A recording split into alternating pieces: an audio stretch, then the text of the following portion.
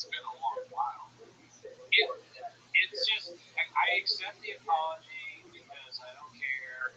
These are people that are going to be still mad and have a right to be mad are the soldiers, right? Who have actually served and done some of the things that you mentioned they lied about.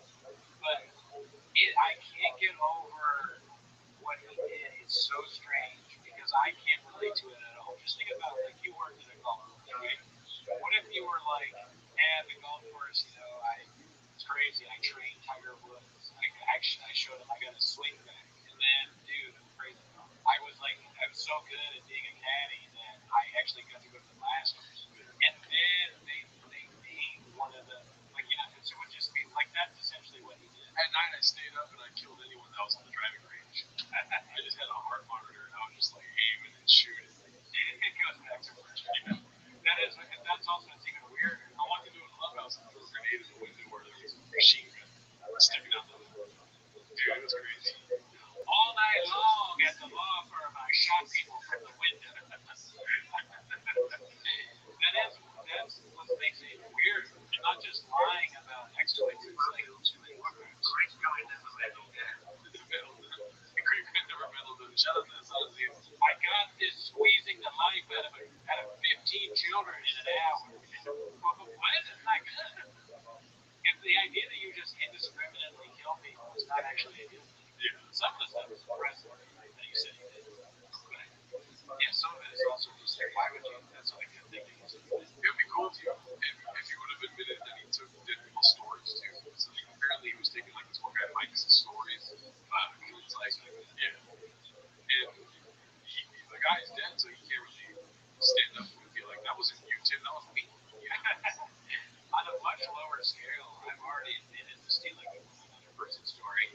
I used to do this terrible streak of throwing hands, and I've admitted that somebody told me that I should do that. And I did that immediately too. Where were you? You were talking about some hero you stole a story, so you said to me, you didn't even say it in your apology. That's true too. Formula One, I did not bug Squirrel. That was somebody at the golf course, and I took their story. So I apologize. And if you believe that, that's the Squirrels, dude. You gotta switch it in once in a while. They're still going off on the wrist. They're saying it's good. Look, are we in a symptom chat? Everybody in it on our Reddit calls me daddy. You don't have to do that, but if you don't do this one. Oh shit, I can see. Let's hear this. Think who did unalive an insurgent, realised it was the wrong person, brought him back to life with a roll of paper towel elastic band and the Bible. He's like a MacGyver, a religious MacGyver, just like making up shit, bringing people back to life. That would be funny if he goes on a podcast right now and he's like telling a story and then at the end he goes, I got apologize, that story was true. Every time. In fact, I didn't come here for our fitness. I told you guys I was at Jamba Juice earlier. That was a lie. I was at Juice It Up. I didn't just finish doing my leg workout. And I'm so sorry I lied to you about that. There is no marijuana in Austin. I created a dollar monster as chasing me. Frankington Kennedy Stein. Okay. Sir Tony says, Sled, never met him before. This was posted by Aggressive Ass Monkey. It's an aggressive name. Papa Sika acting toxic towards Rick for going on vacation with his family. I've already seen this one. I mean, it's just like him being catty again. I think it's just like documenting the sourness between the two teams here. Yeah, well, I haven't seen this yet, but do you think they're more angry at each other now because of the weird situation? Yeah. That's probably true. I mean, and your home's getting sued. So that's over their head too. Apparently, according to the podcast Cringe, they showed the certain papers at Papa's house, and I don't know if this is true though, because everything's a bit online. But apparently, Papa was like, "Yo, my bad for not being at the house. I'll meet you at a pizza place." And he met him at a pizza place to get the certain papers. That could be big. Shout out to the subscriber. But is that real? I think our audience has seen this video that I'm referencing the podcast Cringe. He said it at the very beginning, so I'm like, is that real? How do you know? Because I feel like podcast Cringe has some sort of in with the person that's suing. Maybe they might be meeting him in It's a big channel. Like there's like Kennedy and you know who it is. Oh, you're out this thing. When I listen to podcast cringe videos tonight, it's for some reason the Australian accent completely takes me out. Like I start listening to it, like I'm gonna listen to this, figure this shit out, and then he's I didn't know anything about Papua New or not New Zealand accent. Sorry, I like lose. I'm like the video's over and I understood nothing. I haven't listened for the last 15 minutes every time. You're like, fuck, it's already been 20 minutes. Oh my god, this guy's New Zealand. I parked outside of a house with my girls going to feed cats for somebody, and I was like, great, time to listen to podcast Red. And then she came out after she fed the cats. The video was over, and I didn't start a minute. You were 7 into that, dude. Yeah. Let's see here. Like, you get a good restaurant in Austin, and it's not like, what? You know, this food in Italy is amazing. It's good. It's pasta. Good. You find that again. Obviously. Yeah. Like this year-old man had fun, right? He had fun. Did he know This is like I've talked to a girl that sounds like Rick Chubb. Like, your mom was fine though, right? The ones that go to 4th of July? Yeah, it's cool. What's it though? Is it though? Oh, God. It's like, I answered your question and you tell me that I'm wrong immediately.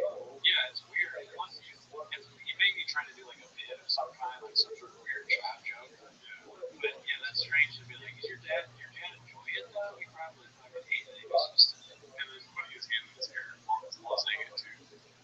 he had fun? Did he know things are a lot for him? He's 85, so what he'll do is stay inside his cabin, read, do everything he does in Utah, but then have dinner with his whole family. He did it anyway. Probably. We see every time. But the kids love it. oh, he's still dead. And they were on vacation. I see. He's mad that Brian is seeing his family. Petty thinking, all Brandon John talks about is visiting his family. Look at those things. I think The Tims are the weird shoelaces. everything about this. The socks. There's no socks. I mean, He's a style guy. He's bringing back whatever shit that is. gay shoes. Tims, I don't know. Get out of my daughters. Like, if your kids don't over there in fucking Italy or fucking Chuck E. Cheese, they don't give a fuck. It's a weird thing to say about your kids. My kids they're not going to appreciate anything. They're fucking like 10 years old. They're going to know the thing. Do you want to go to Chuck E. Cheese? I don't feel like having pizza today. We're not going to Italy. They don't know the difference between Chuck E. Cheese and Italy. Can you imagine your parents take you to Italy and like way later in life, your parents are like, remember when we went to fucking the Coliseum and you got to see the Roman history and they're like, oh yeah, Chuck E. Cheese, right? Or like the opposite, like, remember the mouse in the Coliseum? Is that Chuck E. Cheese? Is it a mouse? It's a big mouse, right? And they're like, oh yeah, we saw the big mouse in Rome. It's like, damn, I raised some fucking strange children. I mean, why are you bringing up that nice animatronic? Yeah, it's weird. Yeah, I remember that. Yeah, I remember that was in Sicily, right? It's just ridiculous. It's a ridiculous thing to say. Yeah. Okay, so here we go. Podcast cringe goes in on Papa again, exposing Chop for who he is. This is dicey. So the embarrassing text Brendan Chop didn't want you to see. I think we already went through all the texts in the post earlier. I already saw that one. This one's posted by AMQ5QA. Chin watches podcast cringe to keep up to date with Brendan's lawsuits. Yeah, basically the same thing. It's me. That's it. Somebody needs to put a fucking handcuffs on his tongue, dude. He's just like, that tongue is keep you busy. It's different, yeah. So, yeah. Clint Fuller Clips posted this one. Callan is really keeping his distance from Shop since the movie. We watched this. Oh shit, thank you, James Freeman. I appreciate that. Thank you. James. Lots of fewer record tweets right there. Gerard Elliott, Coffee Bean Cody, keep rocking. I think Cody he drinks coffee too, dude. So people, maybe throw him some. And I'm the one that rocks, dude. I'm the one that you shred. Yeah. And Cooney likes coffee. This is gonna be about stuff we already saw. I'm laughing at Terror Pizza reminds me of that one episode of People Love Family Don thinks it's like a pizza shop. I love stuff like that. And I mean, Don Vito, Brennan Schaub, that's a great comparison. Same rate. Let's see. I feel like I watched this on my own time. So, how far do you live from Brian Callen? I have no clue. That's a friend. Do you understand? That is what a good friend is. No, the good friend's right here. You two are pieces of shit, okay? That's what that is right there. You don't know where Brian lives? So has Brian been on the lake with you guys? Brian hasn't been on the podcast.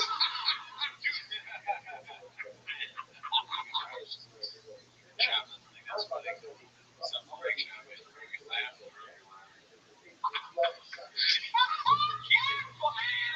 Looking at statues with dicks. Yeah, fucking right on the lake. We should get on that. Here. It's so funny when Brendan tries to have some fun, but he just can't speak English. We're trying to get him on the ear.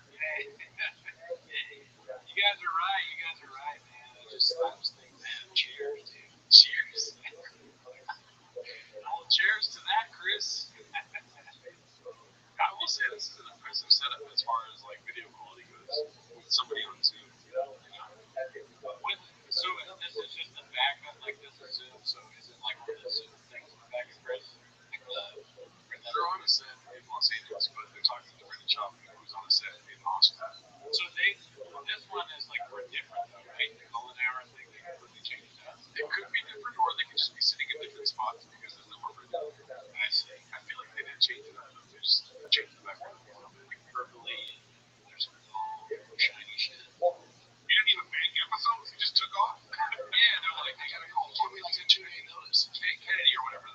Yeah, Tim Kennedy did it right. I've been hanging with him. He seems cool. Tim's the best. Cool. Yeah, he's great. I don't know him. I never met him. I want to know him. You would love him. Really? Yeah, he's great. Okay, cool. Yeah, great. He seems like a cool dude. Yeah.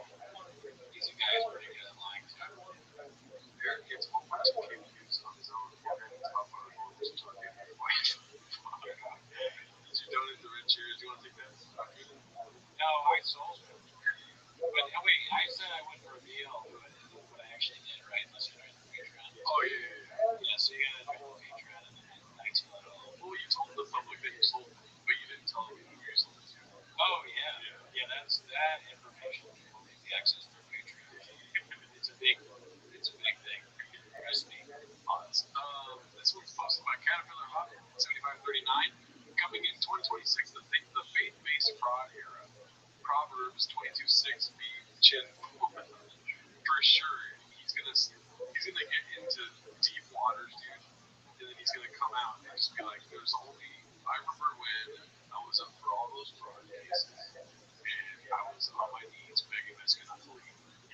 And then when she walked out the door, I looked up and I said, God help me. And then everything was solved.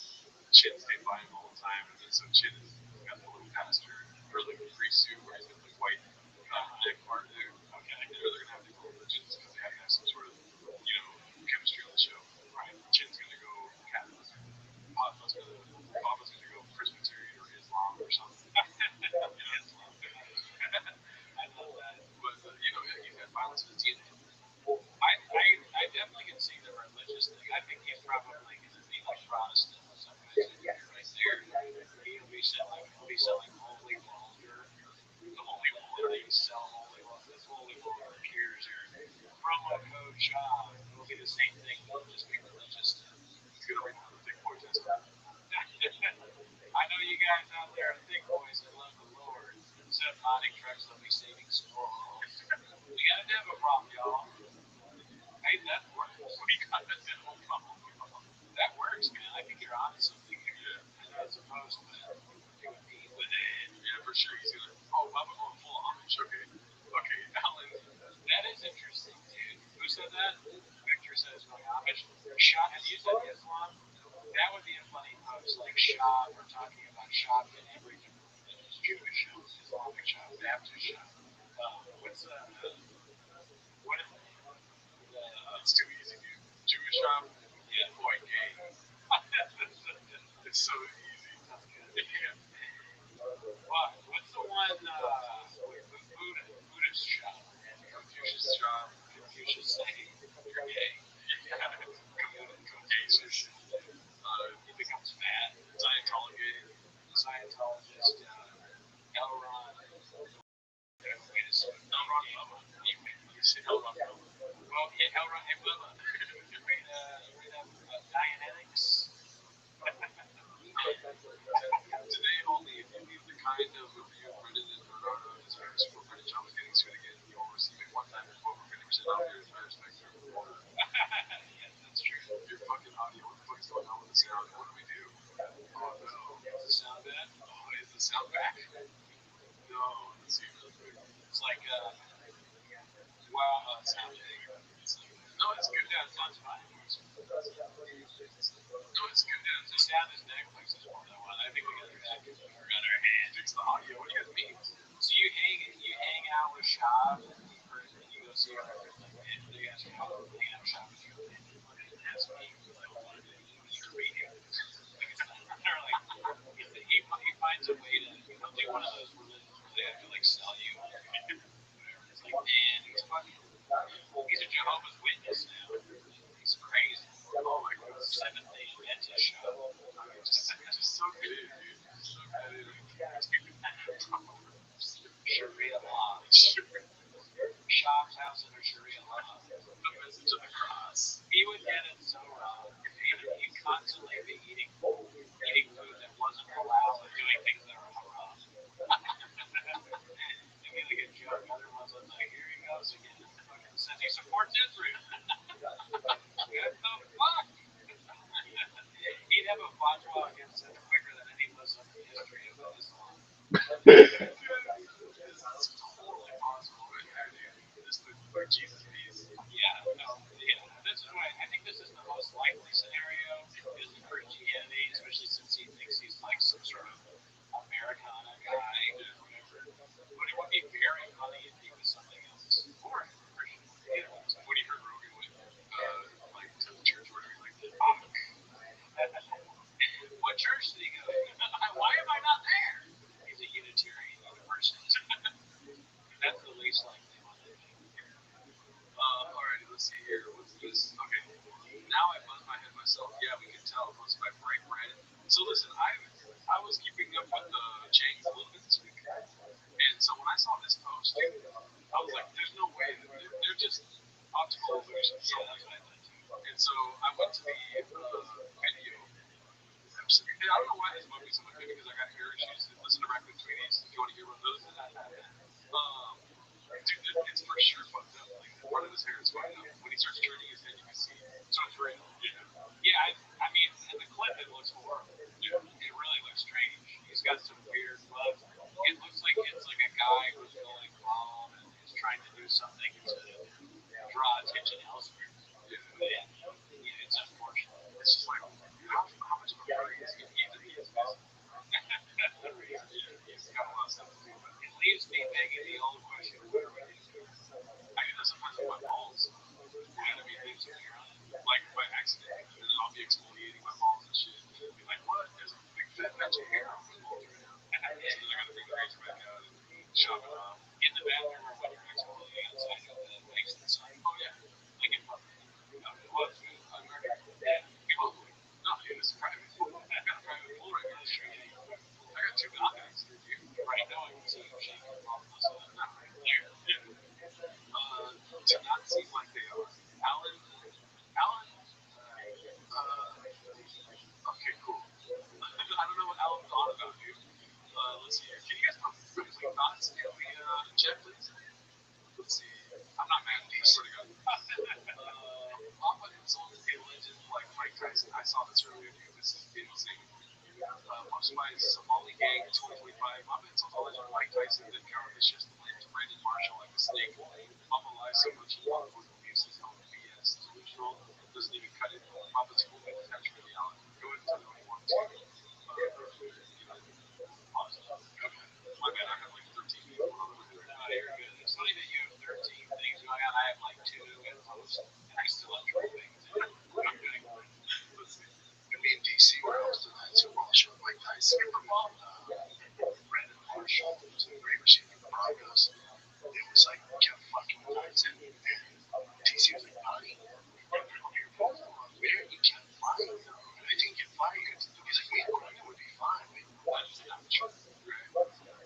saying Brandon Marshall is trying to fuck with Tyson? Everyone has seen it. It's like a video on YouTube that people can watch. It's funny that it's just a strange thing. Like, unless Cormier is doing some sort of joke bit for the show, and they'd be like, hey, Mike Tyson got fucked up. Me and Brandon, we can beat the shit out of Mike. That is set. That's so crazy. It's clear that Brendan Schaub was annoying Mike Tyson. Yeah. It's like, I think this would be so funny to watch with a black guy that has seen the video. You know what I mean? It's very cultural, like laughing happening, and Brendan thinks that he's cool in the middle of it, which is hilarious. You're gonna get fucked up, dude. 100%. Mike Tyson's anytime like poking the bear, like making fun of him and shoes. Like you tell Mike Tyson, like, fuck this, dude. We want to break. He's like, what the fuck is that? You see, he told him, okay, but you don't have mine and Brendan's skill set, man. You're gonna get fucked. That's what keeps looking at. You don't speak this. I know, but You don't speak So Daniel Cormier decided to warn Brendan that, he shouldn't poke the bear. He thinks he's not the Brendan Marshall right there. She thinks Cormier is Brandon Marshall. You can still send Brendan to the shadow realm, and of course Brendan laughs it off.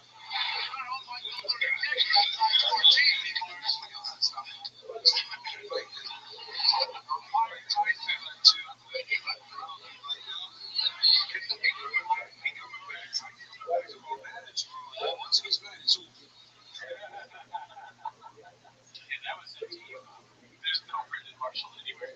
Yeah, he's not right. Once he gets mad, it's over. I like how Daniel Cormier even didn't say it, so he had to say it like he's talking to a kid.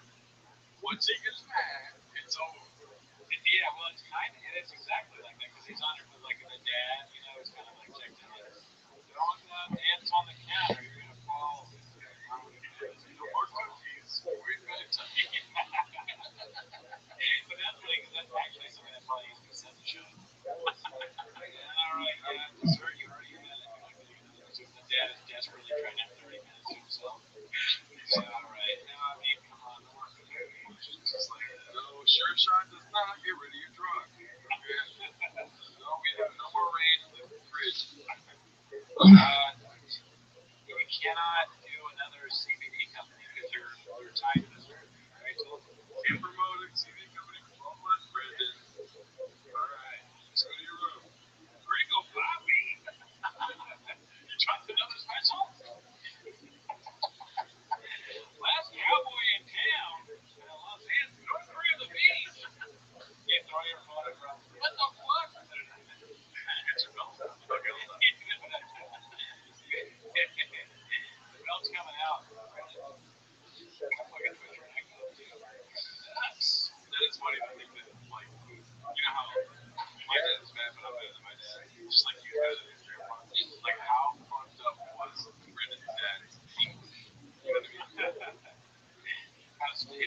His side goes stupid or somehow goes on. Oh, that's so good. It's like, yeah, or like it got bad. Yeah, like I'm sorry. They couldn't understand what you're saying. That's it. Slow. You know what his brother? Oh, yeah, you can hear it. You can hear the voice on. Oh, we know Daniel Cormier is talking to Shop. Because Shop said something about size of his Mike was like, Yeah, and the shop was talking. I think Brandon Marshall's not even on the couch. He's standing up practicing his boxing. He literally told Daniel Cormier that he performed a double leg takedown on Mike Tyson. The scenario where Mike Tyson jumps him for acting disrespectful, which is beyond illegal. Even at 50 years old, Mike still got that snap in his hips. He starts Brendan so fast that he forget all about the trust walk. I think Brendan feels inferior to the Mike Tyson, UFC heavyweight champion of the world, Daniel Cormier. So he'll manage once he gets mad. So once he gets mad, it's over. So normally when people sit down to do a podcast with Mike Tyson, they treat him with the utmost respect. I'm such a fucking huge fan. I can't even thank you. I can't even I'm like a kid right now, man. That's not really news. In fact, Shaw did just about the opposite. Brendan Shaw deliberately went out of his way to challenge, belittle, and disrespect Mike Tyson to his face.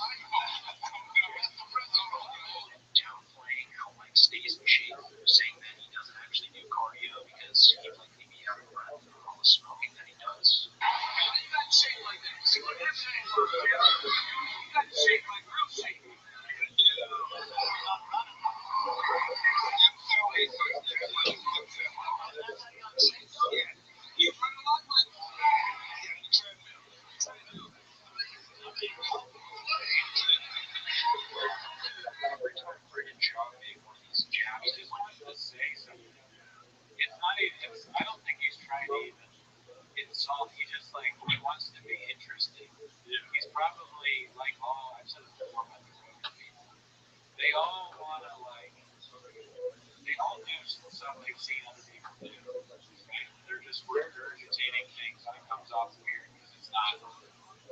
They're not originally thought. They just want to be heard, say something. And Chop does it more than everyone else. Everybody does it to some extent. Yeah, because people are so scared of silence when you do comedy, especially as an open micer, where Shab is in his comedy career at this point. Silence is the worst thing. And it's a natural thing. And silence actually should be what happens on this podcast because it shouldn't be existing individuals. I feel like that would be such a better podcast. Silence. Oh no, they do this too though. There's parts of the podcast when we watched on here at length. We get silence. Not only is there silence, the lights go on. Yeah, they don't. Oh, they really like that pendulum swinging. Like good podcasting, bad podcasting. And they're trying to find the medium. They've done like everything that a bad podcast, like sometimes our sound doesn't work. We have issues. Never have. You're right. It's never happened to us, but they do the fucking random guy walks in. That's my favorite. Some guy just walks in. He doesn't work for the show. That's a good one. The noises. You're very good at catching the noises. Yeah. Shut down. Shut down. Oh, audio is off. Oh, fuck. God damn it. Did you hear any of that? Did you guys hear anything? I was doing full-on act outs. Yeah, dude. Water. You hear now? Fuck. So. I was saying I was going to turn the car around. I was threatening everyone. So I threatened the entirety of our viewership, and you didn't see anything. And we didn't get a single like them. Not a single. God damn. Listen, if you've watched the live before, you know that I don't know if you've already heard this because I'm not sure what you did here. If it doesn't get over 100, I make the annoying sound happen. I'm the only one that can fix it. Gerardo can't stop me. He knows what's his thing. Oh, but I'll circle that. Oh, my bad. No, we're at 102. We should stop. All right, okay. We're good. We'll leave this thing on the skate. But I just got back from doing my foot workout. Oh, yeah, I just got done with the short run. Yeah, you work out your feet? Yeah.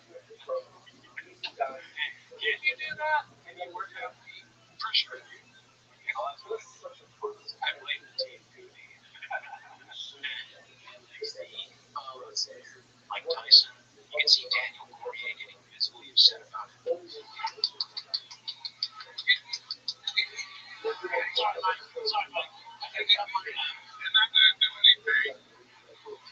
Look how visibly pissed Mike looks in the face here. Mike then gets up, walks over in front of Brendan, and stares him down while eating a piece of watermelon. Bear look him in the eye for a second. Get us on the grill. Mr. Black, you were part of me. I'm overlooking it.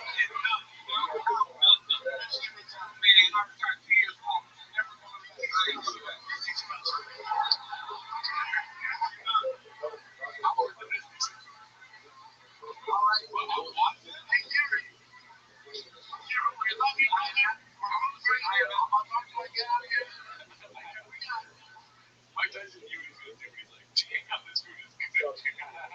He's gone for like 4 different reasons right there. Yeah, I honestly think that Tyson is just maybe intrigued by Shop to some extent. I'm not sure how really mad he is. I think he was just hungry. He wanted to eat food.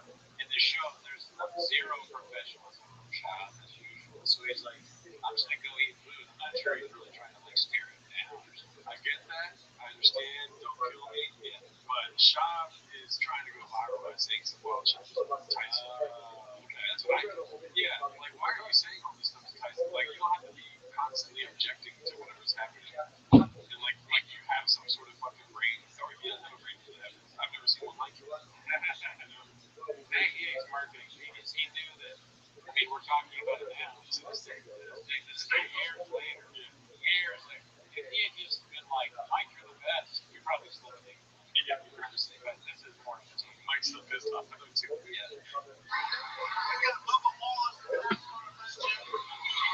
Coming up right now. That's the last time Brendan Schaub's ever done a podcast with Mike Tyson. It's funny. It wouldn't last over a minute. You grab his legs and it's no disrespect. No, but I think if people grew up on him, like, oh, he was a scares man word. Yes, when he was 19, that guy was a monster. Still not top 5. He was a monster. He's always got a discount. Not top 5? Are you kidding me? I don't know enough about boxing to know what top 5 is. Yeah, you don't know enough about boxing, but you know Mike Tyson. He's top 5, for sure. I wouldn't surprise me if he was. In some sort of ranking. Okay, so here's my ranking. Jerry Cody. You're not even in celebrating. I didn't name all the white people. But not even boxers. All right, so I mean, from what I know about boxing, Muhammad Ali was up there, right? George Foreman probably. This is so boring. Who's the dude that like was almost undefeated? Mike Tyson, just kidding. Floyd Mayweather? No, the guy way before him. He was like Sugar. It was not Sugar Ray Leonard, but he was like Sugar something. Lewis? Is that it? Let's see. Then now they're doing it. So they put Khalifa. I mean, only for sure that I know is probably Muhammad Ali and Foreman. I think would probably have to. Larry Bird, Donald Trump backstage. Sugar Ray Robinson. Yeah, that's it. He's probably those 3 are for sure on the list. Yeah. I don't know. You know what's crazy? I saw Sugar Ray Leonard today. I went to a restaurant and he was there. Oh shit. I saw Cuba Gooding Jr. at a restaurant once. He was all moved up waiting for me. So maybe Tyson's on. I don't know. You have to look it up. I've never been a boxing guy. Yeah, Tyson's top 5. And you know what? I don't have to be right here. Julio Cesar Chavez had 100 fights undefeated, but he was a heavyweight, right? I don't think so. But I don't know if Sugar Ray Robinson was heavyweight, but he was like undefeated or something like that. Yeah. That's a bunch of people. So this one's posted by You Angry Maj, podcast cringe. Has the goods on Papa. Top 10.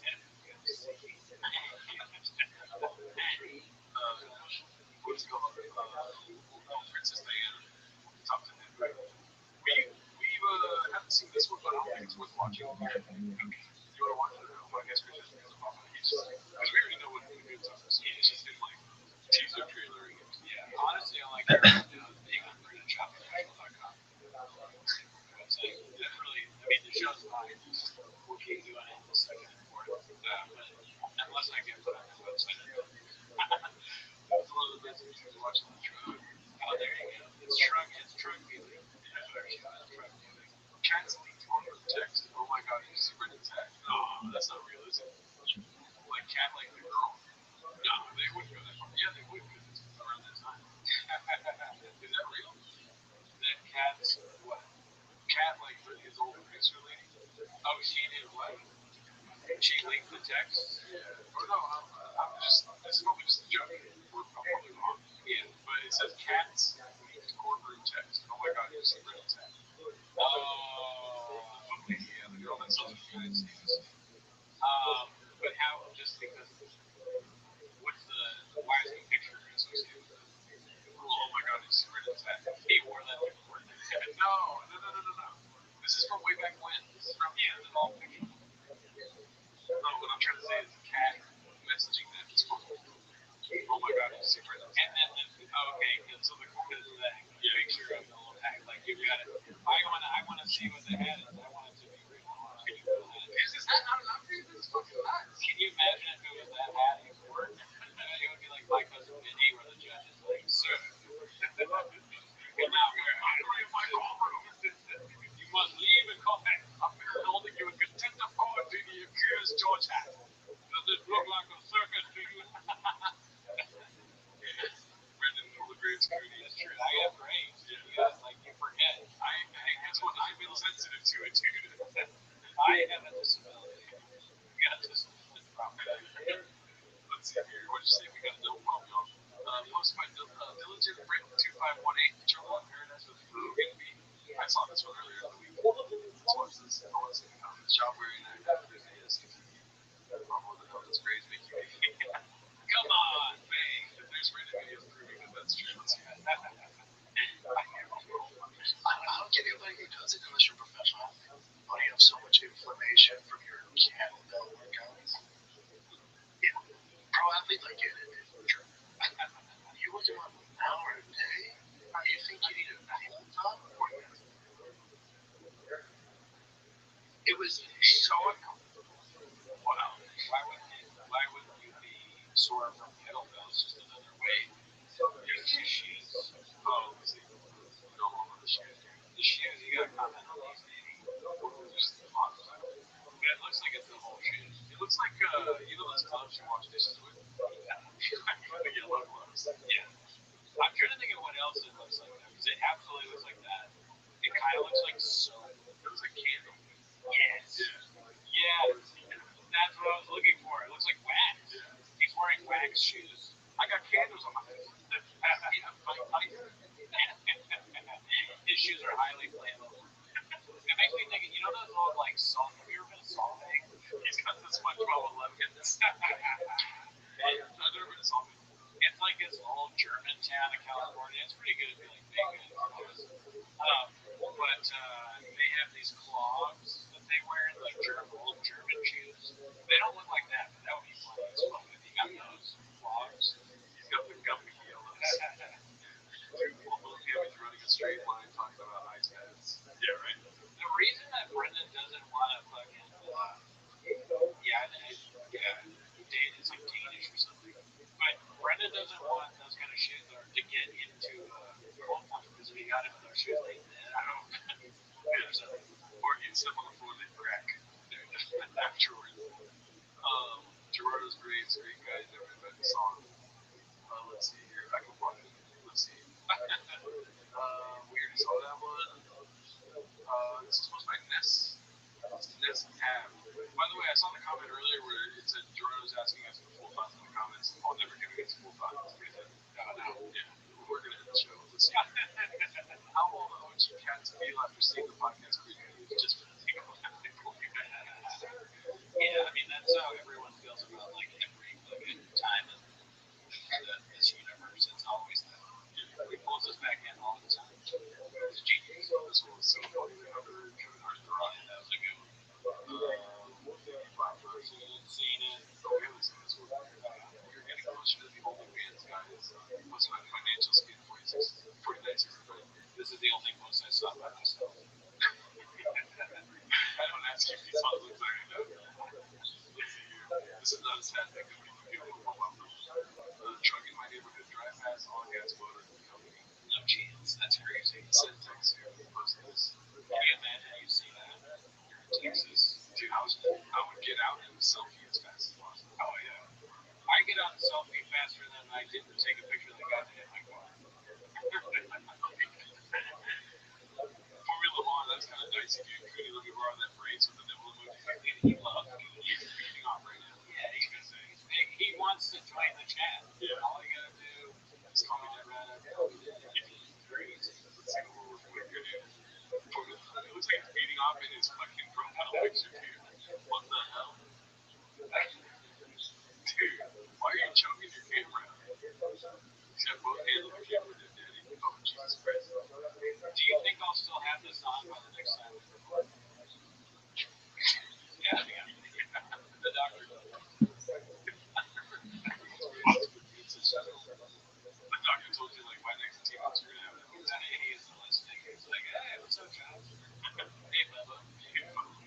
Oh, yeah, so this is pretty funny, dude. I saw this one. KDEX posted this one. People think we're crazy for doing the most basic American thing to do. This post by Joanna. People think we're crazy. Oh, my God. We're spending our entire weekend at a list of all parties. We don't get it. We have a fellow seats watch our favorite. We're spending everything that's not something that's privilege. Old age. It's just it's the aesthetic. The baseball holic. It's like nobody gets that. That's what's great too. It's a little too great. There's definitely a Venn diagram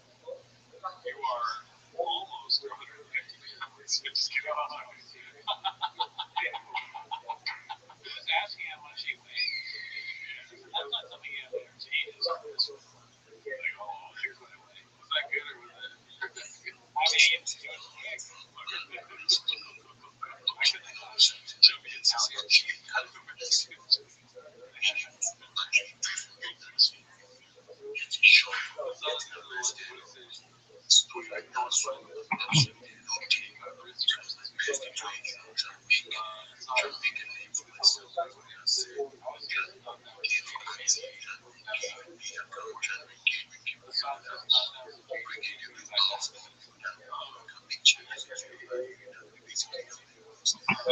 for any recipes are still so that one. So that's where it wades into the colonies. That's what they think about.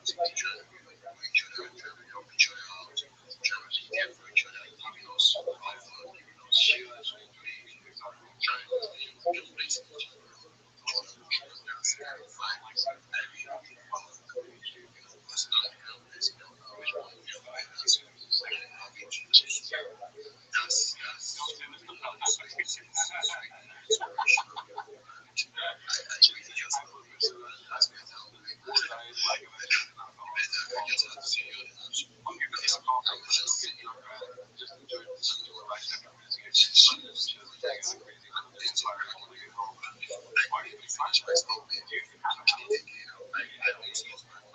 Also, obviously, I do things that I would do it just really up there. See high school, that's so much reading. And I see that so much.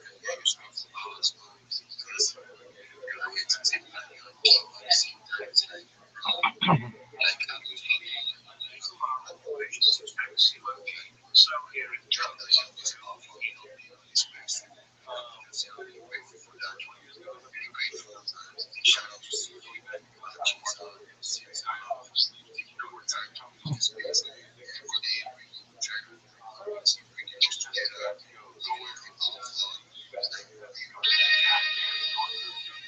Yeah, I mean, I understand. Look, it's a place to live, so yeah, it's gonna get a little salty. Then you got the bed, you got the storage locker. What do they call it? Not storage locker. It's called the storage locker. The storage. I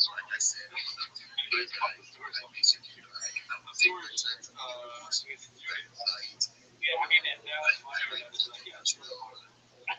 I feel up, dude. I'm fucking. My camera's not even working. It's a fucking black screen.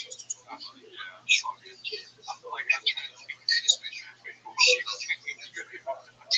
went to the storage locker, stay in the food locker. Oh, yeah, it's Matt. Not locker. They got named unit locker. He lives in a storage unit. People are making fun of us for being fat when he's not. They're talking about eating exotic meat. He's a good question. So he's just like answering only a man. We have to put out fires, God. Just like a literal fire. That's funny to see. Fucking rich Mama's house on fire. Someone said earlier that. Oh, dude. If you would think if you would not be watching YouTube Brown would online. Yeah, I'm very curious. We both have that. Let's see. It's cheaper than 150 hours. That's true. Next we have. Oh, I thought you were in the comments. Jeepers. This was posted by Aggressive Ass Monkey. One of my favorite building moments recently. And extra hard to imagine your head up there. Not to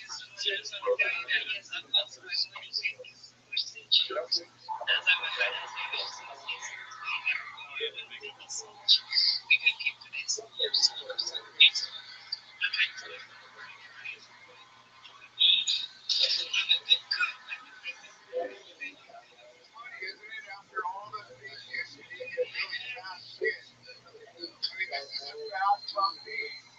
It's not a Humvee. For a Humvee, right? So the whole time, like kicking him down. Okay, so since we'll have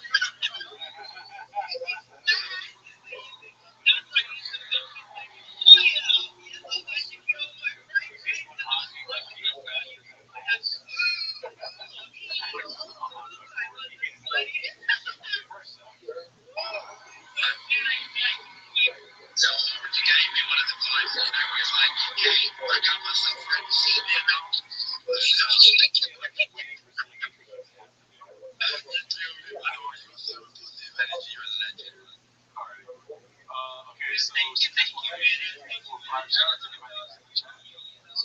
Illegal email for posture reviews and exchange for financial discounts. You might be on the spectrum. Let's show support the fact that all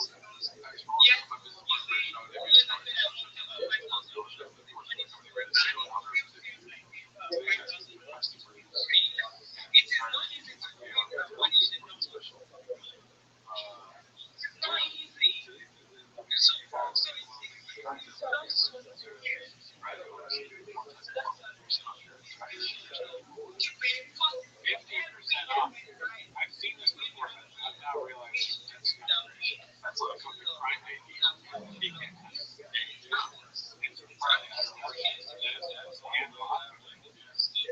And it's like, wait, what's the profit margin on these fucking spectrum TVs? Like, it's like because it doesn't work and it's not real, they can sell it. It matters. it's so funny. It's just like nobody gets it. You do it in the fucking store. It's just like Yeah.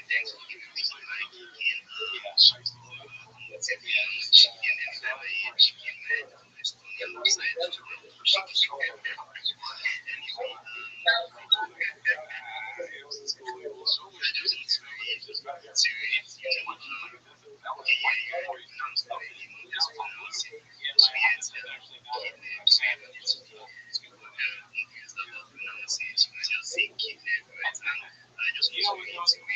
this is what not all of them are shades. Shows that help you out. Like, you can cheese first.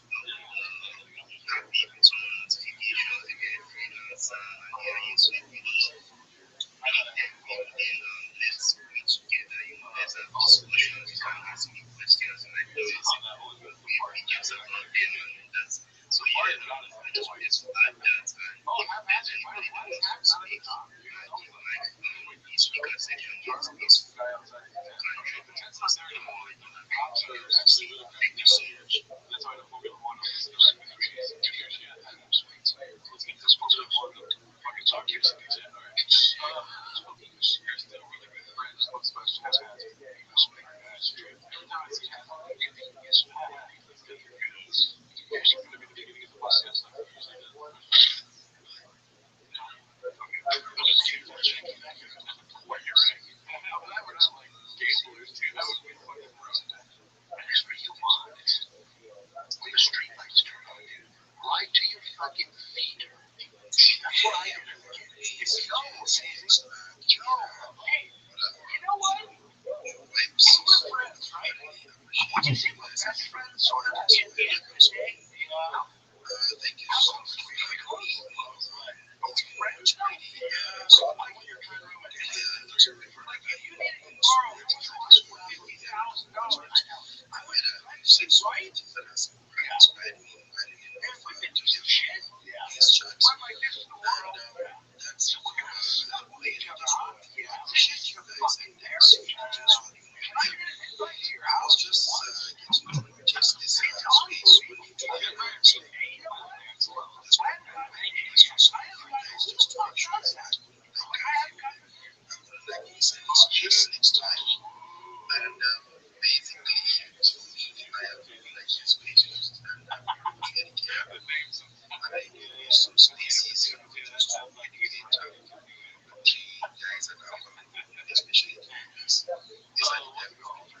How dare you? You invite first. Right now, actually,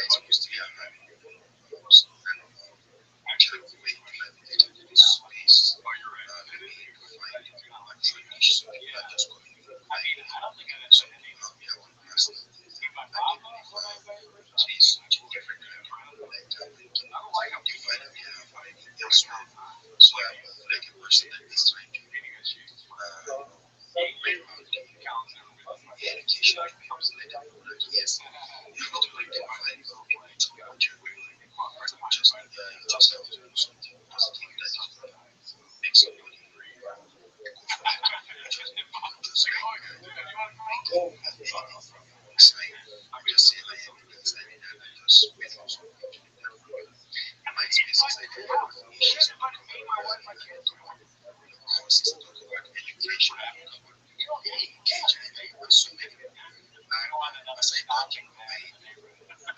Stop it, man. I'm stopping that here. Brian Kelly come around. Sounds too big for the book.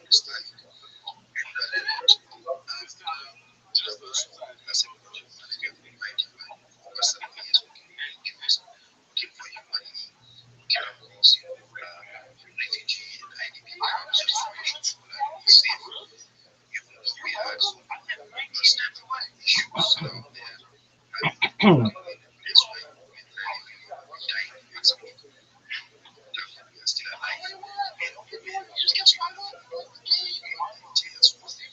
But I'm still actually shocked because some of them Germans have my little this part I got fucking this guy 15-month-old and 3.5-year-old.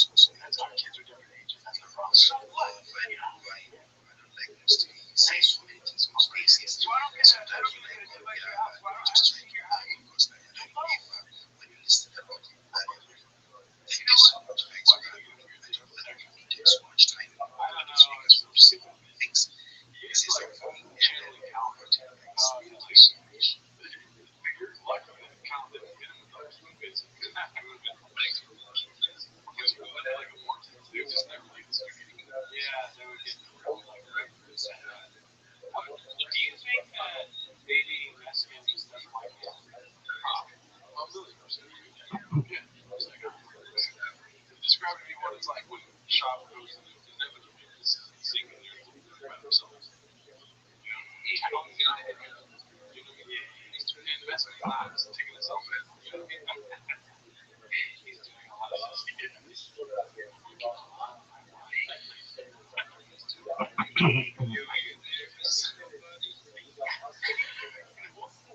you've been here longer than me. You never wanted me here. You have a standing invite, but getting you anywhere is impossible, which I know. I would love you to be involved in some of the things I know. Let's start going for the if I'm cheating on you, we have to pay this out. Nice potatoes out. Squidward's cards, potatoes out. With a little small chips, I like it nice potatoes out. Potato. Everybody likes it. That's not true. You know, it's good. I didn't think so. I think there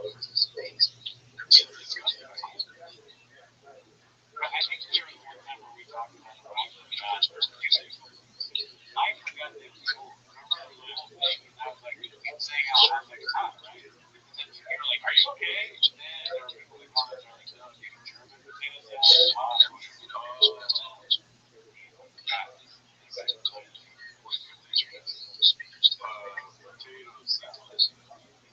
Hot. What is it? I mean, it's called Yeah, I don't like cold shit. Chips. I like it nice and warm. Yeah, cold. Everyone says cold. It really was cold. Alright, let's see. Financial Skins 10969 goes to this one. That's a prolific written job off the cover of Diesel World. Have you ever heard of that? Obviously. Yeah, are you getting context? Do I want to hear about it? Yes. Let's get Photoshop. Try to remember the list. I got shit. I'm reminiscing like it's a long time coming before my photo. He likes his potato salad. Yeah, I did. Honestly, I don't think it needs to be. Because a lot of times you have a potato salad at a cookout. It's not hot, which is crazy that I did at the time. But it can be, because Germans have fun. But you have potato salad at the cookout. It's not going to be cool. Yeah, it is. No, it's not. It's outside. Actually, in the fridge. Exactly, there you go. When you take it out of the fridge. Okay, so the only thing worse than cold is 2 times. It was really tight. This is fucking A lot of it is right now. Have you ever been to Philippe's? shout out to It's not cold. like I stay away from all those sort of fake salads. They're not real salads. It's potato salad. They're fake. They're not real. You definitely do not stay away from fake salads. You, my friend, need to remind you that's made sausage salad, which is ridiculous. It's not only warm, it's hot. You cook hot sausages and put it on cold lettuce. This really is challenge. I really channel challenge. You channel challenge. Did we do it on purpose? Kiwi salad, yeah. But it has to go straight from the fridge into my fucking bowl, dude. It's got to go from, I get 5 sausages. What am I going to do with them? Put them in the salad. Alright, I'll stop. Yeah, I was addicted to sausage salad. The other day, somebody was saying that I'm the kind of lady that eats the same meal every day and you can't stand them.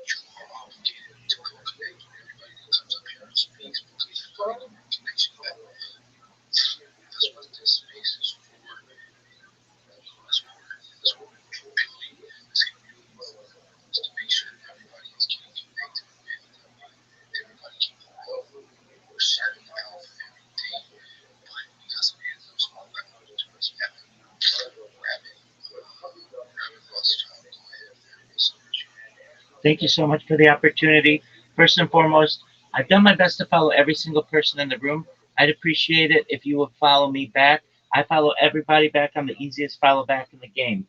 I'm Rabbi Rothschild. If you don't know who I am, you will. I stream my life 24 hours a day, 7 days a week, 365 days a year for world peace. I've been doing so for more than 4 years. My streams go back to the pandemic. We've seen the death of a queen, the birth of AI, the coronation of a king, and everything in between. This is a real life Truman Show, a real life Big Brother. This is a timeline and a time capsule of human achievement. In the 1990s, Bill Gates coined the phrase content is king, and I'm making it true today. I'm king of the internet. This is the biggest event in global history, and here's why. In 2018, The Economist magazine stated that data had overtaken petroleum as Earth's number one resource, and I have more data archived on the internet than any person ever, which is making me very influential. I'm going viral. And when I do, I want to make you, your friends, your family all financially independent if you're not already. I want to ensure that you have generational wealth if you don't already. And I want you to be able to start charities and philanthropic organizations of your own. I'm unlike any influencer that you're ever going to meet. I'm not live on one YouTube stream nor two YouTube streams. I'm live on over 20 simultaneous YouTube streams 24 hours a day. You can view my life in 360 degrees. I even have a ceiling cam. If you want to view my YouTube streams, they're available in the link in my profile. Additionally, they're available in the link in my pinned post. You'll also find in my pinned post a link to my link tree. I dare you to look at my link tree. Nobody dares you to look at their link tree, but I do because I have more social media than any person ever. I have more content than any person ever. You'll also find a link to my Discord, discord.me/rabbi. We have over 2,700 people in the community and continue to grow each day. In addition to making you all extremely wealthy and wanting to promote world peace, I want to help end world hunger through the use of technology, such as agricultural drones, floating greenhouses, saltwater greenhouses, hydroponics, vertical farming, cloud seeding. I want to help end world thirst. I'm sponsored by a cryptocurrency that's worth about $100 million, and one of the things that we do is we build wells and water towers in developing nations for the benefit of the less fortunate. Additionally, I'm an advocate for the LifeStar program and, most importantly, desalination technology, where we pump Earth's seawater onto land to make it drinkable. If you are a reply guy, if you're a Web3 marketer, if you're a raider or a shiller, and you want a free mentor, coach, and friend, send me a follow. I will follow you back. Send me a DM. I will respond. I want you all to know that I'm here to support you both personally and professionally. I'm here to be a positive person in your lives. I'm here to have an optimistic view on the future. And most importantly, I want to give people hope. And with that, I sincerely appreciate the opportunity to share. Yes, that's actually pretty awesome. It's really the life transformation, real life transformation. If you are interested in things like that, go check him out. Go give him a follow. Hang out. Look at his page. He's actually got a live running on his page. So he's for real. He's not lying. I saw him talking to the phone, talking to his face. It was actually kind of funny. But go look at Rabbit. I'm trying to follow him. Rabbi, my bad. I'm saying Rabbit. I've been saying this whole time. You don't correct me. You're good, big man. No worries. No worries. It happens all the time. For real, I was calling him Rabbit, y'all. It's Rabbit. With that being said, man, y'all go drop him a follow. We got Nahani, man. We're not followed. I'm trying to get him follow right now. But good morning to you. Dude, Timmy Hart, I don't know if you're active. Let me see your emoji. All right, good, cool. Well, greetings to the Harmony family. Greetings to the Harmony. Yeah, I just dropped you a follow. Yeah, what you got, brother? How you doing? Jason, Jim to everybody in the space right about now.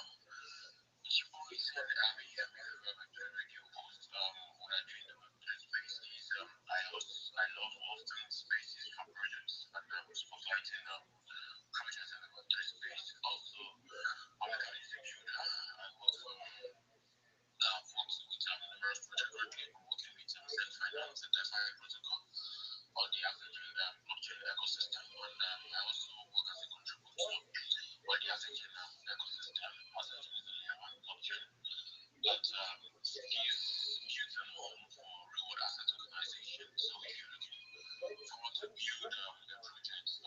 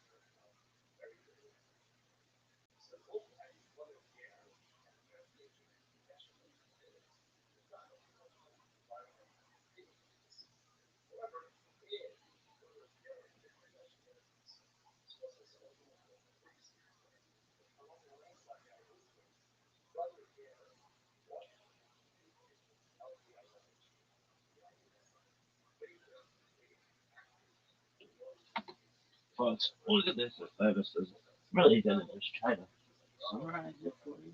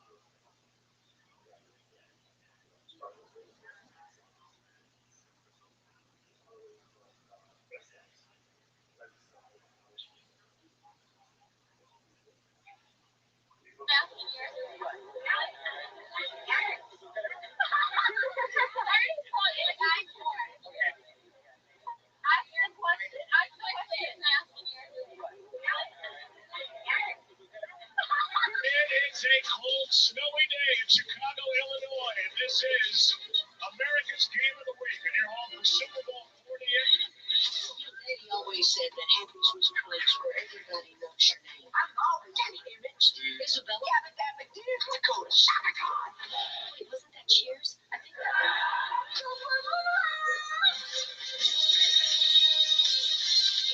What you see is what you get. You got that charming accent. Peanut butter and pork rinds. Do I really sound like that? Do I really sound like that? These places, If I was one of people from Saudi Arabia, all of them for you. I don't have it without yours, my leaders for rice. I could have meant for you. No, it doesn't need to feel style. But you have to be gentle, sweet, loving, genuine, modest, wonderful, intimate. Let's talk sex. Because we get to know each other. Now we're going to a little land. Do a hill for me. And there was a story. We were in a huge garden alone. And my parents told me that. And I get lost. And they go where I am. They be looking around, all the people.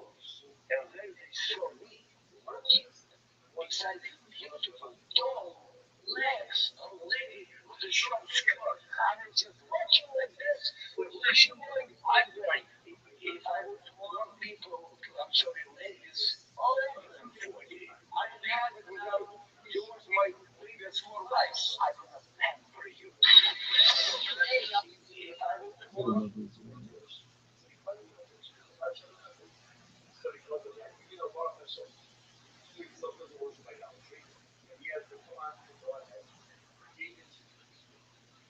if I was one people, Ask the question. I clicked it.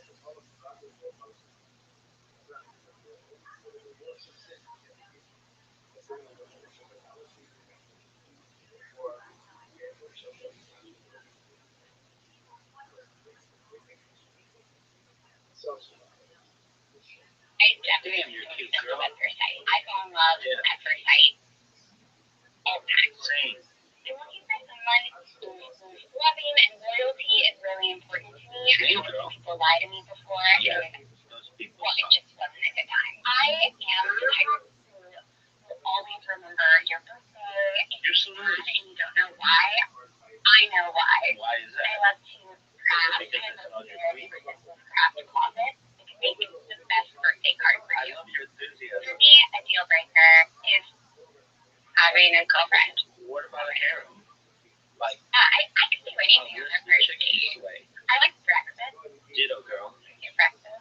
Like Belgian waffles. Unless you don't like breakfast, then We can make our own Big Mac you muffin. watch football. I'll watch football, and I hate football. Do you remember what happened November I- 13th, 1993?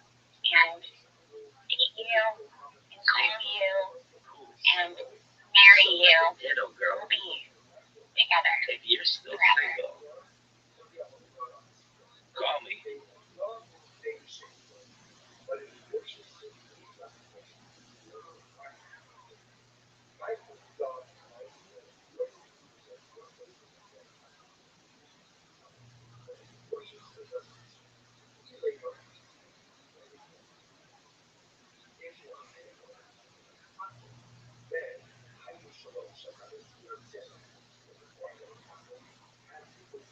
You should date me because I'm so far out of your league. You would be lucky to date me. Hi, I'm Elizabeth. Call me Beth only. What kind of man am I looking for? I really don't know. Hopefully, a good one. I have never been in love with anybody before. I don't even love my parents or any of my siblings. But every guy I've ever dated has been madly in love with me. And you will be in love with me too. My dream first date is in a restaurant, get me drunk. You can see if you can keep up. I do smoke cigarettes, yeah, but I don't care if you smoke cigarettes. The key to a good relationship with me is giving me space. I have a lot of pet peeves, but my biggest one is leaving wet towels on the ground. I don't believe in soulmates. I don't really think all people have souls. I like guys who are scared of me. Let's have fun.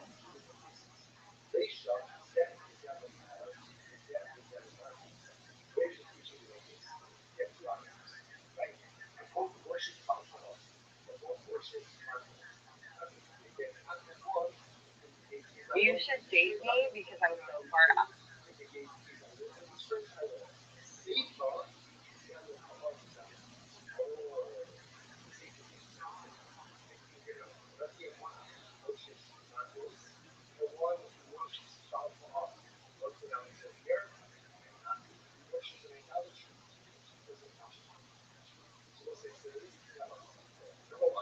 You should date.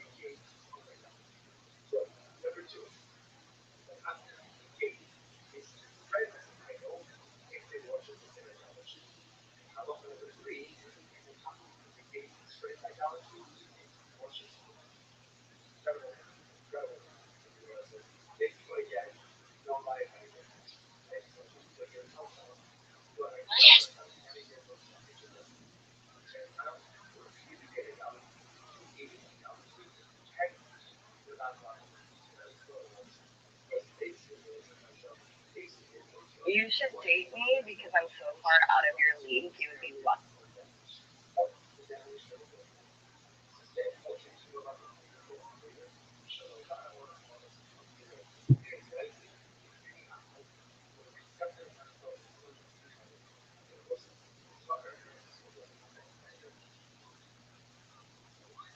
You should What's up, date me bitch? because I'm so far out of your league. I'm You would already a be lucky to unanimous date first me. ballot Hall of Famer. Hi, I'm Elizabeth. What's up, Call me Elizabeth? Beth only. What kind of Okay, man am I Beth. looking for? I really don't know. Hopefully, Hilarious with a huge a good cock. one. I have never been in love with anybody before. I don't even Same love girl. my parents Except I or love any of my everybody. siblings. But every guy I've ever dated has been madly in love with me. I doubt that. And But you that's will be in okay. love with me too. Maybe. You never My know. dream first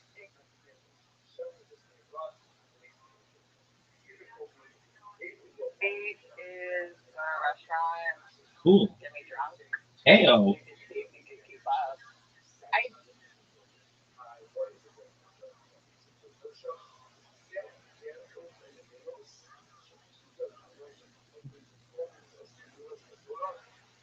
do What smoke about a cigarettes, piano yeah, bar? but I don't care if you smoke cigarettes. The key to a good Okay. relationship with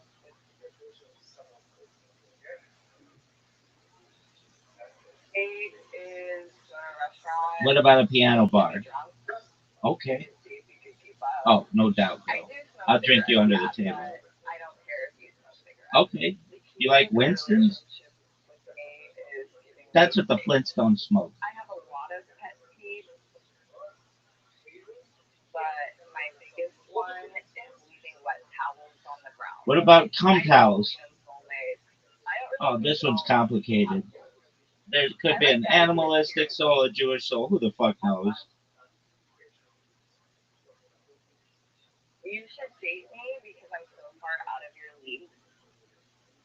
You would be lucky to date.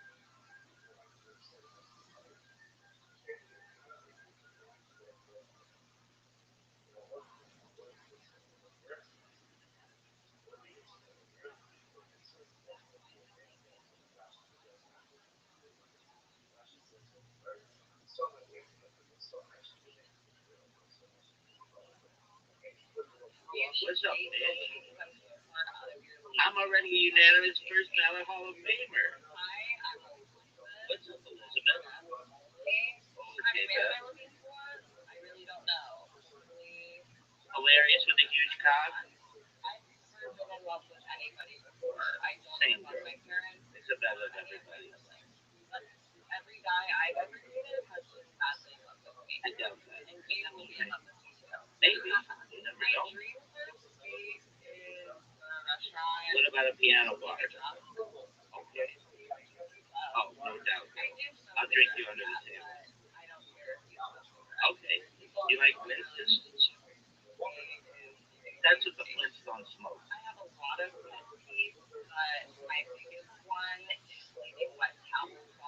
What about pump house? Oh, this one's complicated. There could be an animalistic soul, a Jewish soul, who the fuck knows? What's up, bitch?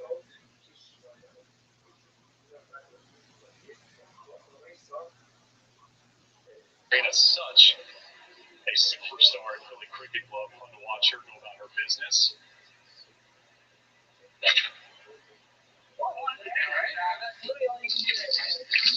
Talking right after my she made Apex yet, love that. I love that kind of response. Yeah, it's the best you can do. And you got Caitlin Henderson on the back there. Just off agreeing with her third. Serena's great for this next week. She hits for the ball. She lets you know what she thinks. Oh. Did you hear that? I heard it. You said it. Serena's such a superstar. That bitch could have about all 18 holes.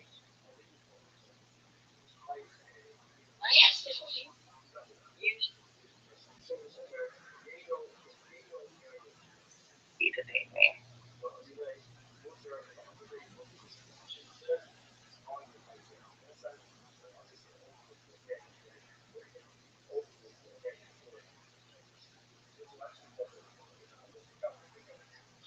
Yes, I'm looking for a date, and I've been looking for a date most of my life. The last guy didn't work out. I'm very easy to get along with, and everybody will tell you that, and my neighbors too. What I'm looking for in a man is he able to afford to take me to the things I enjoy? Most of the things I enjoy are free, so that's an easy one. Take me out rollerblading and catch me when I fall because I'm not very good at that sport. Tell me I'm sexy. I just have an ego that needs to be fed. That's the truth. In my job, I have to be very, strict, non-personal. If you see the sexy side of me, hey, that's going to work for me. I could quit my job tomorrow. I think I'd be a musician. I'd be a musician that maybe something like a play ukulele, because that's something that you can get hired for anywhere. I don't smoke cigarettes, and I couldn't date anyone who smoked. Throw that pack out the window, let the cigarettes fall to the wind. Don't go down and retrieve them. I know that's what you want to do. And then you have more options. Oh, I'd like to go to France. Je parle tout de français. I did take French in high school, and I've been working on it to get me in the right mood. I'm a very good kisser. And if you don't know how to kiss in French, I can show you that. Damn, bitch.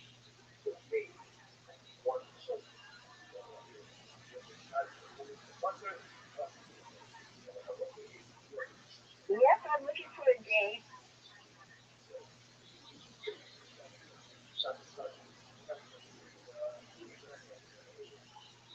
Yes, What's I'm up, looking for a bitch? date, and yes, What's I'm up, looking for a woman? date, and You look like you're a reject from the Golden Girls. the last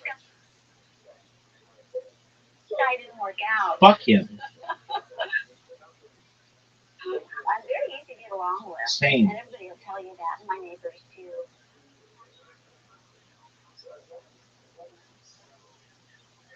Are your neighbors single?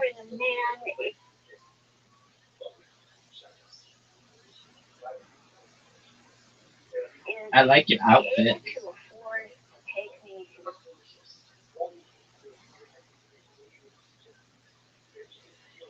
The things I I enjoy, most of the things Do I you like the enjoy dollar are store? easy ones. Take me out rollerblading and Want to have sex in a golf cart of a golf course? the things I enjoy, most of the things I enjoy are free, so that's an easy one. Oh, tight. Take me out rollerblading and You want to have sex in a catch me golf when I'm cart on the not golf I'm not very course? good at that. But Done. tell me I'm sexy. All right, I just sexy. have an ego that makes Same, baby. that's my job. I eat that shit up.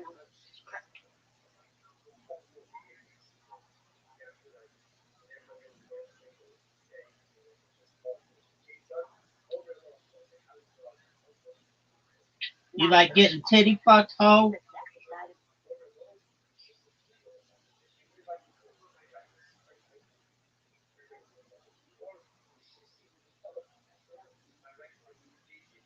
Damn, bitch. I bet you love having your ass slapped. I could put myself on tomorrow. This bitch loves to get spanked. I'd be a musician that maybe something like a play ukulele. Ukulele's amazing, girl. That's something that you can get hired for anywhere. Maybe in Hawaii. I smoke cigarettes and I couldn't date anyone who smoked. Okay. Pack out the window, listen. What about if it's a carton? Not just any carton, a carton of Dural's.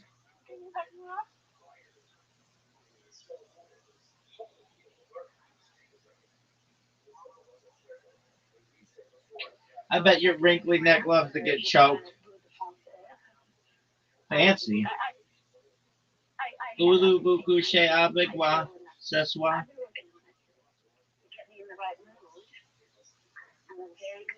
You want a tongue wrestle, girl?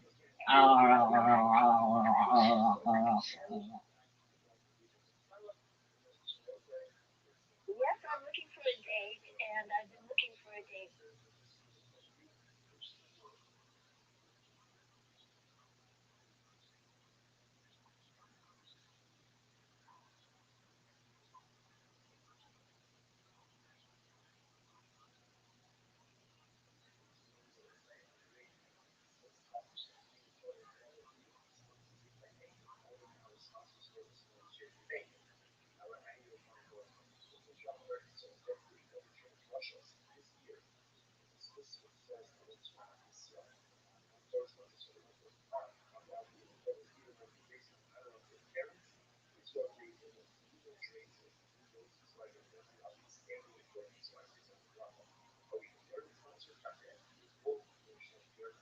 Oh, fuck that.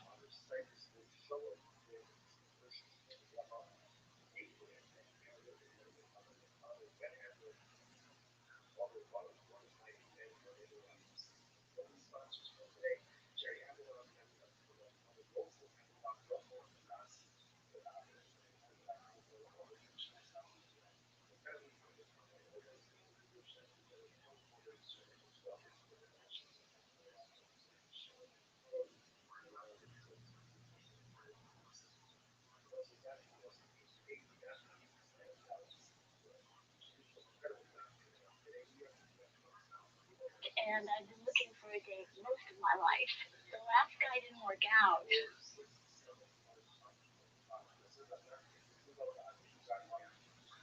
Yes, I'm.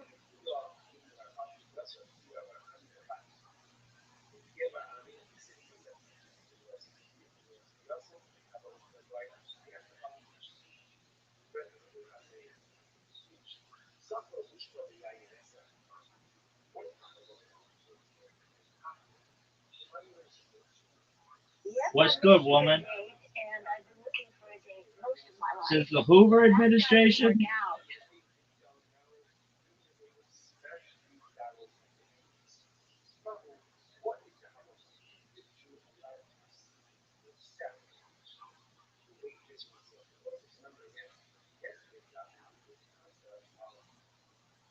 You look like Rue McClanahan's stunt double from the Golden Girls. Telling you that my neighbors too. I bet your neighbors are swingers.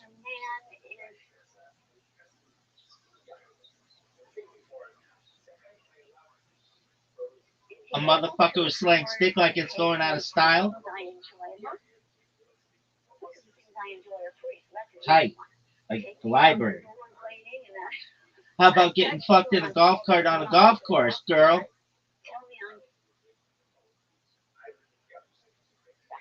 Hey, you sexy hoe. Same, baby. Eat that shit up.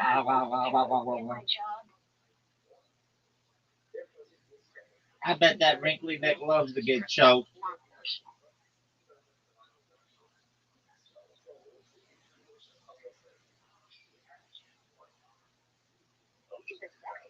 Baby, you can get it. I bet you love to get spanked.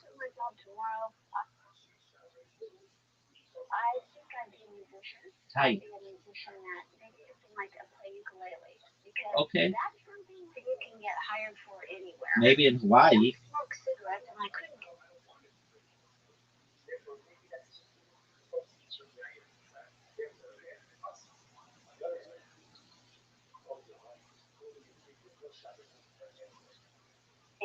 What about candy cigarettes? Even if it's a carton of Dural's?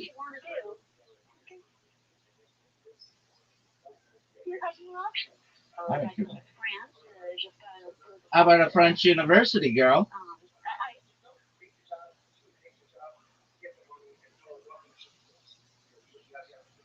Oulu Gugu Shea Abigwa Seswa.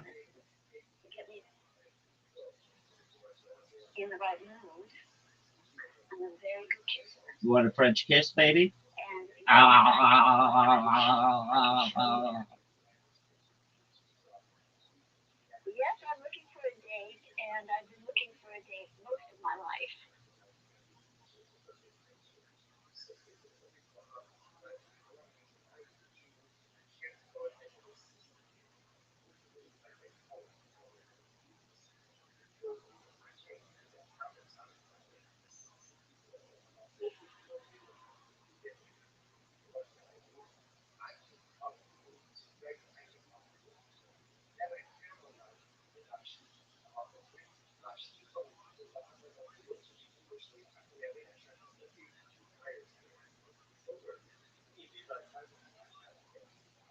What's good, woman?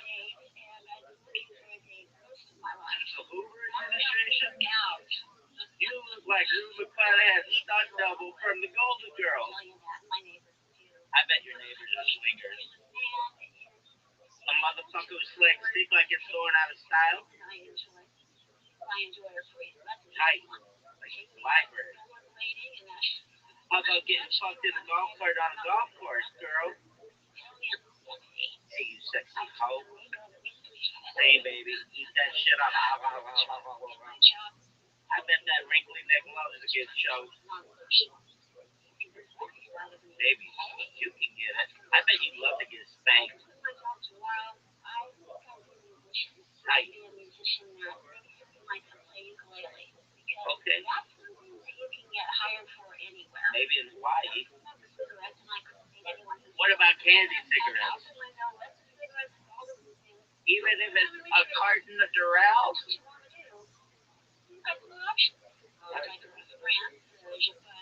How about a French university girl? Oulu Gugu Shea Abigwa Seswa. You want a French kiss, baby?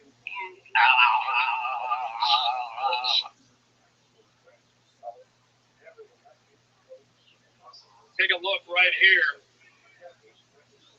The helmet. He clinched the ball. He's clearly loose it. But Dobbs ends up coming in right there. But it doesn't matter. It's going to come back to the spot. Take a look right here. The helmet. He clinched the ball. He's clearly loose it. But Dobbs ends up coming in right there. But it doesn't matter. It's going to come back to the spot. Take a look right here. The helmet. He's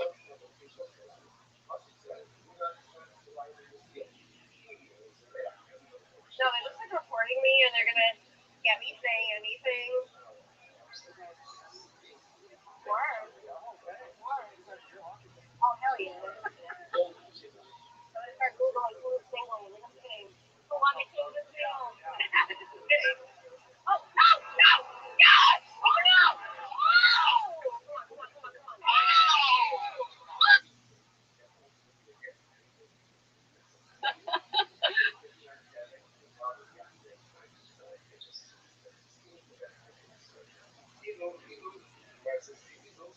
name is Trish.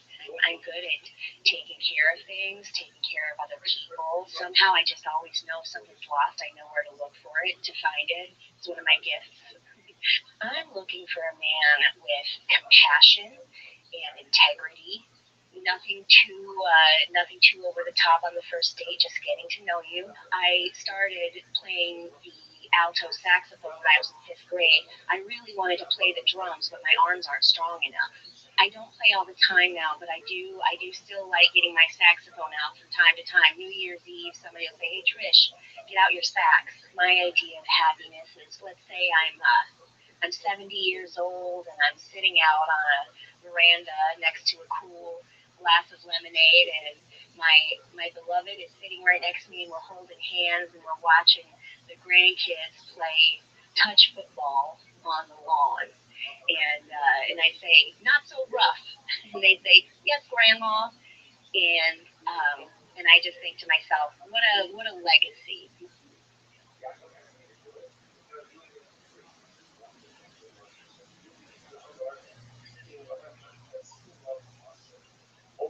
My name is Trish.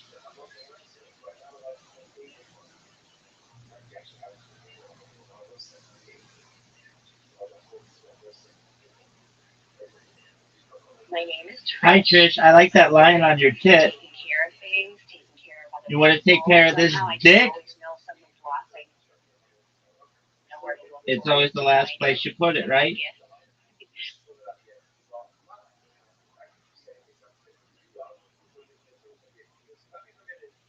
I'm looking for a man Are you a with librarian? passion and integrity. I think you have Nothing librarian-like qualities. nothing too over the top on the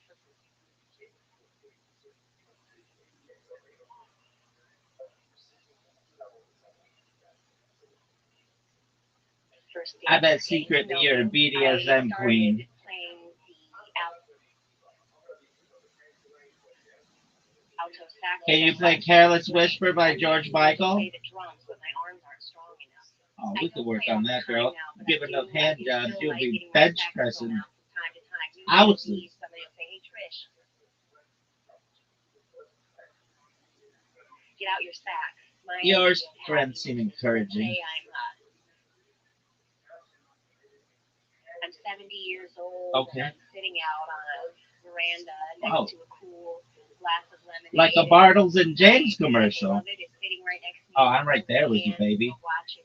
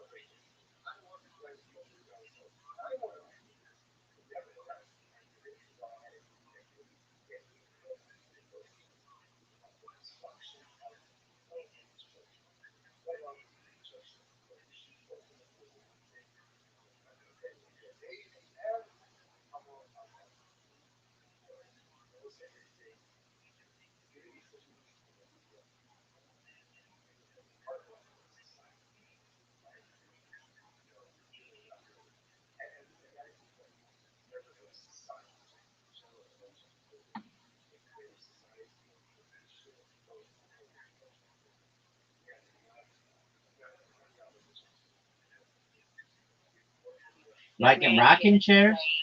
What about Adirondack chairs?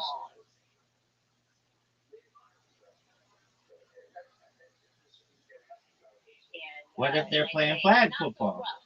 And they say, "Yes, I Grandma." kind of like this And fantasy. Let's do it, I just girl. think to myself, what a legacy. And then I fished you. I'm good at taking care of things.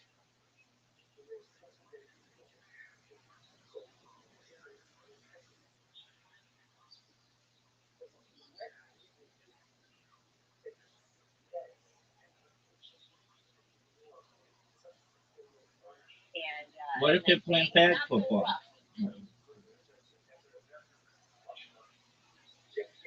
What if they're playing flag football? I kind of like this fantasy. And then I fished you. I just think to myself, what a legacy. My name is Trish. I'm good at taking care of things, taking care of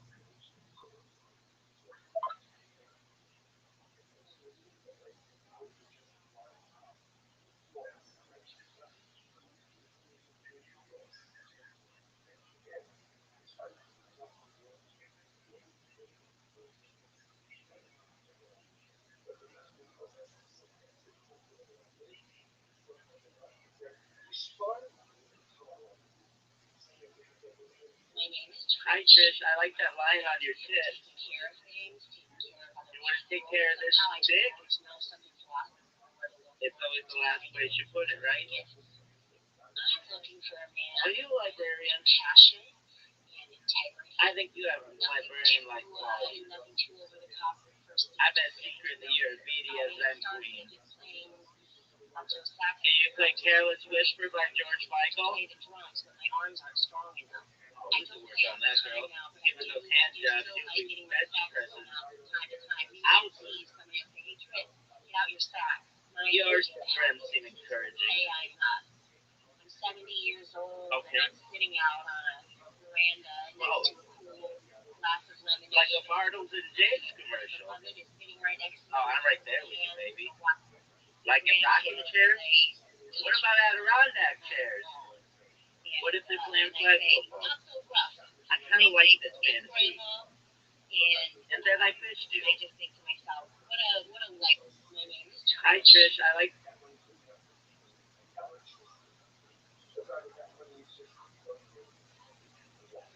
Clinch the ball. He's clearly loose. What's good, woman? And I've been looking for a date most of my life. There's a Hoover administration. Now, You look like Rue McClanahan's stunt double from the Golden Girls. tell you that my neighbors do. I bet your neighbors are swingers. A motherfucker who slings stick like it's going out of style. I enjoy her face. That's the Tight. Like a library.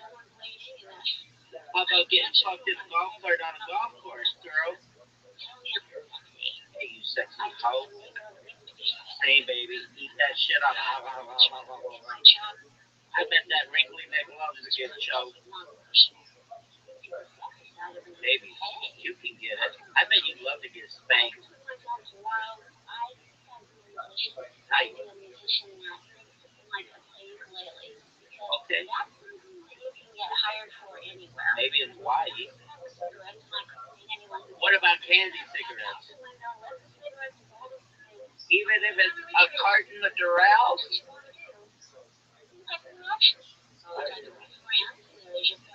How about a French university, girl? What's up, bitch? Because I'm so far out of your league. I'm already a unanimous first ballot Hall of Famer. Hi, I'm Elizabeth. What's up, Elizabeth?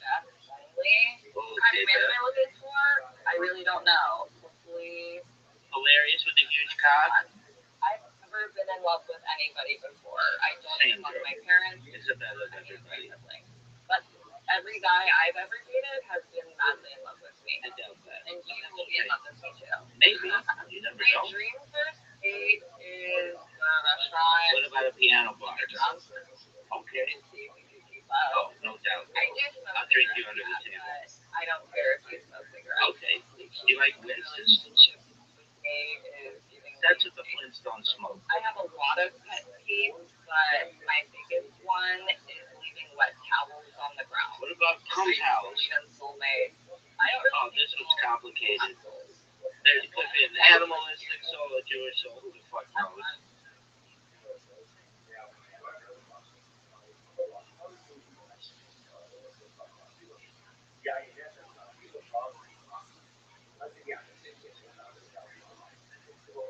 Hi, my name is Madeline. I'm a cocktail waitress at Hoover Hands, and I just meet all sorts of interesting people every day. I'm really looking for a guy who is into taking care of himself, who's romantic, maybe would go to Logan's with me. I think it's so cute when you see couples wearing matching outfits.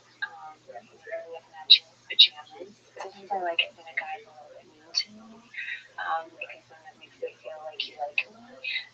So you can't be too nice. Sometimes you have to just throw a little sugar in the gas tank and just say a little something snarky. And love to talk on the phone. I will call my grandma in Texas and we will talk for hours. I'm not religious, but I like to follow the golden rule. If somebody cheats on me, I just can't be responsible for what I would do. I don't want to go pick out my gift. I want you to pick up on the hints that I'm giving throughout the year of the things that I like and that I love, and then I want to wake up on Christmas morning.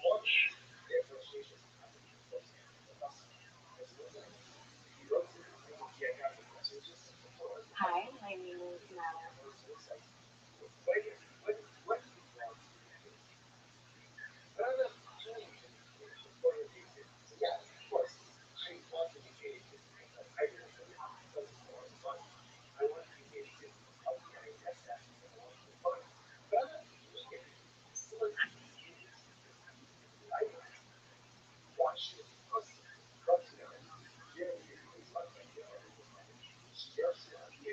Hi.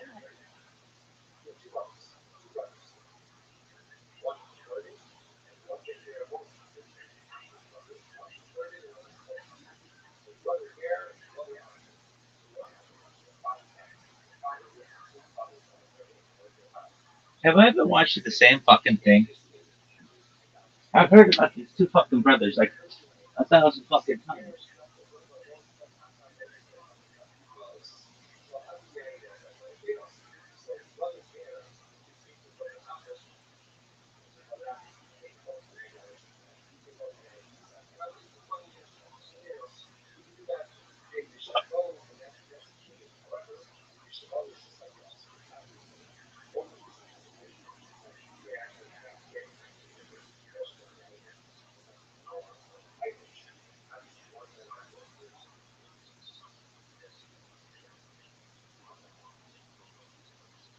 Look at this athleticism, folks. Oh, but it's wet.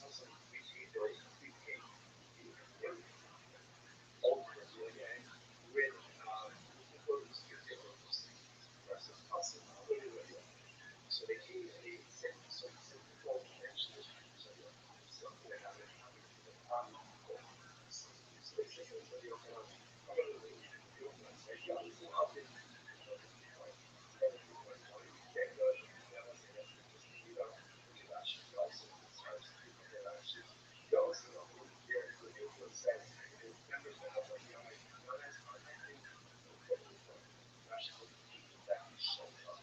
Well, Republicans are not bad. Look at they try to guide it. A lot of times you get in a room and like I didn't have to trust group on this very well. So I just went back and it was like extra. And so others, they put what they put on. So I know that when they hear talking about so let's say that so what it is, people can always connect to the beliefs. But even if we hear things, we don't match the same energy with the mission. But the only ones that can only be kind of like, so there's that, okay, so there's that kind of piece. I would say there's no immediate reciprocity. You come to beliefs of information, like when you get brought up and gave the aid, you come to build that in reciprocity. Therefore, it's like we have others with achievable beliefs. And every understand that we should also follow the aid their beliefs. That's the idea. Therefore, you know, also myself, and therefore you get a chance to be more powerful on people. It's the way that you say it. That goes to aspect too. And then just really not so the piece of this aspect. Aspect is what it is person. Expertise for something over services. Right? Because if you believe you're going to do what God's way, then how can you expect us to exploit you go above and beyond that you learn? So now you're going to stop pushing the business. Makes sense? And besides, the person that knows money is asking questions besides the case. Right? He says, thus Allah Allah. فتجد الجوز الله الله so like you can go to a post and ultimately look at get served get chance and get served allocated. Like that's not the way to look at it. Or Allah Rasul. Or you have relationship with doesn't get anything. But Allah has put on the book. Muhammad stated what he needed to fulfill the salvation of his country. That's what Allah if he gave her, let's say he gave her a wife, he gave her sheep. They didn't have relations with her. But of course, this is the wife. She was being the that relationship. If you have relations with her, then ultimately again, that's what God has to get to. Here's no restrictions on us, which the Gemara says, which means the sense is, one must get a relationship with you. Ultimately, what is love? Ultimately, getting married.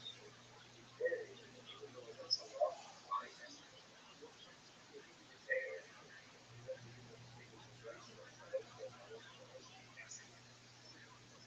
So, which is what Allah talking about. God basically said, that's so long. I'm not talking about if he gave her, let's say, gave her the sheep, and then told you not to have intercourse, then what would he say to that? What would he say to that? What was the aspect of her faith where there's a transactional element? These are relations. Like our relations when there's immediacy. That's what it is. If there is a lack of transactional immediacy, or the payment does not materialize as aspect.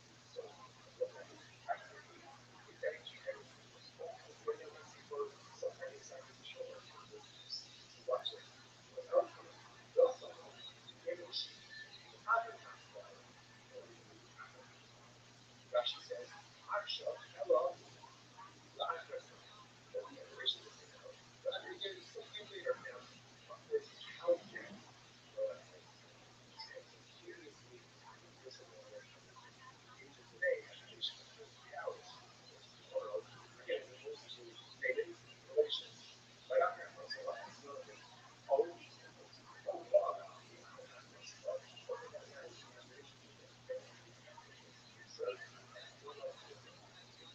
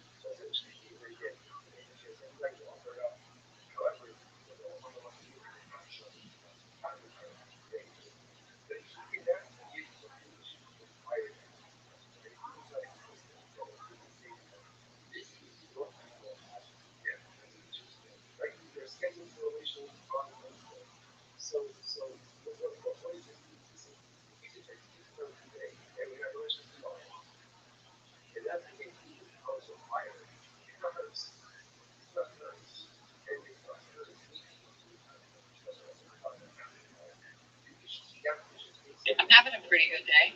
Yeah, look at you. Happy New Year. It's a little late, frankly, for the Happy New Year. Yeah. Why? Just happened a couple weeks ago, right? Yeah, that's too long. That statute of limitations. It's time to run out on the New Year. 3 days. Plenty. 3 days. By the way, everything doesn't have to be happy. Well, why does everything have to be happy? I'm having a pretty good day. Yeah, look at you. Happy New Year.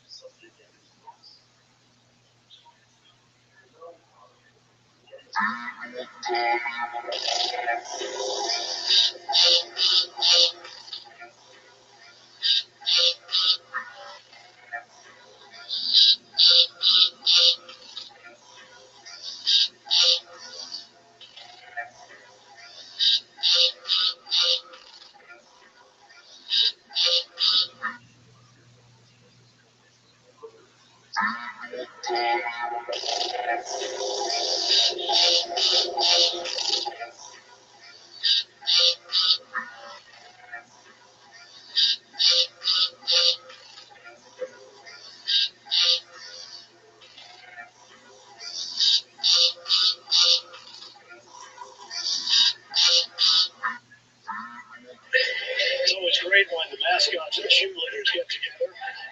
Whoa! Engulfed!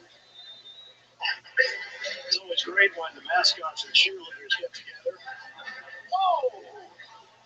Engulfed! It's always great when the mascots and cheerleaders get. Let's face it, nobody does it better than Arby's.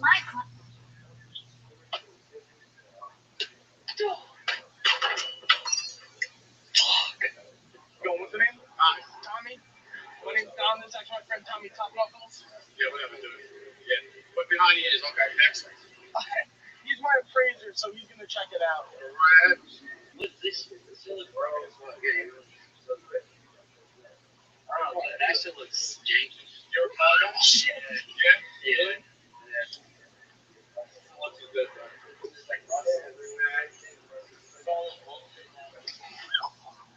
Your boy Henry. He told me he was an expert. 1200.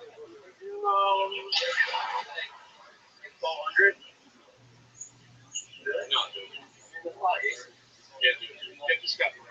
I test drive it. Not just drive shit, dude. Don't believe it. And the way you carry yourself, I didn't want to look at it. But you're a drunk, bro. We're at 3. Dude, get the stuff. Going with the name? Hi. Tommy. My name's Don. This is actually my friend Tommy Top Knuckles. Yeah, whatever, dude. Yeah. But behind you is okay. Next. He's my appraiser, so he's gonna check it out. Red. this silly bro is what? Yeah, Welcome to season 2 of going Tom Brady's Super Bowl. Tom Brady's Super Bowl helmet. Wow. This is Mike Tyson's belt. This is Vince McMahon from the World Wrestling Federation. This is Shaquille O'Neal's shoe Oh my God. right here, which is a serious Is shoe. that a real That's a shoe? real shoe. He took it off after a game and handed it. I carry it like this. Of course, the big thing is the view of New York City. Now, do you live upstairs I live upstairs. in the penthouse? Are you going to get down to business when we leave you, or are you going to get down to politics? I get down to business and politics. I'm running a business, and at the same time, I'm running for office. As a politician, they only have to do the one thing, but I'm running a big business and also running for office. So as the days go by, I get more and more to my children to run, and my executives. I have great executives, and that's not going to be a problem. Tom Brady's.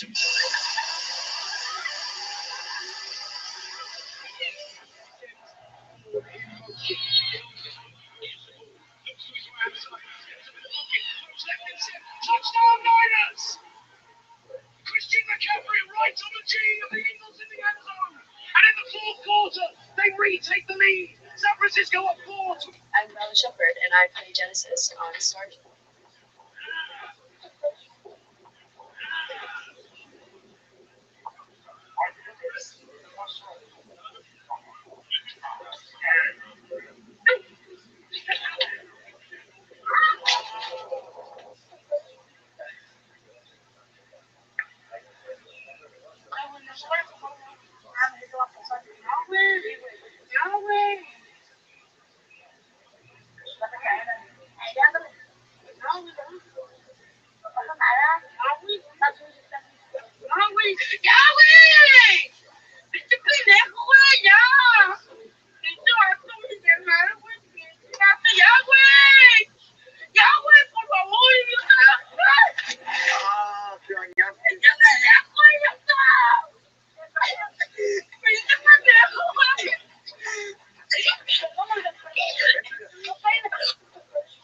We can all agree there's a lot going on right now. Not all of it's good, and I'm just thankful that George Floyd isn't here to see it. You know, because we know the incident happened right near where he was, right? The ICE incident with the woman and the ICE officer right near where he was. But I just like to think that if George were still with us, it would take his breath away. You know. The black girl's laughing. The thing. Black girl laughed. These guys don't like it. Where are you from again? New York. You're from New York? Yeah. And you're from Minneapolis? Well, welcome to Florida.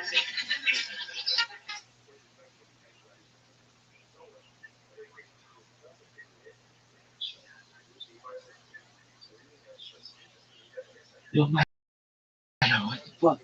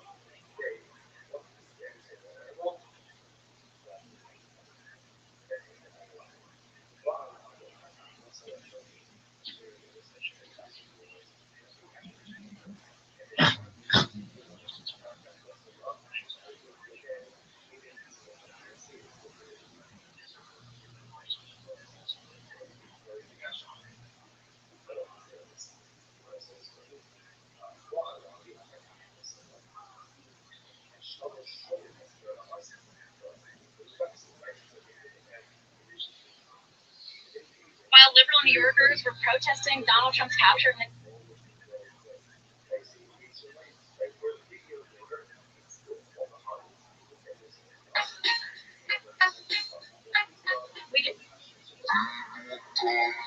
Yeah, so what you see when I talk about the point of the ball a lot, you see it from this angle. This is kind of like a neutral plane. This is with the point slightly down. When you're throwing into the wind, it has to be neutral. If the point of the ball is up, any wind friction is going to push that ball over the top. So as a quarterback, you don't really like that U throw underneath because naturally that's going to point the tip of the ball up. You like more of a C or an inverse, a reverse C. That's how you kind of control the point of the ball, and then you can kind of just snap it off as you throw it. But in these windy conditions, you can't be underneath the ball. These events are based on a true story. What do you think shirt you wore yesterday?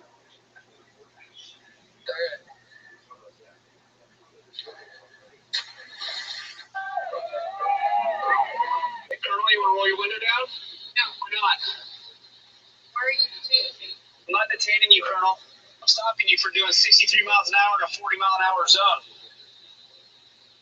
I need your driver's license, your insurance, and your registration. You have proof of this? Yes, I do. It's on my radar, ma'am. Can I see it? No, you may not.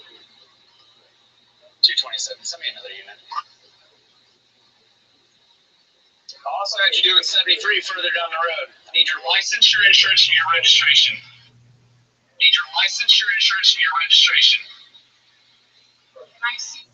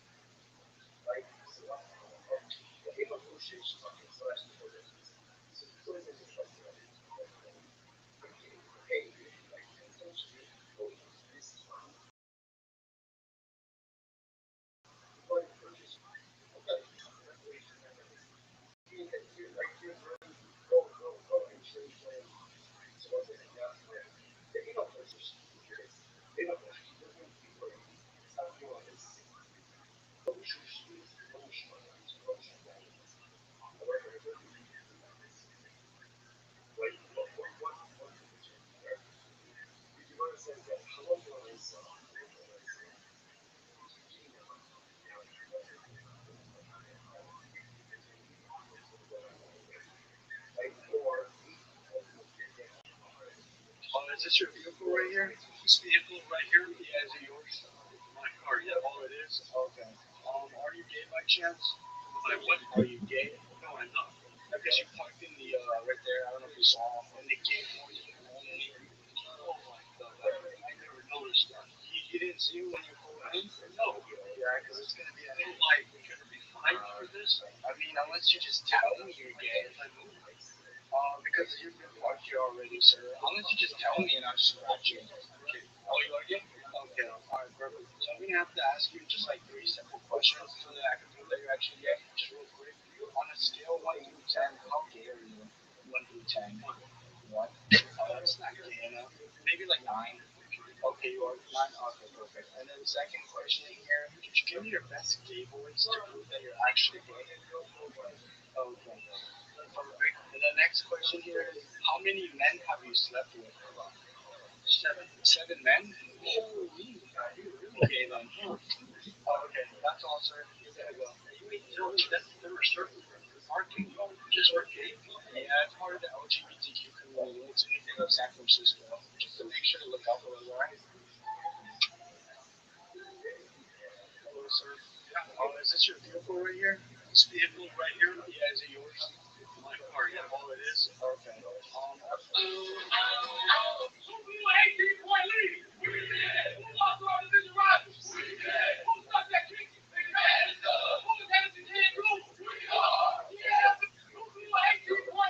I checked all if they were off by just a little bit. That would have been a disaster for the project. Thanks to the engineers, this did not happen. After 2.5 years of construction, there was one more piece left, called the Keystone. There were thousands of people that showed up to watch this crowning event. And the gap for the Keystone was too small, less than a meter. They knew this would happen, but it was still a challenge to deal with. The gap needed to be almost 2.5 meters for the Keystone to fit. Part of the problem was the heat from the sun causing the stainless steel to expand. The south leg of the arch received the most sun, so they decided to spray water over the side to cool it down. And as part of the original plan, hydraulic jacks were put in place to move the legs with just enough room to fit the Keystone. After a few tense moments, the Keystone successfully went in and the workers were able to weld it in place. The engineers had done their job and the arch was now complete.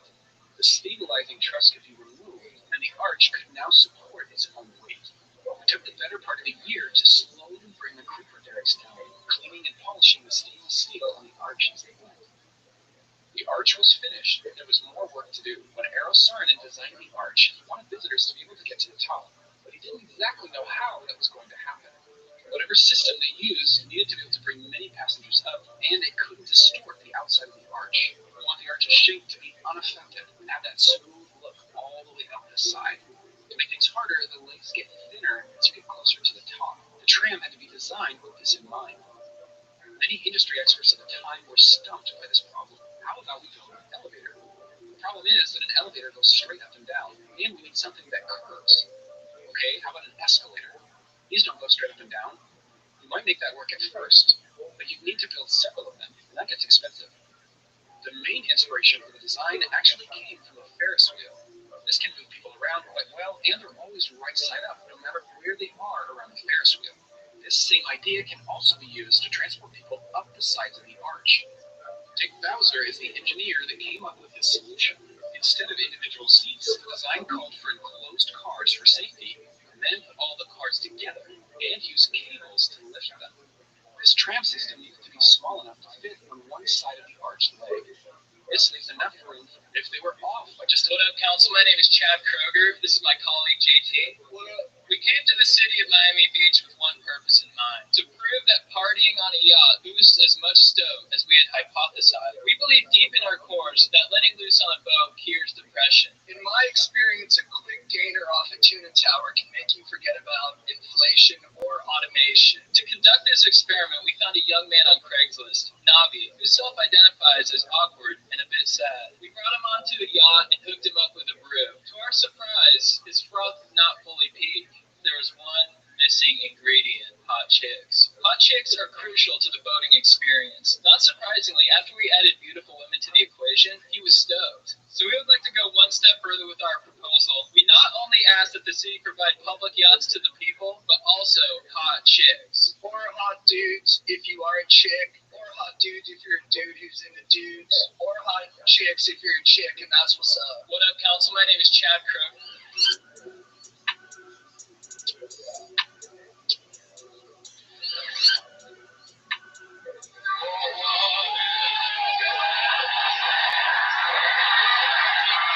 I learned some guys they don't like my voice. Alright.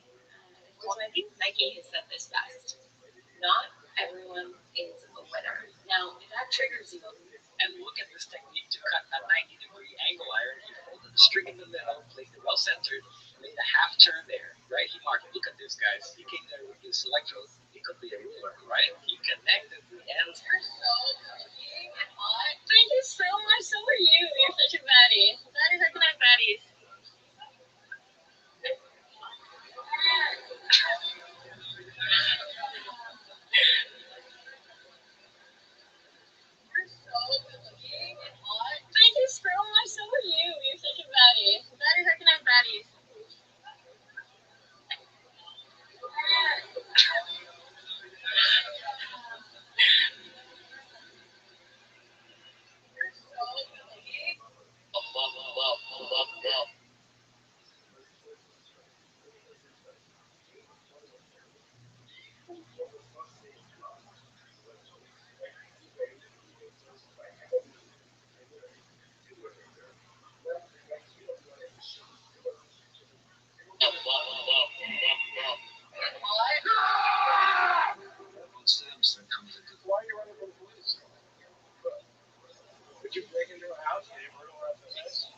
Hell no. Bro, get away from the top, bro. I want to talk. I want to talk. You're talking before you just talking to me. All that stuff. I don't want to talk to you though. Did you break it about it? No. Why are you asking me that? I don't know. You don't know. You have no idea why you're doing that. No idea, sir. Why you got hair coming out your nose? I'm never going to hair coming out of my nose. No, I ain't breaking it out though, man. It is breaking it out. What you need to say? Chill. Hey, man. Y'all fucking say anything your mom or anything like that, I don't know. My bad, bro. My bad. I'll be home a couple days. When you're hurt, when you're I'm white, my leg, chain in the leg, what? What was it? Alright, you got a good one. What's your name? What's your last name? I don't know. Good luck to you. Why are you running from the police? I'm not a fucking man. It's been 2 years. I missed his face. That weird auto roof missed his face. Actually, I'm calling my man again. No, it's on. Hey, Richard? Hi. You've been 86 in the store. I just want to say I'm sorry. I apologize. You started off on the wrong foot. I just wanted to apologize to you. Here, I wanted to give you this as an apology. Look, I can't take it. Richard, I'm sorry. I can't take it. Yes, sir, I understand. I'd just like to apologize, give my sincerest apology. We start off on the wrong foot. We can be friends. Nope. Can I please give you this cash? And no. All right, sir. I apologize. See, I wanted to give him $1,000. You wanted to take it either. I'm not a fucking man. It's really been 2 years. I missed his face. Hey, bud. Hey, bud. We have a conversation, okay? We have a conversation, okay? We can do it outside. Or, I mean, you can pay for your meal first, but look, we can have a conversation, right? Or I can get police involved. You don't have to get police involved, okay? You what? Look, we can talk about it. Look, I don't want to get you in trouble. I already have your information. You want to let's just talk about it and get to the bottom of this and you know me like 2 seconds? 2 seconds for what? It looks like you're walking to your car. Look, I already have your license plate and everything, your personal information, okay? Look, he seems like super stockish. And it's stockish or meeting a 15-year-old? May I get your last name, please? Yes, it's Kardashian. Oh, I see. Yeah, please don't make a big deal or tell anyone. I just don't really need any more attention. And it's just gonna be 2 tickets. I believe you broke a tie with Peyton Manning for perfect passer rating. Yes, I saw that from our research department. JJ said he broke Peyton Manning's record, so we let it, man. You know what I'm saying? QBR, man. You know. And then I look back and see JJ get hit, and I was like, dang, dude, should I have done something about that? And then I look up, and the ball's in the air, and Christian trapped it. It was wobbling in the wind, and the fact that Christian caught it over shoulder, dude, I was like, oh my gosh. Yeah, that was a play. Normally, you don't think about anything during a play, but I saw that guy in a lot of type of thing. It was, I believe you broke a tie with Peyton Manning for perfect passer rating. Hey, turn the fucking camera off. Hey, man, you're not going to talk to me like that. What's going on? This is the wrong toes you're stepping on, but it's the wrong toes. I'm just saying, it's his right to be upset, not to be felt. That's all he's asking for, and that's all it is. If he comes back up here and runs his mouth like that again, it's going to be a problem. You hear me, Edward? Oh, I hear you. All right, brother. Y'all keep moving. If you would like a ride, I'd personally give you a ride. Just need a ride to the stop sign down there. Gotcha. Hop on. I'll give you a ride. That's all. That's all, Edward. That's all. That's all, buddy. I'll give you guys a ride. Hop on. Come on. Let's get it out of here. You're off at 9 o'clock. I'll be back, brother. Hey, turn the fucking camera on. Legend lives on from the Chippewa on down. They make their goal, get you. The lake, it is said, never gets up for bid when the skies of November turn blue. Legend lives on from the Chippewa on down. The big lake, they call Gitchagoo.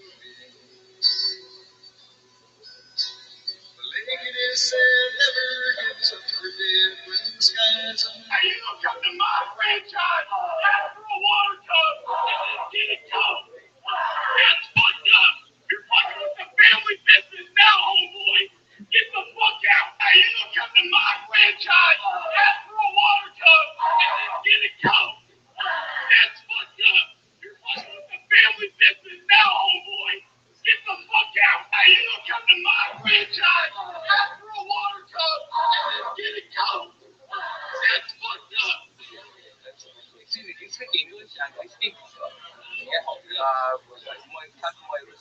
No, ja нужно вас помогать.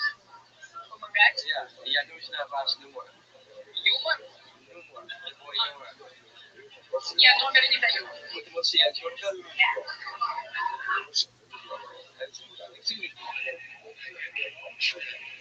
He lifts up with his foot, shuffles his feet, and lost contact, and Owens have the ball on Frazier. Ultra. He lifts up his foot, shuffles his feet, and lost contact, and Owens have the ball on Frazier. Ultra. He lifts up his foot, shuffles his feet, and lost contact, and Owens have the ball on Frazier. Is this guy rage baiting me? I like to imagine that Kevin Patullo spins a wheel before every play to decide whether he's going to call an inside zone, a spacing concept, or 4 words. Don't get me wrong, the Eagles had more issues on offense than just Patullo, but this unit is so much more talented than a 49ers offense that doesn't even have George Kittle. But Kyle Shanahan got creative and worked with what he had, and seeing this less talented 49ers offense move the ball better than the Eagles unit. A ref in high school football in Pittsburgh, he needs to be in the NFL. 5-yard penalty, go first down. All right. Defense, number 6, 15-yard penalty, result first down. The extra point is good. Still first down. 10-yard penalty for the previous spot, result of the play will be a first down. I don't know if all those calls were accurate, but whenever he was describing them, I just knew he got it right. That's maybe the greatest representation of football in the history. What's up, guys? It's Fred Warren. Yo, what up? See how you living, pimp?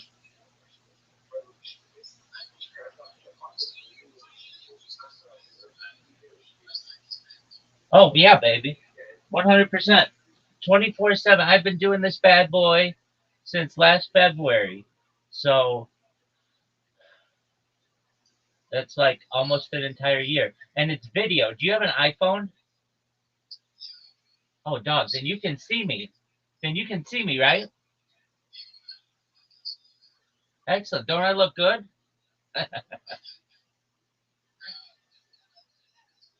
Oh, of course, baby. I'm hot.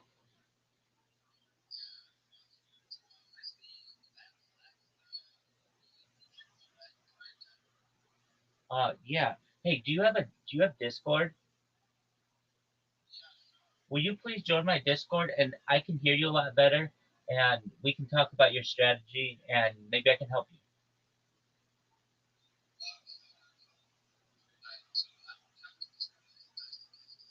That's okay. You disconnect from here, go to Discord. The Discord's in my description and then I'll wait for you and if you have any trouble come back in here and I'll help you, okay?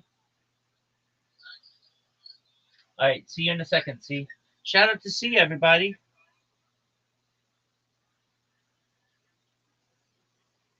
C's the man. C's coming to the Discord.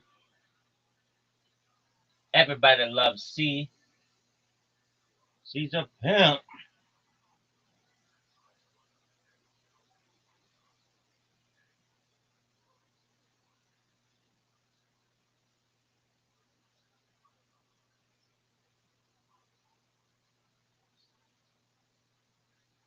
C's a space freak.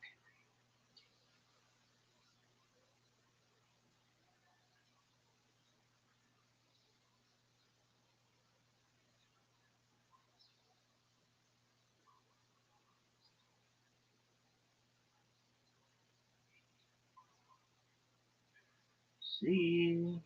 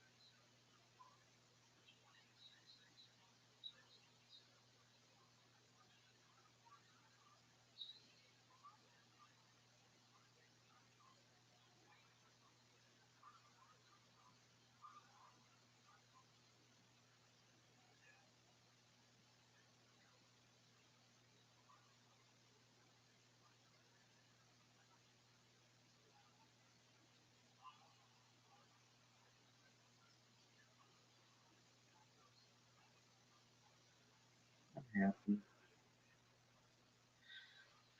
She's listening. Yo, yo, Digital X, how you living, pimp? Digital X, come on up. Let's talk. What's good? Shout out to Digital X. Digital X, have you joined my Discord? You need to. You can talk with me 24 hours a day there. Shout out to Digital X, you're amazing. Everybody loves you.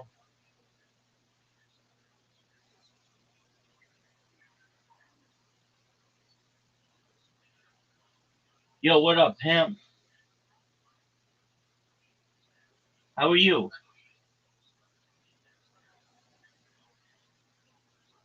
How are you?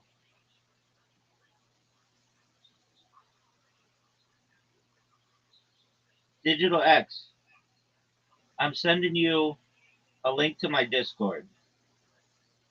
Join my Discord. You can hear me better in there. I'm live in there too.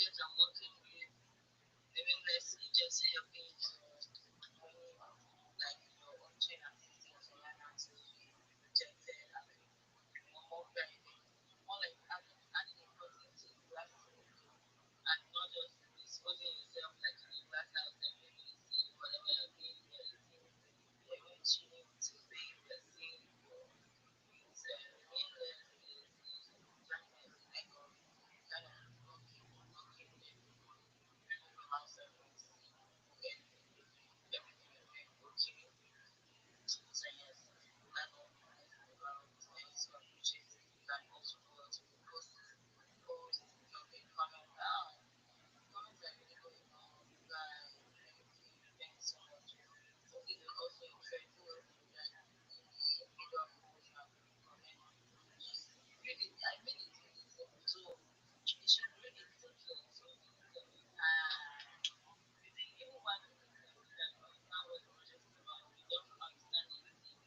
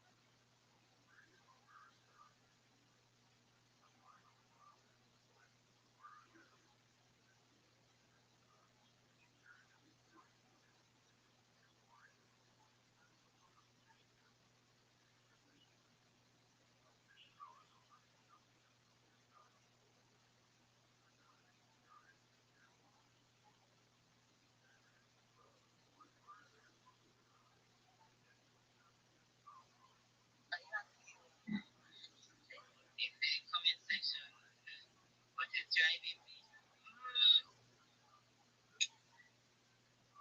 Visibility, passion and money. But like you said, seriously, have the money.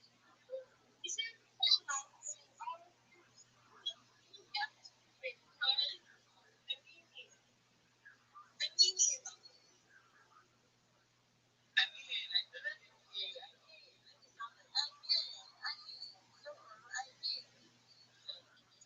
I just started this space. Let me just tell you motivation. Why did I join Web3? You know, so I didn't really catch my class, although I know I've been doing Web3 for a couple of years. Yeah, without knowing this Web3 actually, all those stuff, dedicative, stuff like that.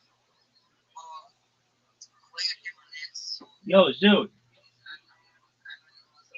how you Web3 living, pal? I'm about to speak in a space. something that I didn't get on wrong. You didn't get on tonight? Okay, that happens. There's two things slots, and there was 30 cases signing up. Well, there's 14 slots and there's one page drive. Because there's 15 comedians on, so there's one page drive. So there's 30 comedians signing up, 15 people. And there's probably like 8 to 12 people in the room that like comedian. Okay. So, you gonna try next week?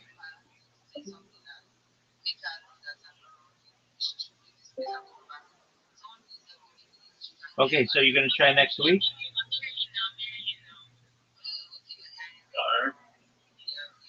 No, yeah, sorry, sorry. All right, that's cool. Well, Trying to get spots out besides that as well. Trying to get like one over myself outside of that as well. excellent. Hey, Digital X, how you living, pal?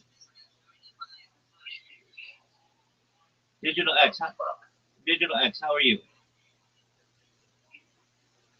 Digital X, I know you from X. Digital X, can you hear me, big man? That's so good. What's wrong, Zoo? I'm high as fuck. Okay, what happened? How'd you get high as fuck?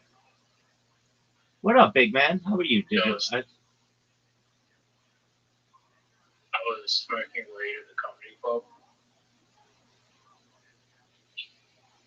Digital X, how's your day going?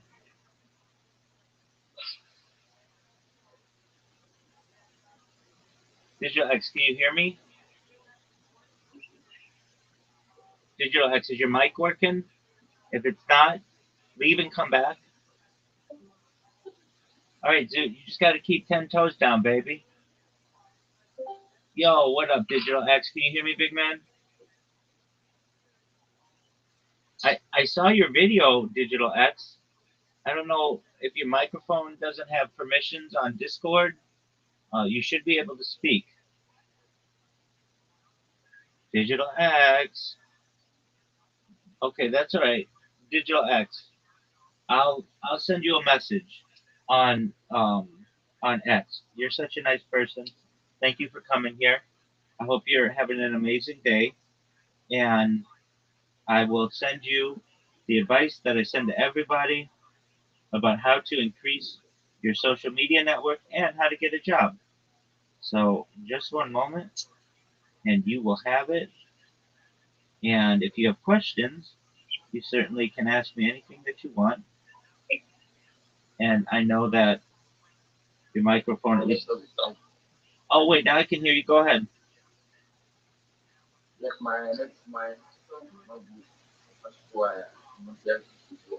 That's okay, big man. No worries. I'm sending you a message on X. What I want you to do is read through it. Read it a couple times if you have to. It'll tell you everything that I advise that you do if you want to be successful. And if you have questions, just let me know, and I will answer any questions that you have. Okay, Digital X? Rabbi. Okay. Absolutely, my friend. Go ahead, Zoo. Rabbi, What up, baby? I just ordered the funniest thing. All right, what did you think of, big And I man? might be high. No, you're I definitely might high. be high, so it might not be. You're It might not definitely be high. funny because I'm high. That's cool. Yo, J Billions. J Billions, can you hear me, pimp? You want to hear it? Yeah, I want to hear everything about it. I just thought the funniest joke. Okay, what's the joke?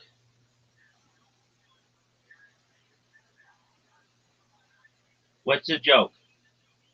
I have a phobia of children, and my friend said, "Do you want help with that?" I said, "Why the fuck would I want help as a single male adult for a phobia of children? I think I'm pretty good. I don't think that's the worst phobia to have." That joke is absolute dog shit. I don't get it. I don't get it. Explain it to me. I have a phobia of children. Okay, that means you're afraid of children, okay? Yeah, but I don't want to get it cured. Okay, I don't get it. Why? I don't want to get it cured because if I try and get my phobia of children cured, that makes me look like a pedophile. And I'm good. Having a phobia of children is pretty good. I'm high as fuck. Yeah, you are. You know, you recognize that you can enjoy children and not be a pedophile, right?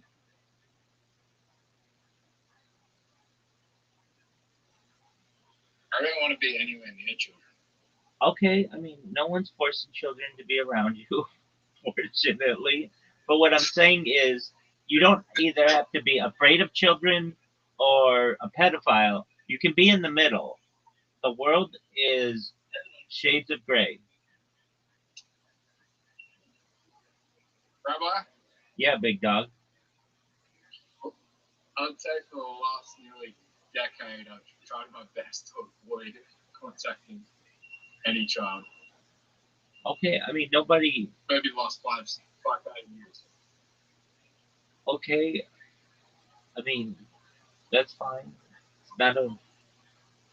It's that's good. I mean you shouldn't want to contact children as an adult, but that doesn't mean you can't be around them and it'd be fine.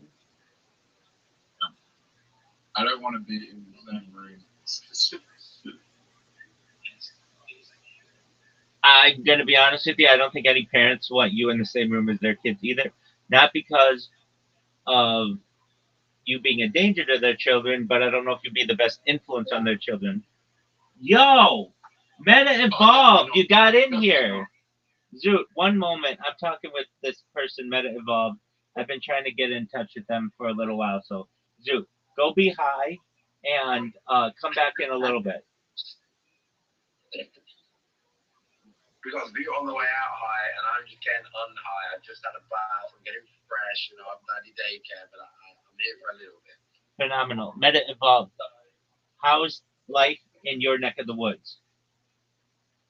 You know what? Despite all of the challenges, I cannot complain. And even with the challenges, I've found so many silver linings. I'm turning them into gold. I'm transmuting them like a wizard right now.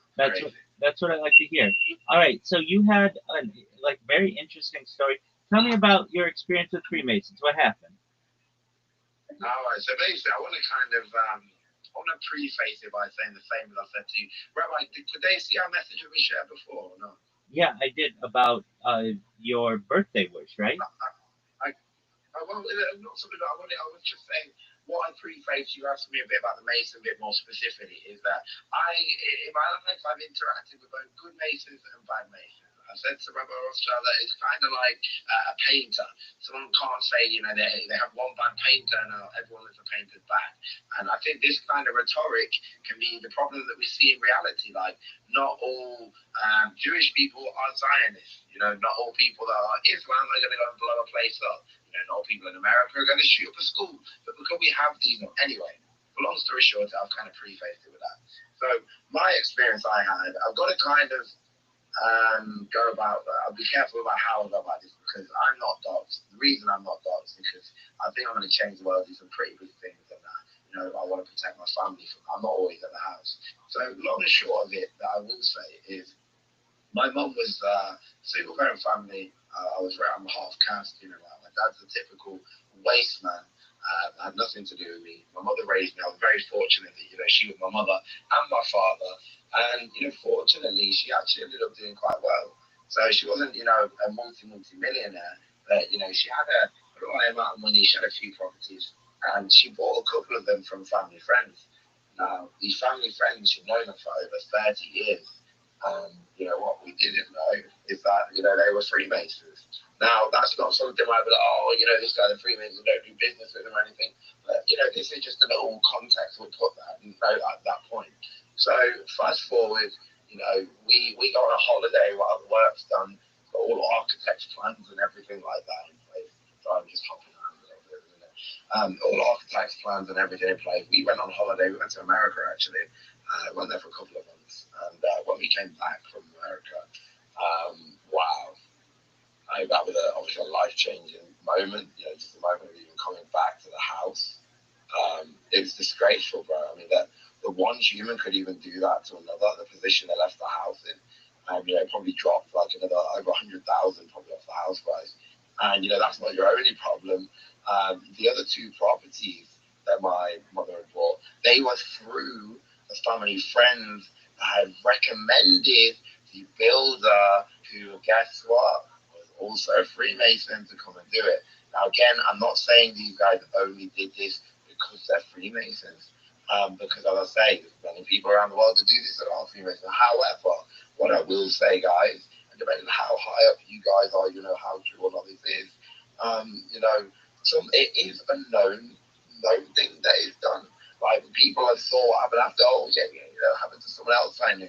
And what it is, and again, this is not all Masons, this is some bad guys, and I will take out the Mason part. Just some bad people have gamed the system where they're smart enough, they know they can get people over leveraged in debt, get them into a situation, whether that's through bad building work or whatever it is, And what the eventuality of what actually happened was my mother brought a dispute against this person at the work, right?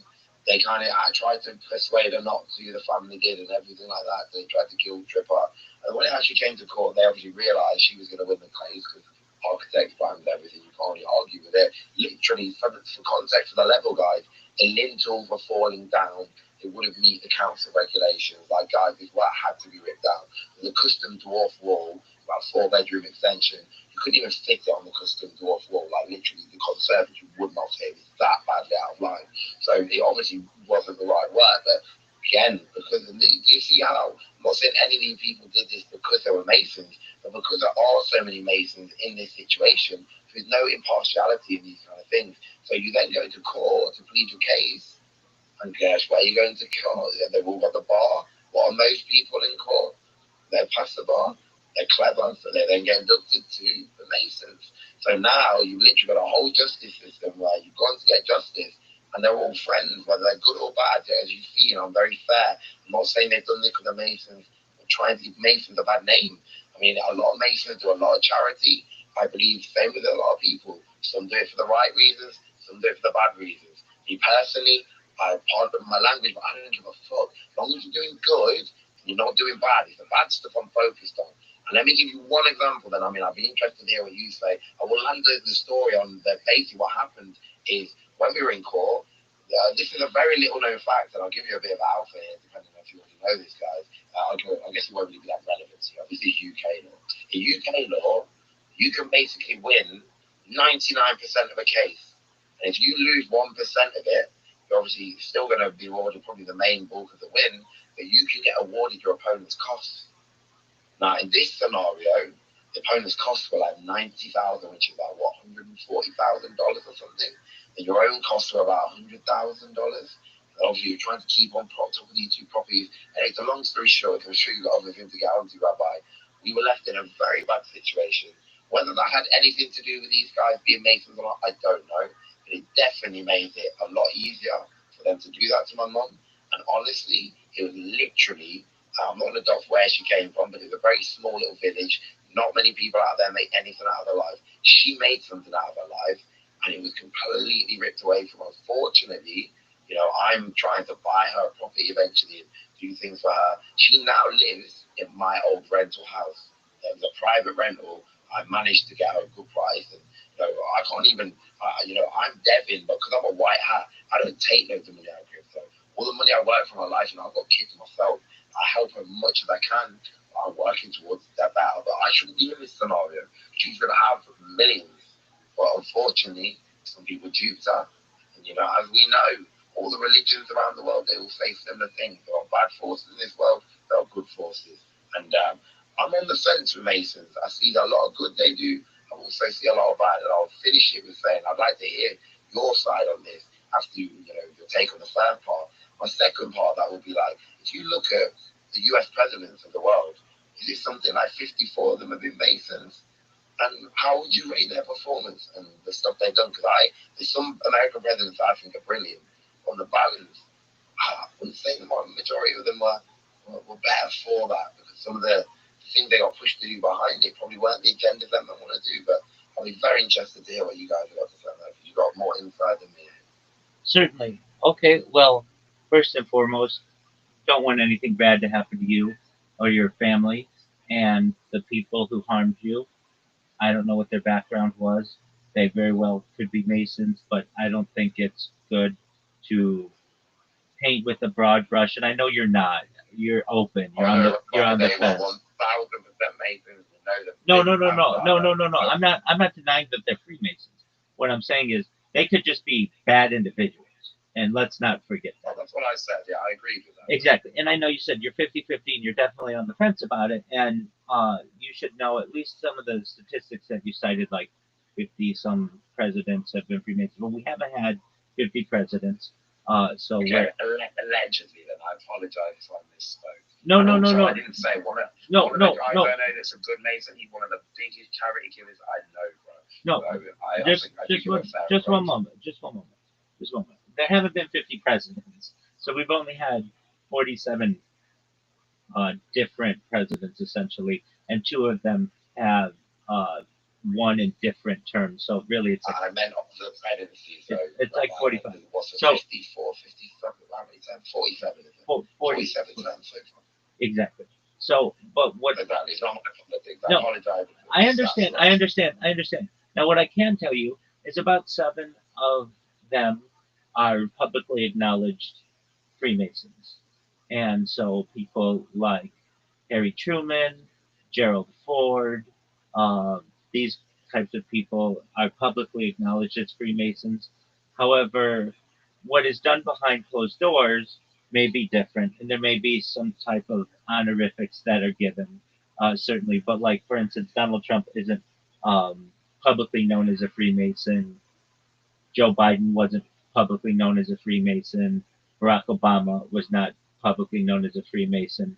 George W. Bush was not publicly known as a Freemason. Bill Clinton, not publicly known as a Freemason. George Herbert Walker Bush, not publicly known as a Freemason. Ronald Reagan, not publicly known as a Freemason. Jimmy Carter, not publicly known as a Freemason. But before Jimmy Carter, Gerald Ford most certainly was a Freemason. So perhaps there are. I mean, certainly we've had as Right, why my point would be, it could be alleged that I do charity work or this or that, and to people that don't know, haven't seen me in person, they might not know, or they might. But if you then see me in person doing it, or if you learn of information and proof that I am, then you know that. So me and you, Rabbi, we know roughly the numbers. So we don't need to get bogged down in that. As a question anyway, more than I'm not making a statement. As you see, it's not my politics. I don't know the exact numbers, but you know what, Rabbi, I'd be more interested. The first take I gave you, that was fact, and that, factually, admittedly. So as I said, I separated from it. But what do you think, and this is a full question, I'm not trying to lead this question, what would you say to someone is a reason that they are going to be more positive or live a more positive life than being a Mason than not? Oh, excellent, excellent question. Okay, so to be a Freemason, at least in the United States, there are some qualifications that you need to have. You need to be freeborn, which many times was used to keep out people who were enslaved. You need to be of good rapport. Generally, it means that you have to have a clean record. You have to be someone who believes in a deity. It doesn't have to be God. It could be just the creator of the universe, whatever you want to believe. But generally, this has been used to keep out people who are atheists, and you can't be a madman. So, at least in the state of California, those are the prerequisites. And you have to be a man who is at least age 18. Aside from that, we welcome all men who are interested in being Freemasons. Now, what does that do? That keeps out a lot of people who maybe have been institutionalized, whether voluntarily or involuntarily. That doesn't necessarily keep everybody out, but it does keep out some people. And some people who have been institutionalized can still be Freemasons, but it's just somewhat of a qualifier. To make sure that you're 18 years old and a male, that means you're an adult. There are opportunities at different types of Freemasonic organizations. One is known as DIMOLA for people who are not 18 years old. Having a clean record generally means that someone's going to be an upstanding citizen, and being freeborn generally, they're not enslaved. So those are some things. Also, Rabbi, sorry to interrupt you, but how, just out of interest, how come it's no women? Or do they have a separate organization? Yeah, excellent question. And this has been fought over a lot, especially with the transgender movement. So traditionally, there's been no women because from a politics standpoint and a sociological, when you have women in an organization, people start to date. And when they start to date, what happens when they get married? And then there's a divorce. And then that will tear apart the organization. Essentially, people will take sides and you'll have splits. So traditionally, women have been kept out of Freemasonry. Now, what happens when you have someone who is a transgender person? They came in as a male, but then they've changed to being a female. Some states are making these arguments of what they're being considered, but there are female organizations. One's known as the Rite of the Eastern Star.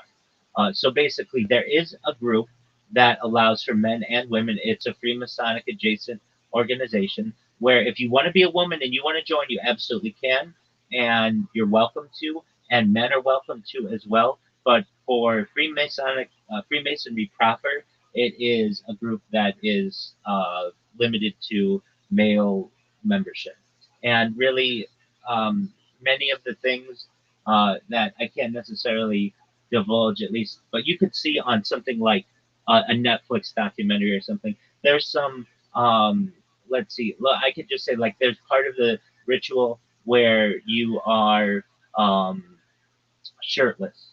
So like having a woman there that might cause some issues, certainly, and that's to prove that you are a man and not of a woman. There are other issues though. Just when having a woman in a group of men, you're gonna get guys who want to date her, and then eventually get married. And if there's any kind of bad blood within that relationship, it's gonna break up the marriage. It's gonna break up the lodge. And so to avoid these types of confrontations, women are limited to the rite of the Eastern Star, and generally the Freemasonic organization has just been men. So I hope that answers your question.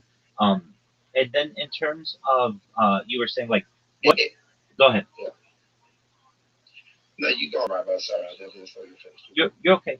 And in terms of you were saying, well, like what makes these guys any better than anybody else? I mean, really, I've seen very successful Freemasons. I've seen pretty poor Freemasons as well. At least in the state of California, depending on your lodge, you need to have maybe $150 a year or so, depending on the size of your lodge, each year for dues. And then generally, we do a lot of charity work. So sometimes there will be like collections to help people who may be like everything, a lot of things like food drives for places, helping the homeless, helping like youth organizations go to the state finals or things like that, whatever it may be.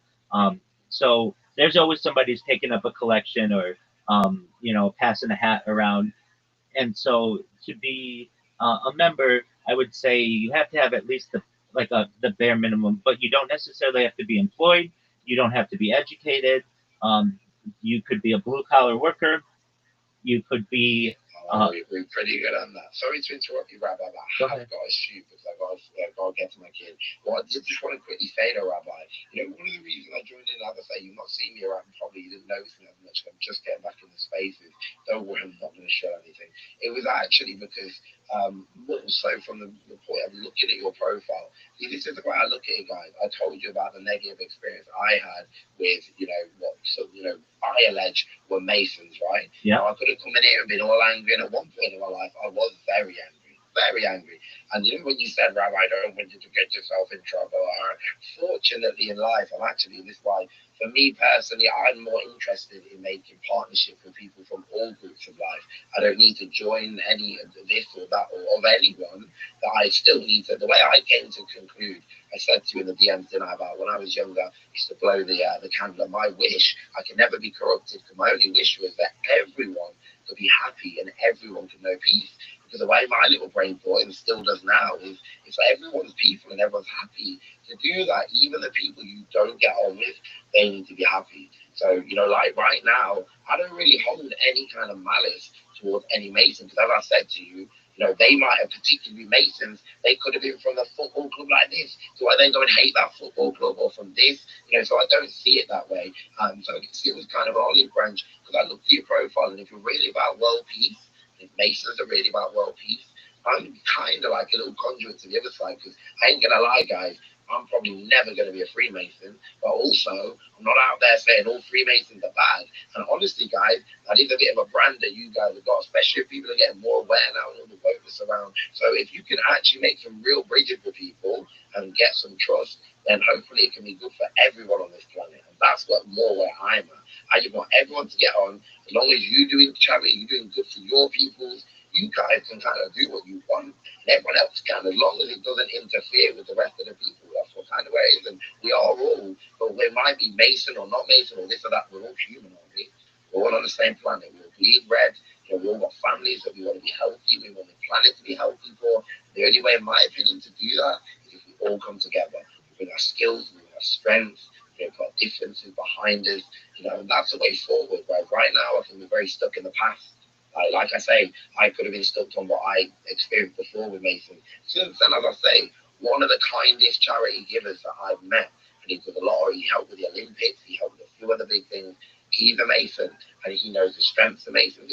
He won't say too much, obviously. We all know the code, and I don't ask too much. That's why I jumped in at you, Rabbi, because I know I'm not interested in becoming a Mason. I don't want you guys to give me any knowledge that you would think you're going to initiate or anything. So I'm going to bow out soon and go see my kids. I hope we can drop in the DMs, Rabbi. I hope we can make this world a better place together, because that's my goal. I'm in agreement with you 100%. You're always welcome, Meta. I look forward to your DMs, and thank you for sharing. Thank you very much, guys. I wish you all the best, and hopefully we can really make this work and make a bridge between us. 100%, my friend. Thank you, guys. Bye-bye. Peace. All right, dude. So you got high as a kite?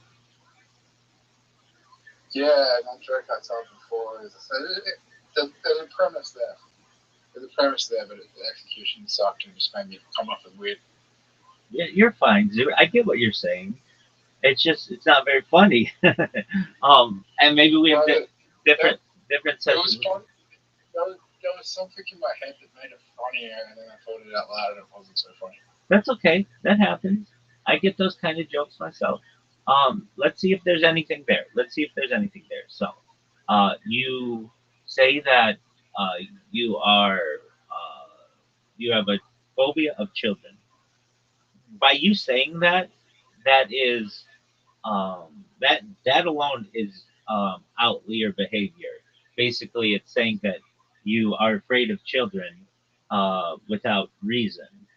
And then for you to say, but I said to a friend of mine that I told them this, and they said, well, why don't we try to counsel you so that you're no longer afraid of children? And then you say, no, absolutely, I don't want that, because if you do that, then I'm going to want the opposite of that, which is not what I want, something along those lines. But like to a normal ear, it's too black and white. You either love children or you hate children. There's a very large middle ground that you can have, and that's why the joke doesn't necessarily land as well, is because most people are going to think, all right, well then you could just have normal relationships with children as from afar. And but I get what you're saying. So with that being said, you got really high. Did you get high on a sativa or an indica or a hybrid? Indica, I'm pretty sure. Okay. I should say. Wait. Indica's flat, right? Indica is more a body buzz. Sativa is more of a mind buzz.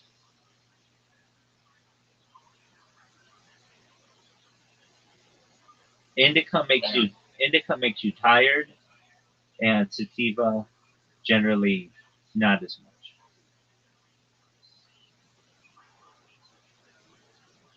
Is sativa the one that's like green and green?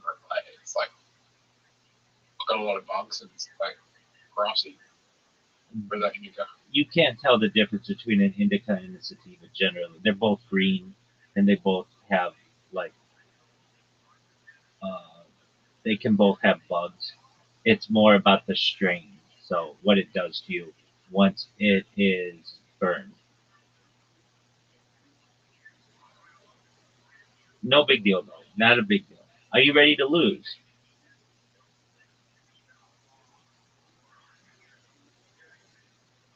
Yeah. All right, Zoo. I've got a feeling that you're gonna play like one game and then you're gonna quit.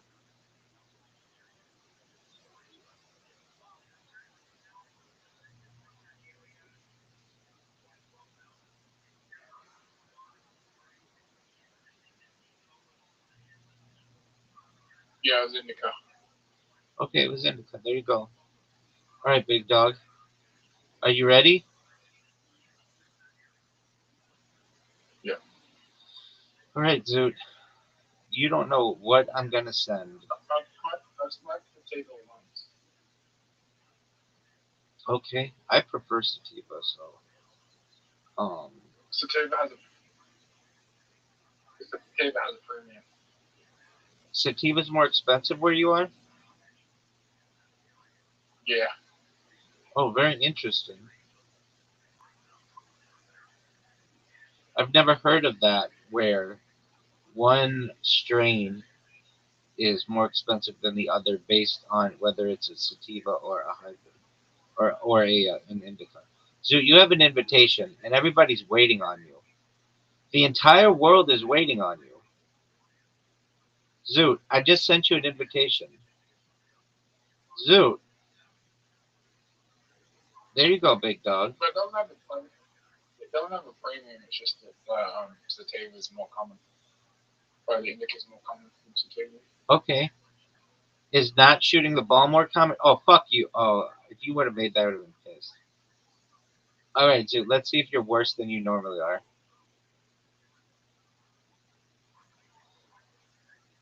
But yeah, it was a good night. Everyone was there. Was Chelsea there? Yeah. Was she eyeing you? No.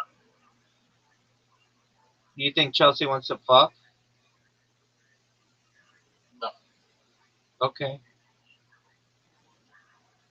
There's more girls than her there. I know, but she's the one for you, big dog. No. Yeah, you love that bitch.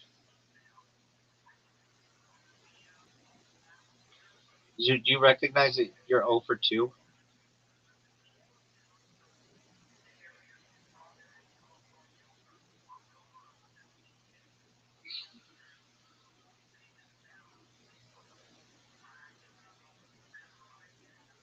I was talking to a girl most of the night. Well, not most of the night, but yeah, I was talking to her. I was sitting at the table with my friend and girl.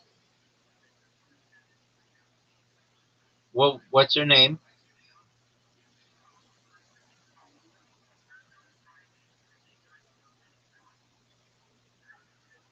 What's your friend? What's the girl's name? And I know, I just gotta look it up so I don't pronounce it wrong. Okay, so she has like a strange name. Yeah, she has like an Arab, not Arab, but like a Middle Eastern name. Okay, no big deal. You don't have to look it up. It's not a biggie. All right. So is she hot? I do know she's just I just do know she's very high and I don't want to pronounce wrong. That's okay. Is she hot?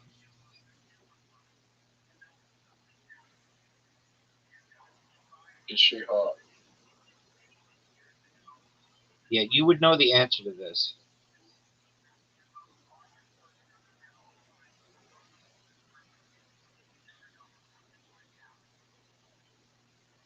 I don't know. I'm very, very.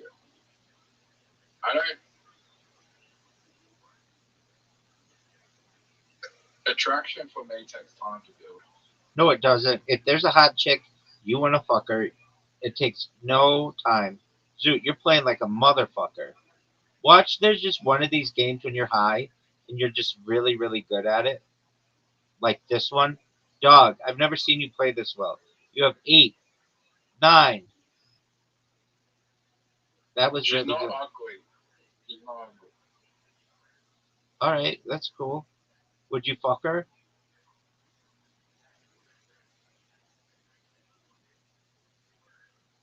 Probably. Zoot, you would fuck a hole in the ground. So I that, kind of don't want to answer this question on stream. dog, shut the fuck up. Nobody watches my stream. Yeah, but they might later. Yeah, and so what? It'll be really cool.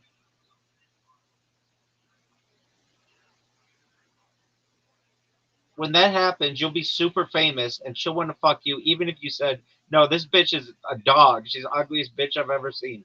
This bitch is still gonna want to fuck you. Why? Because she'll be like, "Oh yeah, you didn't think I was hot when you were high? Fuck you, dude. I'm gonna fucking ride you like a fucking horse." I just have to.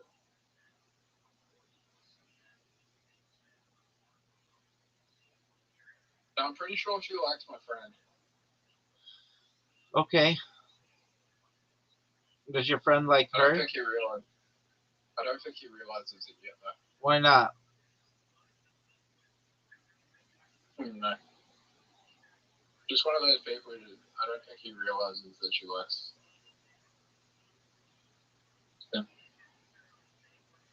All right.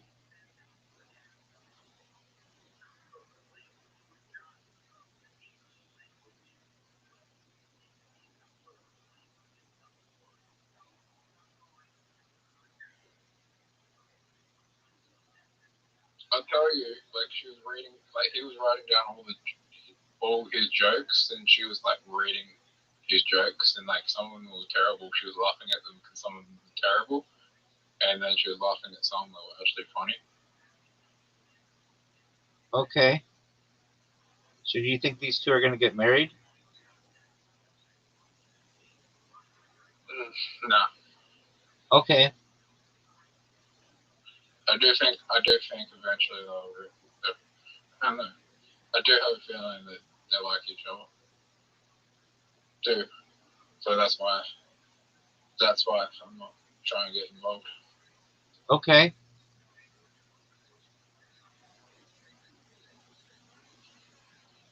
So did you see that the 49ers beat the Eagles? Yeah, Did you see the Bills beat Jacksonville?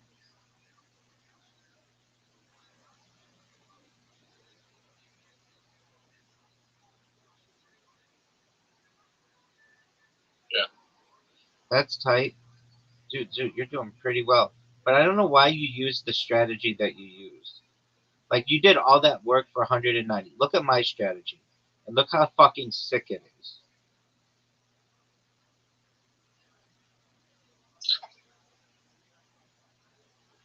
So Chelsea, the people got out tonight. Chelsea got up, and she kind of about she did stuff that she performed before. She wasn't bad, but the thing was right. The thing was the crowd didn't really react to it. How hot is she? 0 to 10. My God, you you. Oh my God. Dude, it's a simple question. You can be like, she's a 7, and that's really good. She's not ugly. Okay, the fact that she goes up in front of people makes her hot already. So, Chelsea, if you're watching this someday, you can ride the Rabbi train. Zoot won't say that you're hot, but I'll say you're hot. Just because you've got the balls to get up in front of people. That To have that kind of confidence, that's a fucking amazing thing. Zoot, look at I just got 450 points, pimp. Do you recognize that I just got 450 points?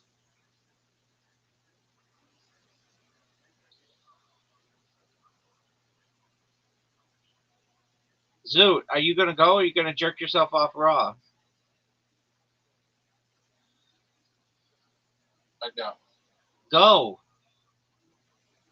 Did you have bonuses on? Yeah, go. How the fuck did you do that? You have a ball that didn't even make it up the thing. How did I do that? Get it. Rabbi, you know that you don't even have to do anything, can you win? Yep, I do know that. But I'm still gonna dominate because that's what I do. Did I tell you the story of the first time I met Chelsea? Tell it to me again. It's one of my favorite stories ever. No, I don't think I just said that I met her. I mean, I know. like Let me quickly say, I said to you, "What's her name?" And you're like, "I don't want to say." And I'm like, "What letter of the alphabet does her name start with?" And you're like, "C." And I go, "Chelsea." And you're like, "How the fuck did you know that?" and so first night I met her, she we didn't talk first night, and then she came up to me and she's like, "Oh, I was here with my friend that she said that you went to school together," and she's like, "Oh, she knows you," and I was like, "Yeah, yeah." I was like, "Oh, she went to work with her, and she knows you," and she's like, "This city's really small." And that's how we were. That's how. Yeah. And then you ate her box? No, Okay. Do you think that she wants to fuck? I think she wants to fuck my friend. All right, shout out to your friend. Are you gonna go, or are you just gonna jerk yourself off? So you know that's a terrible shot. You knew that was a terrible shot. Look how good a shot this is, though, Zoot. Look how good this is, son. Look at this shot, Zoot.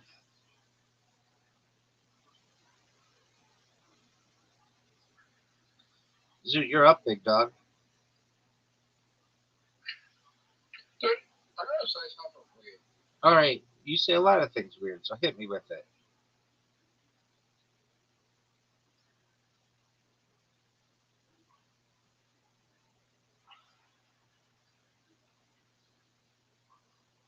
Say it, Zoot. I feel like going to a comedy club is like going back to high school relationships because like you kind of do feel like people there. You get like the vibe that people there have crushes on each other. Oh yeah, I'm sure. It's such a weird environment because it's like if you want to go back to high school and you feel like you want to have a crush on someone, go to a fucking comedy club and do comedy. It like although I don't have a crush on anyone at comedy club. Yeah, you do.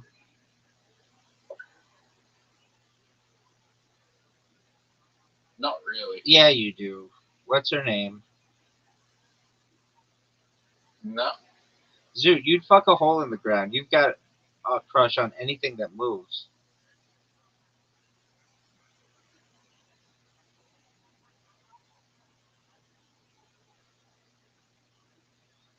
Zoot, did you know that you there are people who just have sex with comedians? You know what they're called? Well, Chuckle fuckers. really? Yup. They're like, oh fuck you, Zoot. They're like chicks who go to comedy clubs who like guys who make them laugh, and then they'll just have sex with all the comedians. Well, I haven't done that yet. Am I doing shit? Yeah, I mean, probably. Let's be honest. If you were making 70% of the crowd laugh, you would be no longer an open micer, and you'd have tons of chicks who would be wanting to fuck. But you're making like 10% of the crowd laugh. All you have to do is get a higher ratio of the crowd to laugh, and then people will ask you to open for them. Like right now, you take these giant swings of jokes, like frankly, like too big a risk. Your jokes are all. The thing is, your jokes. Oh, nice shot. If you, even if they do make people laugh, they make a lot of people feel uncomfortable, and that's something you never want to do is make someone feel uncomfortable.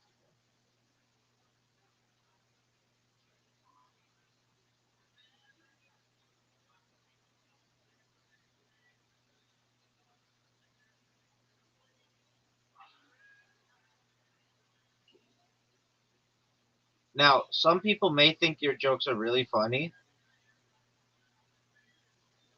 and that's cool. Yeah. But a lot of people, you're gonna make them feel very uncomfortable. So you're not getting the feedback when I'm going there. Like you're not seeing what their reactions are. Zoot. I've known you for more than a year, and I've heard you tell a lot of jokes, and you don't have one clean joke. Period. You don't have a joke that you could tell a child. I, You're a comedian by the who does not have a joke that they could tell a child or tell an old lady or even just like a, a like a business. You could tell it in a business meeting.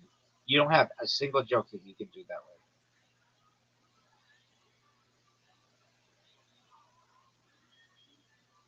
And that's okay. I mean, some people are blue comics, and you're kind of a blue comic, but um, just know that like if you're gonna be a comedian, you got to have some kind of joke that makes people laugh, that doesn't offend people. And if you don't, then you're not a very diverse comic. You want to be able to make whatever your crowd is laugh. If you've got college kids, you want to be able to make them laugh. If you want to make uh, like old people laugh, you want to be able to do that. If you want to make cool hip people laugh, you want to be able to do that. If you are ever a comedian in front of children, which happens, you want to have clean jokes. What'd you say? Fuck that. I mean, it happens. Dude, you just water bumped me like a motherfucker, son.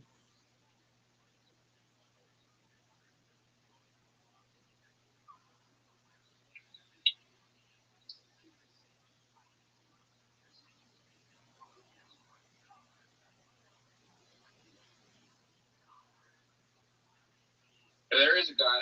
There is a guy in Australia like that. Do you know what his name is? Jim Jeffries? No, Jim Jeffries is not a comic for children. No, I'm not saying you have to be a comic for children. I'm saying that you just need to have at least one joke that if a kid comes up to you and asks you, hey, he says to you, what do you do for a living? And you say, I'm a comedian. Then they say, tell me a joke that you can.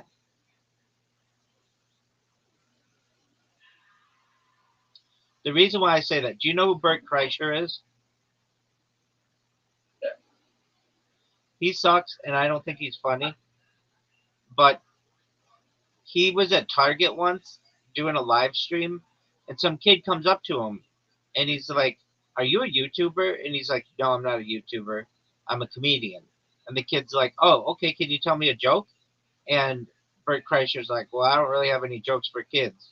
And then he says, "Well, I was once abducted by the Russian mafia," and the kid goes, "I don't get it." Like that's what you don't want to be. You want to be able to say, "Oh, okay. What is," or you could say, "I'm really good friends with all of the letters in the alphabet except one." And the kid says, "Okay, which is the one that you're not?" And then you say, "I don't know why." Zoot. Not that it's a hilarious joke, but it's something that makes you think. All right, dog. Zoot, you have an invitation. I didn't even tell the joke correctly. You say, "I'm really good friends with all the letters in the alphabet except one. I don't know why." It's a pun. It's funny. Zoot, you're up, son.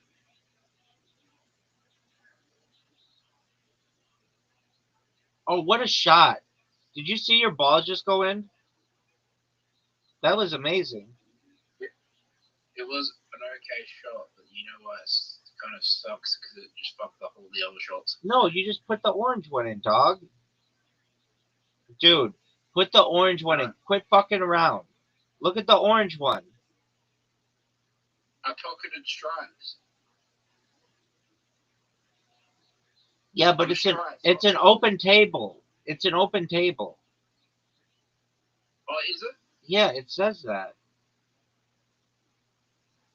Are you fucking kidding me? No, I'm not. I'm dead serious. You could have told me that. I just did.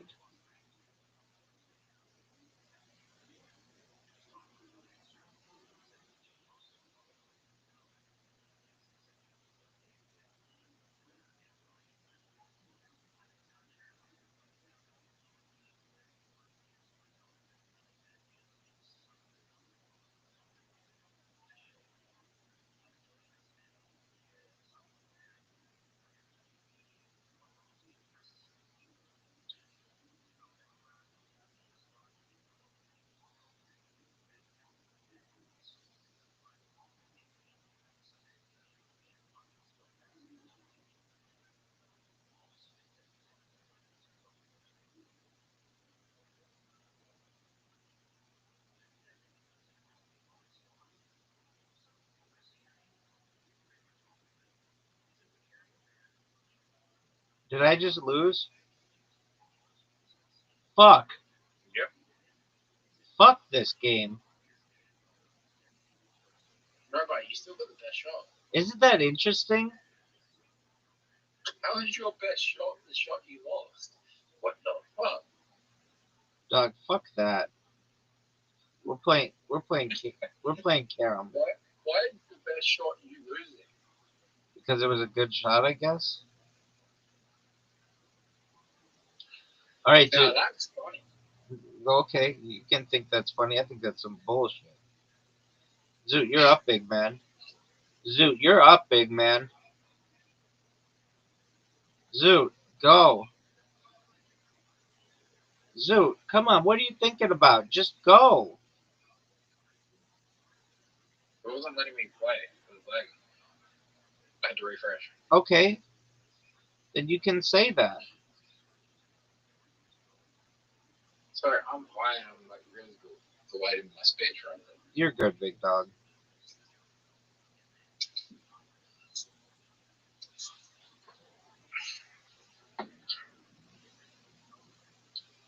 Zoot.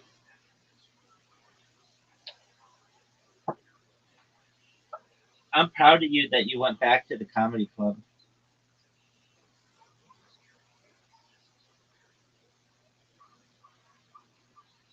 Yeah, I don't know. I could tell children would say most majority of comics are like that. No, they're not. They know a simple. Okay, it doesn't have to be to a child. Zoot, what joke would you tell to an old lady? What joke would you tell to an old lady? Look, old lady. Yeah, say there was an old lady in here, and she was like, "Oh, you're a comedian? Cool. Can you tell me a joke?"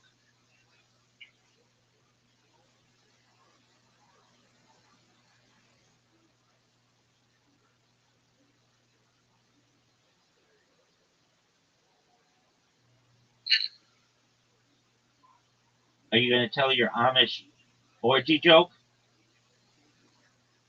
Nah, I was thinking because I was going to tell the old ladies, and one of them were really mean that were going through my head. Okay, I mean, imagine there was an old lady here. You're a comedian. Your job is to make people laugh. And not everybody's going to be like a 20-something person for you to make laugh. Some people are going to be, you might have a diverse audience.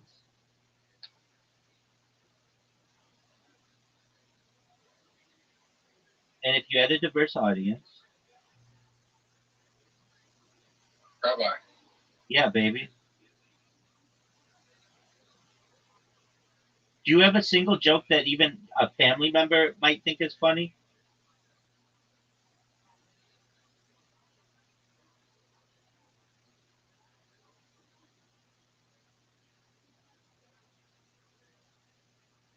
yeah. Okay, what's the joke?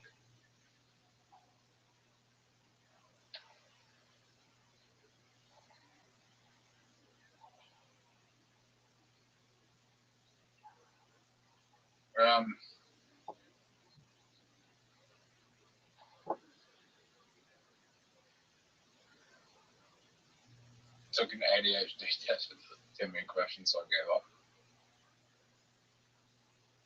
And your family thinks that's funny? Alright, what's another one? I'm so high right now. That's a fucking bad joke.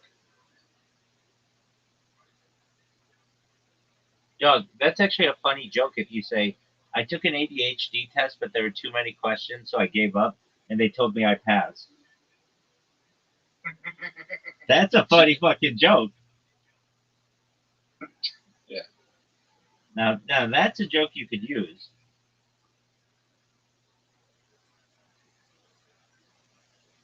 That's a funny joke you could use. It's simple. It still talks about your psychological bullshit. You It should doesn't really exist. you should use that joke, Zoot. I have used that joke. No, you didn't. That's a new joke. No, I've used it many times before. No, you didn't say the joke. I gave it a new ending. Yeah. I gave it a new ending that's funny. Your version of the no, it's not how do you pass an ADHD test. You just say, I took an ADHD test.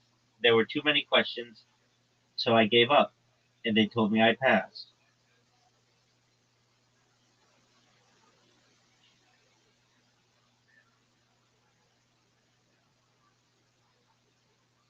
Zoo, you could easily win this game if you just focused like a little bit. No, what are you doing? Why would you do that shot? Why would you do that shot? I can tell you that I also know that like 90% of comedians, like probably 90% of the comedians at the club have told me they have ADHD. Okay. Like, fuck.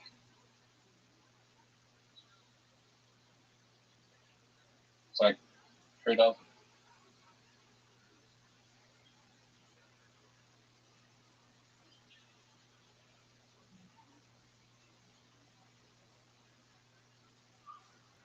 Zoo, you can win this game if you just focus a little bit.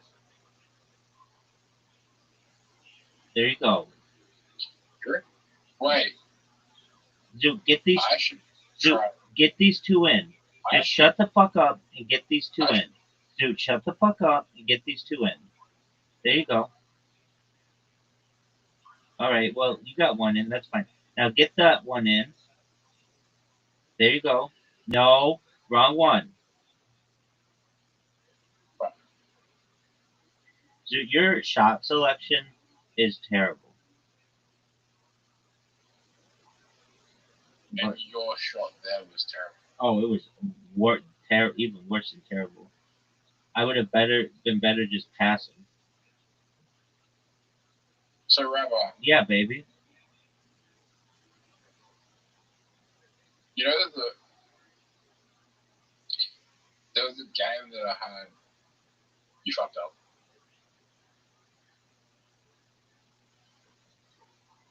I thought you had to go for the queen before you got it in. Or you did that. Dude, remember when you said you fucked up and I just almost won?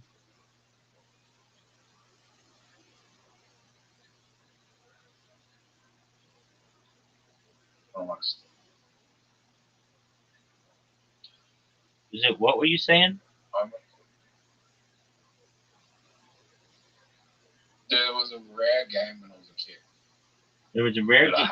Okay, what was the game? That's now one of the most streamed games on Twitch. What is it? It's not one of the most streamed games on Twitch. It's over, baby. Got a very cult community. It's got a cult community though. Okay, what is it called? Yu-Gi-Oh! Forbidden Memories. Yu-Gi-Oh! Forbidden Memories. Is it the most amazing game in global history? So, the game is like nearly possible because like the game is like has like the weirdest RNG of cards you can get, and like there's like people speed running it. What's RNG?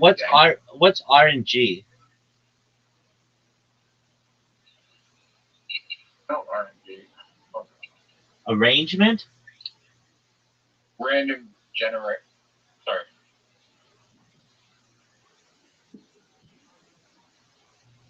Okay, well, you think of that. Stay here. I'll be right back. Stay here. I'll be less than 2 minutes. Random number generator.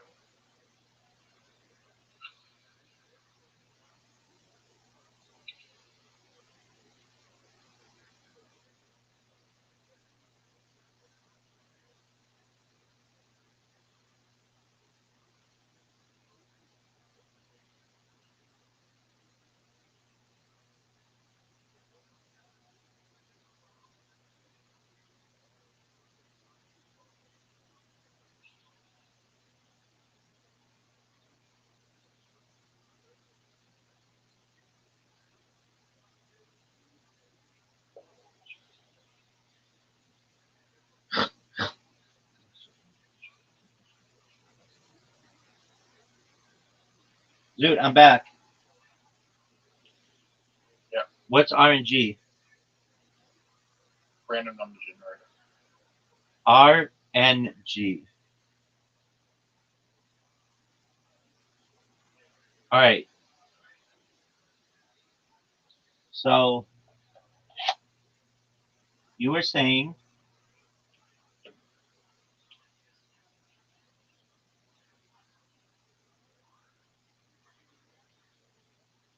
Zoo, you were saying you were playing Yu-Gi-Oh! Forbidden Memories or Hidden Memories.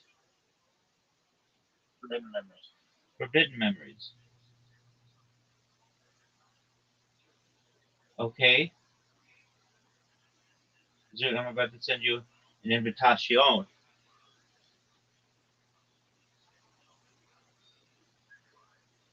Zoo, you have an invitation, dude. Man, a lot of my sets have gone really well except for 2. No, that's incorrect. You've never had a set go really well. You've had mediocre sets and then 2 bombings. But you've never been like, dude, I blew the fucking doors off the crowd. I've had. You've never killed.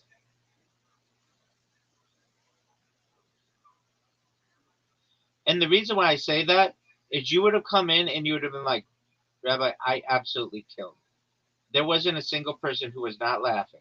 Every single person laughed, like hysterically. There were people who were crying. People came up to me afterward and said that was the funniest set of the night. You've never had anybody say anything close to that. So for you to be like, they've all gone well, I mean, maybe they've gone well, and you didn't have to kill, but like, I'm just saying that like you have yet to have that, and when you do, it's going to be a really great day for you, and I'm looking forward to it because you could. There's a chance if you worked on your comedy and you came up with jokes that were funny that you could do that.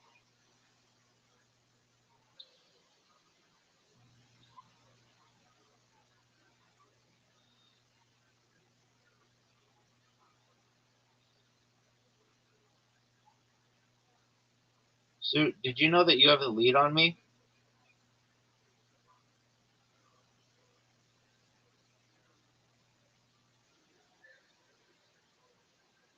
But I just regained the lead on you, son. What the fuck happened to Zoot?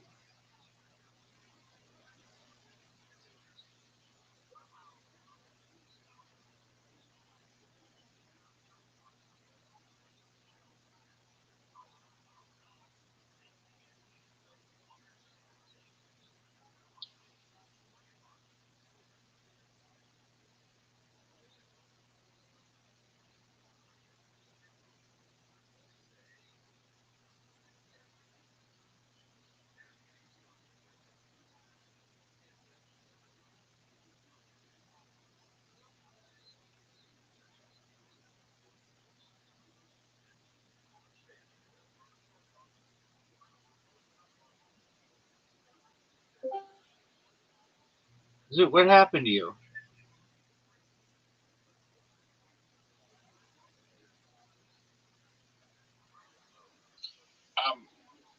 Yeah. Sorry, cut me off.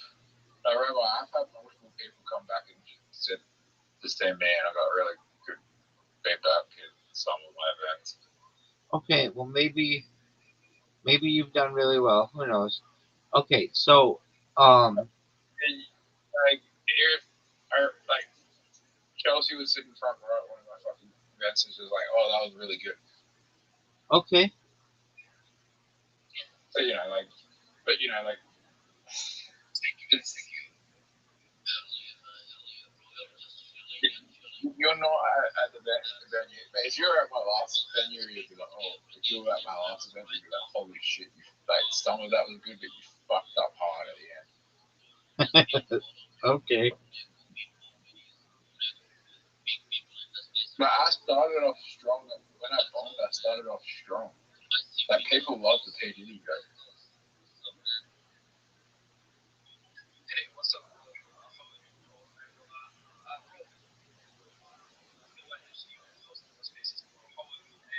Well, I think you have the chance, if you work on your jokes, to be really funny. You try. Nobody's saying you're not trying, but what you think is funny and what average people think is funny are miles apart. Comedy's subjective. Yes, so is beauty. Zoot, have you ever thought of being a prop comic? Yeah. Okay, why Do you don't think you? it would be funny if I got, do you think it would be funny if I got on stage and just like pulled out my phone and just started like playing dick ratings on cam models? No, I don't think that'd be funny, but maybe under the right circumstances, people might think it's funny. How do you build up to that? Nobody thinks it's that funny. What are you gonna say? Some bitch is just gonna be like, "You have the ugliest dick I've ever heard." That's like the funniest thing that somebody could say, and that's not that funny.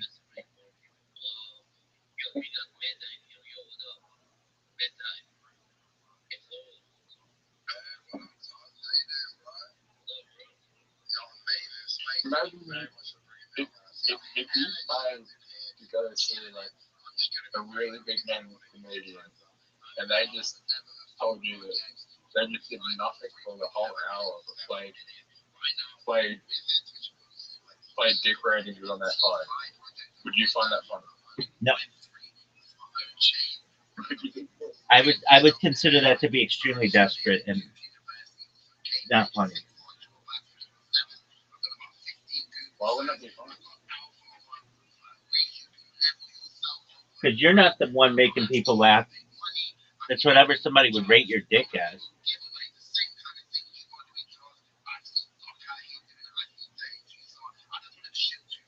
Also, you're reading it. Also, you're reading it. People will find it. Why To, do you fall? people will find it to be better if you don't read it. So it'd be funnier if you came up and you said, "Yeah, I send my dick to women to rate, and some of the favorite things that they've ever said to me are this." That's funny.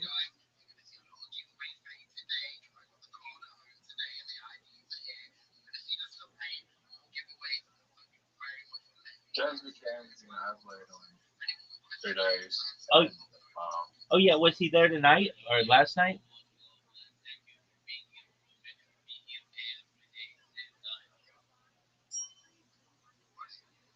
so it's very strange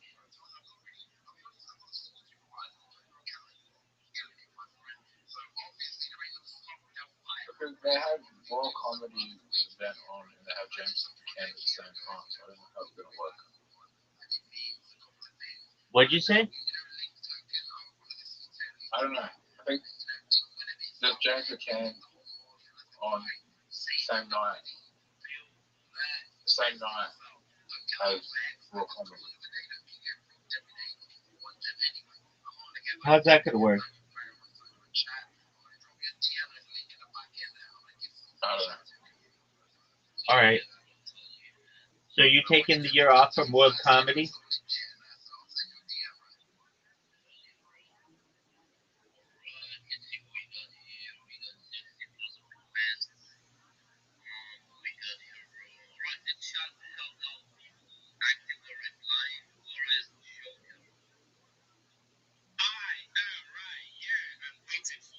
So guys, right now, before that one, I'm gonna shout out to you guys. I'm seeing already like getting crazy bookmarks. I want guys to bookmark the space, retweet the space, like the space, retweet the space, and I'm gonna calling out. Doctors telling me you're gonna die. I wanted to make you get better. To the base, guys. Come on, let's go. What'd you say? So I see Surge, I see Commentary, Unique, I Stop see Rush, repeating someone else's jokes. Doctors telling you you're gonna die. I wanted to make you get better. Okay. I don't understand it. I don't either. Dropping your antidepressants on the ground is a great way to tell you if you still need antidepressants. I don't really get that.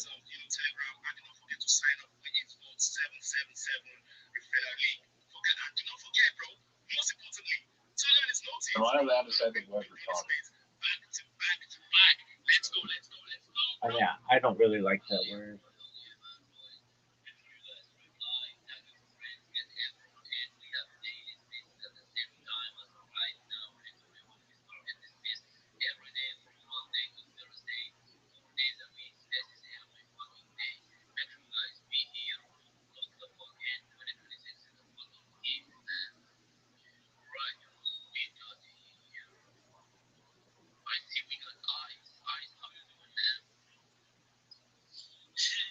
Anzac Day steak delivered by a drill sergeant.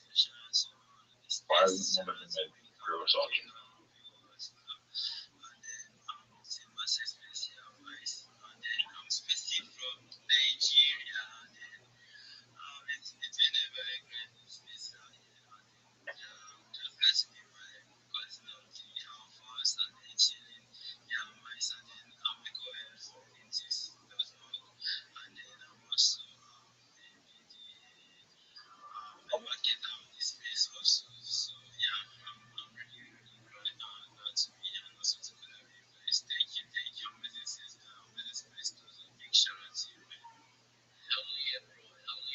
Of 1984. Who won the Heisman in 1982? That was Herschel Walker. Steeler of 1984. That was Doug Flutie. We're just asking Heisman questions. Well, you know, I'm a guy. I'm taking anybody in the world. What Heisman winner? That's the point where you have to say it. What Heisman winner killed in World War II has a stadium named after him? Stop doing 1940. No, I just said he's in a bag right now. World War II has it. That's a wall. I was going to. What two? You go over it. Second, 1985. Chuck Long, Iowa.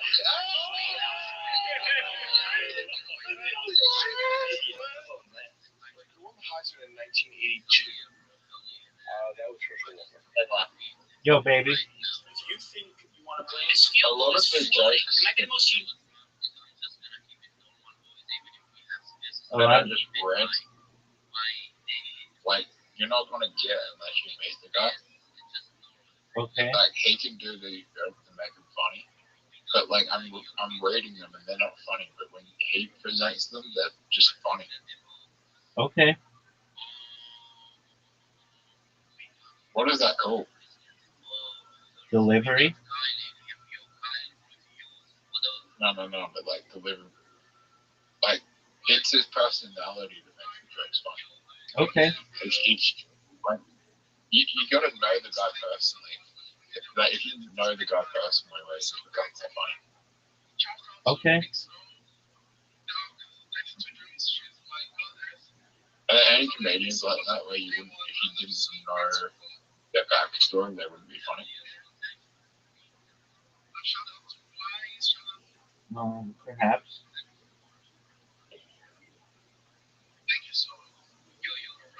Most comedians are like that, to be honest.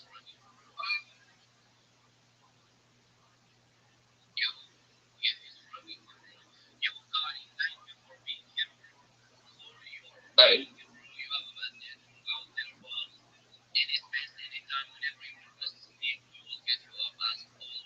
But I think if you watch Dave Chappelle's new stuff and you haven't watched his old stuff, you wouldn't find it funny if you didn't really know the backstory of him. That's funny. I don't know about that. You don't think so? I don't know about that. Then you haven't watched his most recent special then. I've watched every special of his except his most recent one. Why haven't you watched his most recent? Couldn't get it on like the Pirate Bay yet.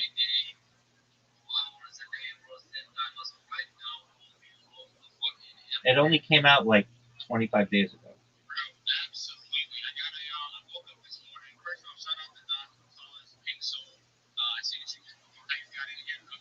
Alright, guys, still a thing.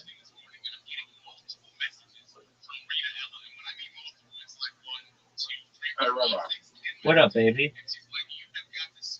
How was Game of Thrones possible when everyone was just watching Empire? How was Game of Thrones possible to win what? Everyone was just watching Game of Thrones Empire. What was that other part? Everyone was just watching Game of Thrones Empire. Pirate Bay. Oh, yeah. A lot of people had HBO and watched it. A lot of people had HBO and watched it. Is HBO bigger than that? Yeah, it's like arguably like it used to be as big as Netflix.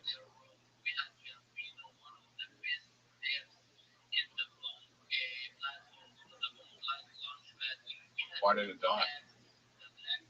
It just doesn't have that many. Well, like because people went to Netflix really. What is HBO?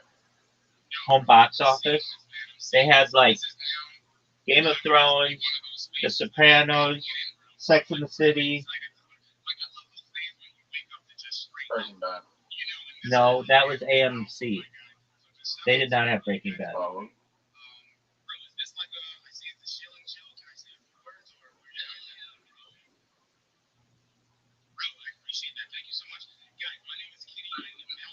I actually had Breaking Bad.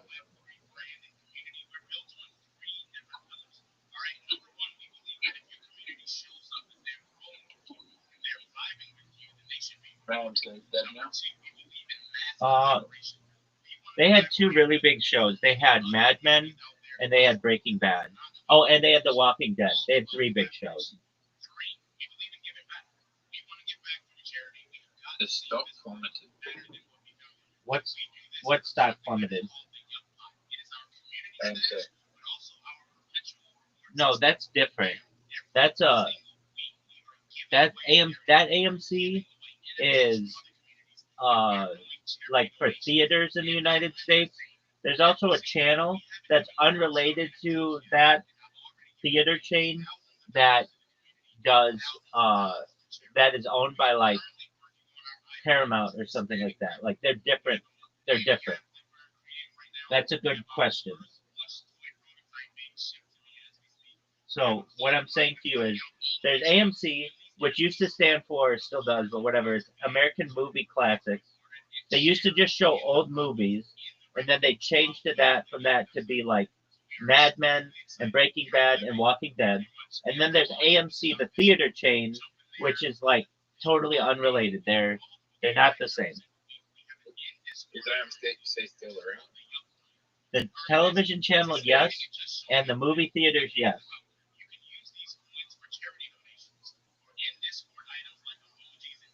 But they're different.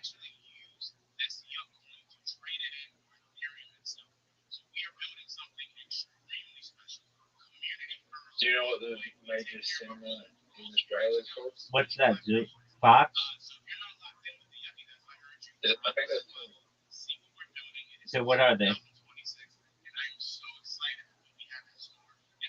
Advanced Cinemas and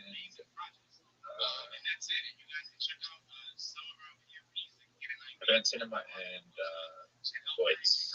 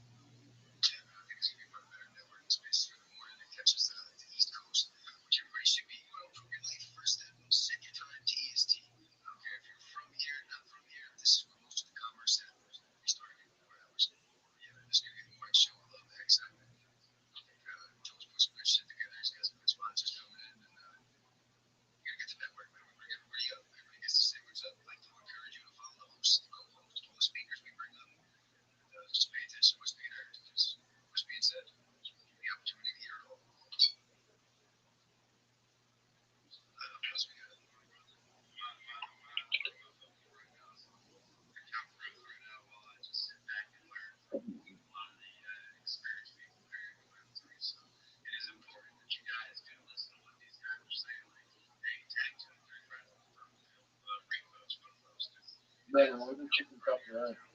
To get to the other side?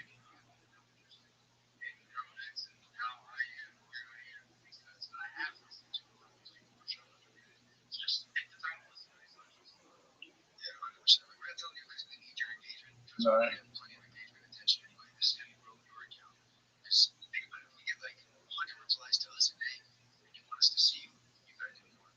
Because they watch the social network. Because they not he. Because they watch. She. They watch the social network. I don't get it. They watch the social network.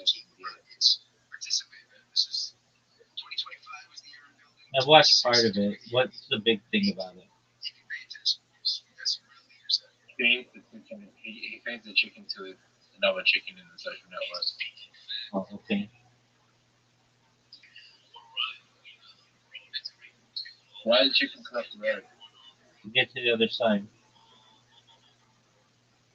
No, just the side.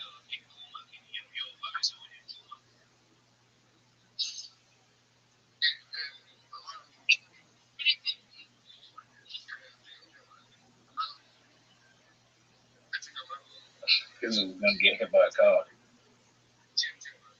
Okay. Because there was a drunk driver on the footpath. Okay.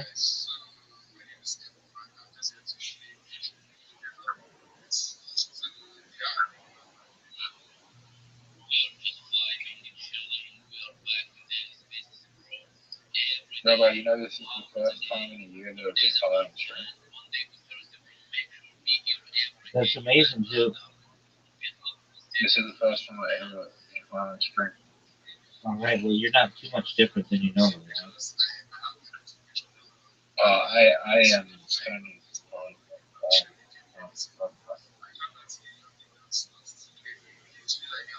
Rabbi, do you want to do trivia? I'm listening to this Twitter space right now, so sure. I mean, ask me what you want.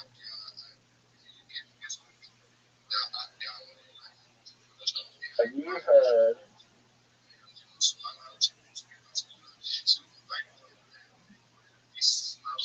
Have you heard the guy who was drug addict became a genius after he got into a fight? No, what happened there? Right? What happened there? He had a rare traumatic injury that turned him into a savant that he was able to do like these like good geometry, like mathematical equations, and he was like a genius after he got hit in the head. Okay. He had a traumatic brain injury and he became a genius, and he was able to stay out savant abilities of these mathematical geometry solutions. Okay. Have you heard of this story before? No. Do you think so? It might be possible to like hit your head and become a genius. Okay. But it is extremely rare. Like this is like a one in like chances are like you probably have better odds winning the lottery, but it's still possible. Okay.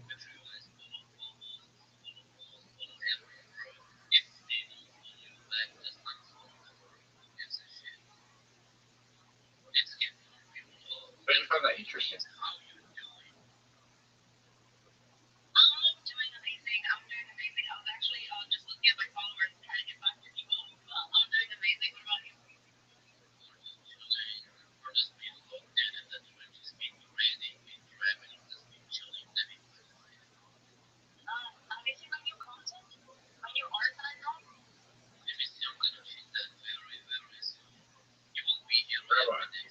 Yo, big dog.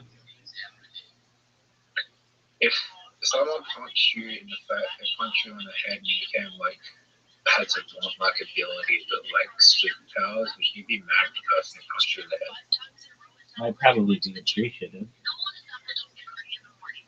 Right? You'd be appreciative. Yeah.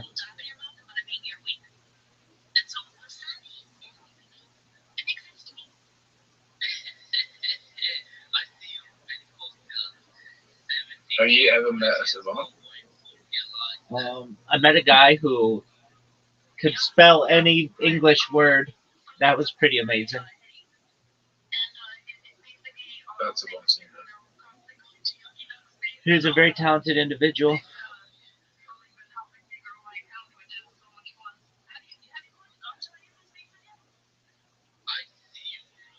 Was he a normal person to have a conversation with? Oh yeah, totally. And he couldn't spell things slowly. It had to be fast.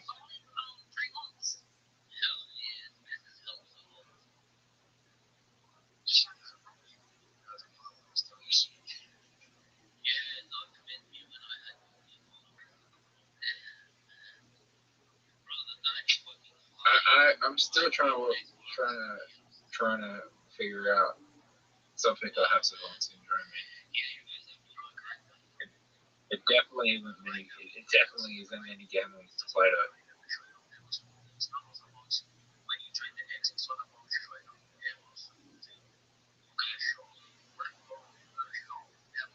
I have a terrible memory, so I doubt this would be a savant.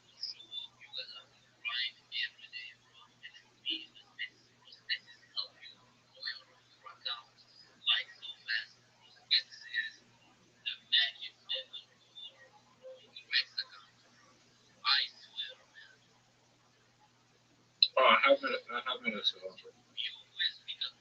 Rabbi. Okay. They could sing in like pitch perfect harmonies. Okay.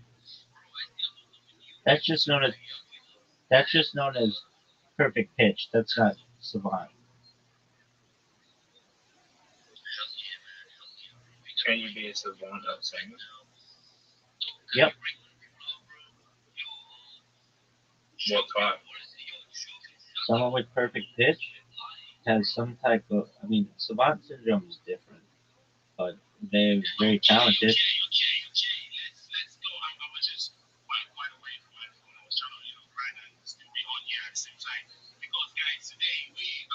Savant syndrome is not actually diagnosed.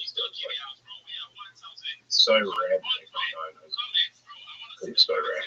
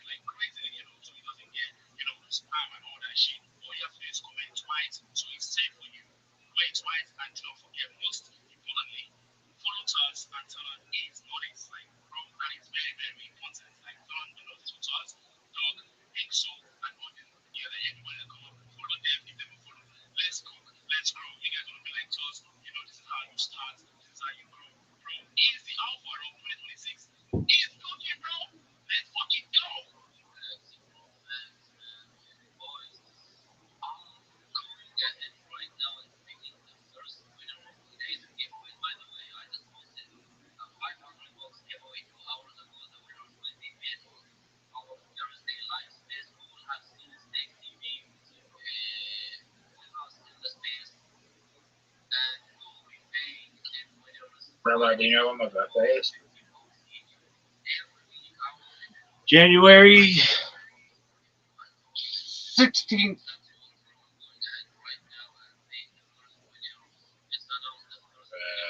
a day off. January 17th. No. January 15th. Yeah, but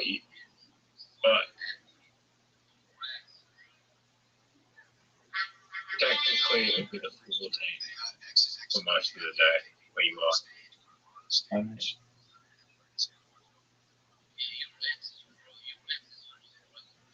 Do you have big plans? You're just gonna masturbate and let the cum dry on your chest. Yep. All right. Well, how is that any different than any other day that you have?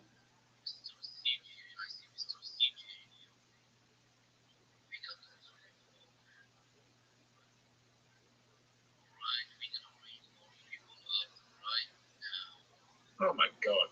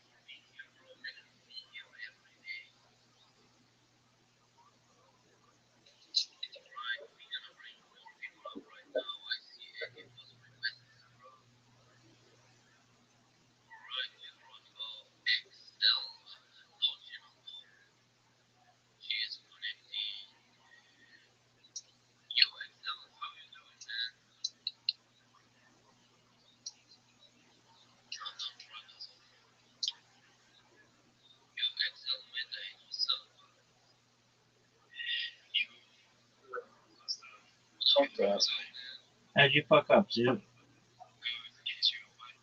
Just glad that you're back now because since like last year you like been up in your space. So I'm glad that you're back. GM guys, so dog, 3D, Vita, Stroke, Wise, DMS in the building. What's up, CJ? I'm just glad that you're back now. What's up? How you doing? I'm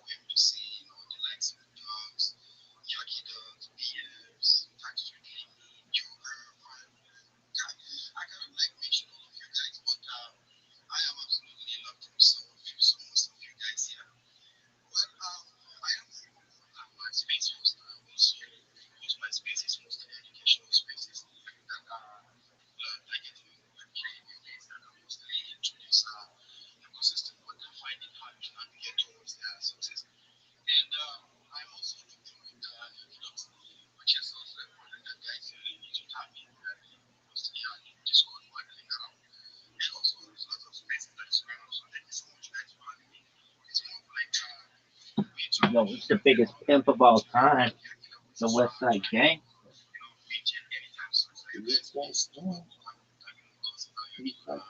West Side Gang. Yo, how about you call me up, you fucking loser? Because I'm the best motherfucker of all time. Yeah, nobody. So don't let me have it. Come on. Because he's a pimp. You got 66. Yo, hold on. Stop.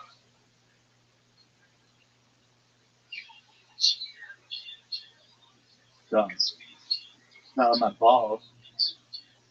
Does it smell like this?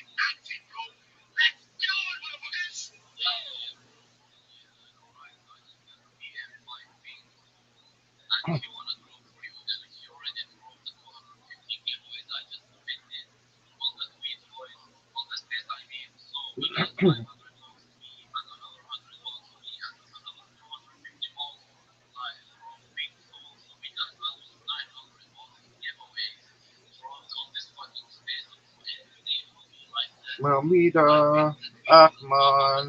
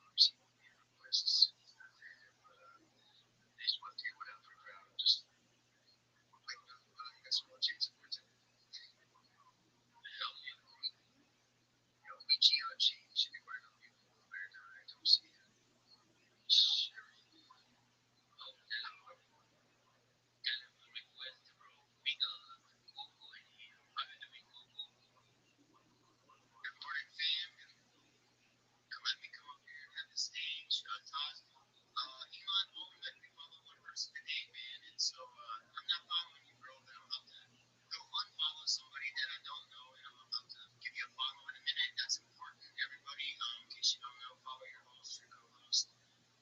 Doc, everybody, good morning, man. Thanks for having me up, man. I'm not here to show anything. I'm here to tell you guys a little bit about what I'm doing, if that's okay. Right now, as everybody knows, I'm a graffiti artist. I paint murals. I paint whatever the fuck I can. I tattoo.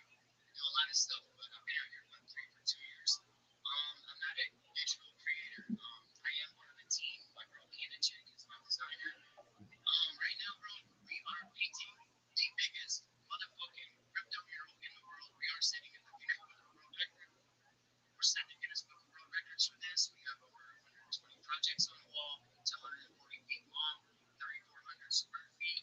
And we're showcasing all of you guys. We're showcasing your projects, your NFTs, your coins, your artwork on our wall in a really cool way. Check out my timeline, check out Cannon Chick, and get a sneak peek of some of the panels that are going on this mural, dude. It's really cool.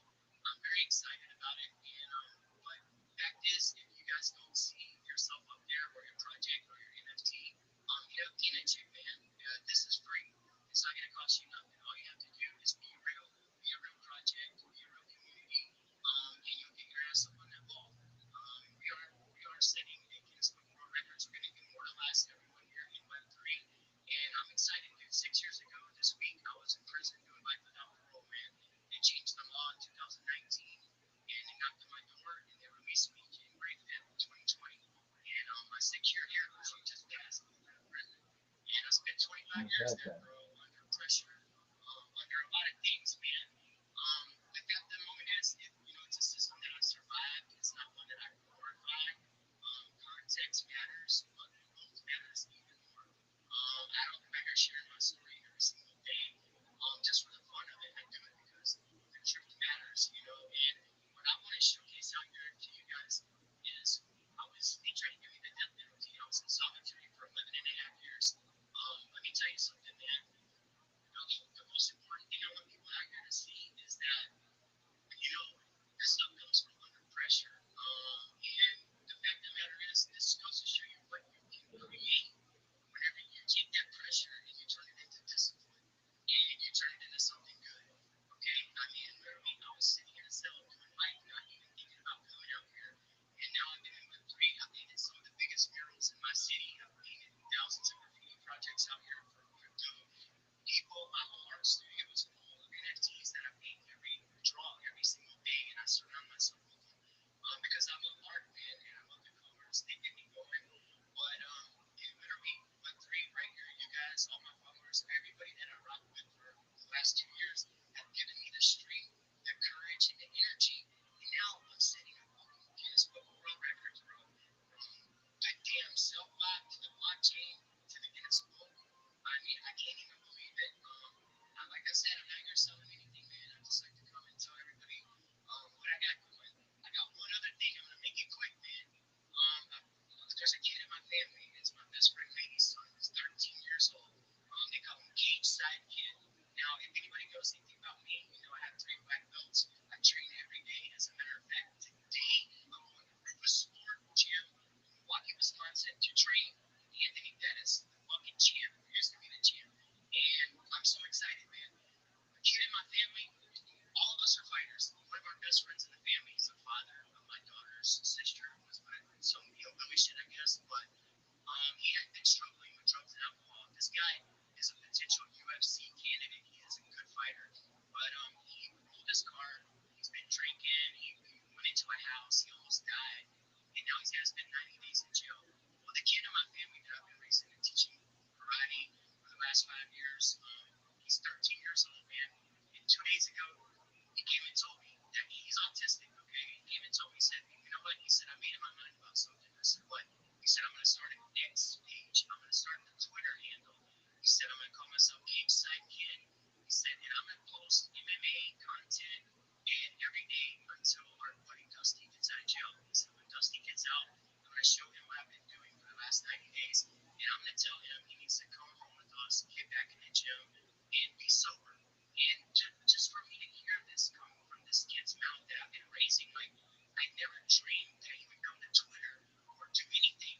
And the fact that he made this page so passionately, man, to try to help people stay sober, fighters, people that I love, one of my best friends. Like, it inspires me, man. And it tells me, man, that everything I've been doing has been the right thing here for the last few years. And it gives me the resounding knowledge that, bro, I can't slip up.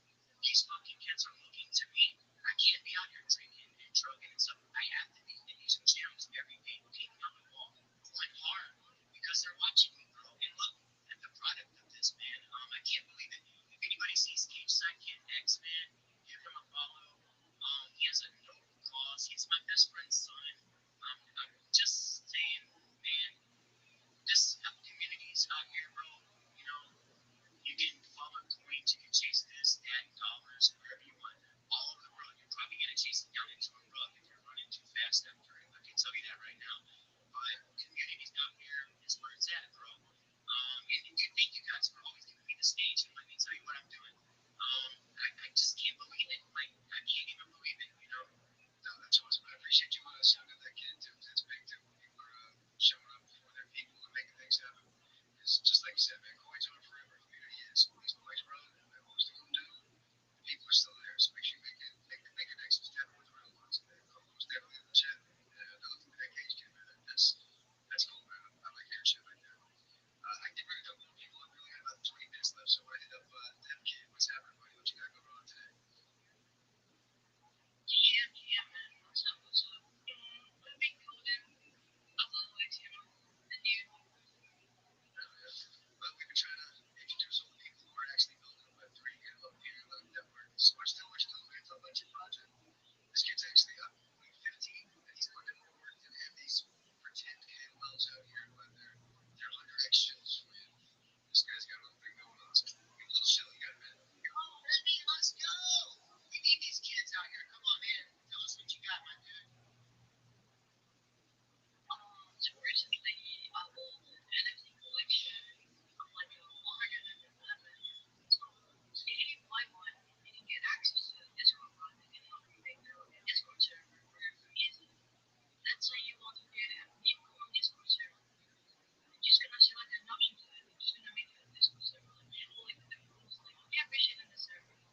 You know, that's what I've been working on. Let's say like Discord server. You can get like access to this utility for free. You know, like Discord server people like they make it gonna charge you like $100 or something. Like if you want like NFT from my collection, it's just like $7. You can get access to that like for free. You know. So why are you waiting for to get your straight kids? Yeah, I want to get that quick sales pitch for everybody. Everybody's been saying they want to make a totally gated Discord and they need to do this, do that for their project. Like I'm a dev kid, man. For fucking who gets this project, he's got the bot set up to do it. It is so easy. I've had time to do it, and I have no time. So definitely tap in with it. It's cool. How much for NFT is it?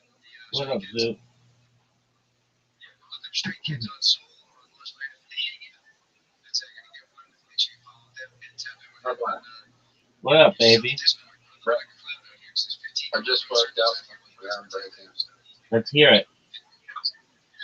I might be high as fuck though. No, you're definitely. I realize something, right? What'd you realize? The consciousness doesn't exist inside the realms of physics. What'd you say, big dog? Consciousness doesn't exist inside the realm of physics. Okay.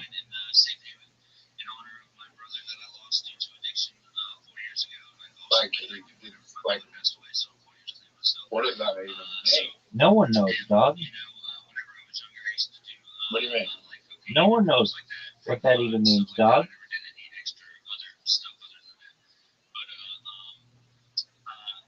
Do you get what I'm saying? Or am I just like... No one understands what you're saying, dog. I mean, I kind of get it.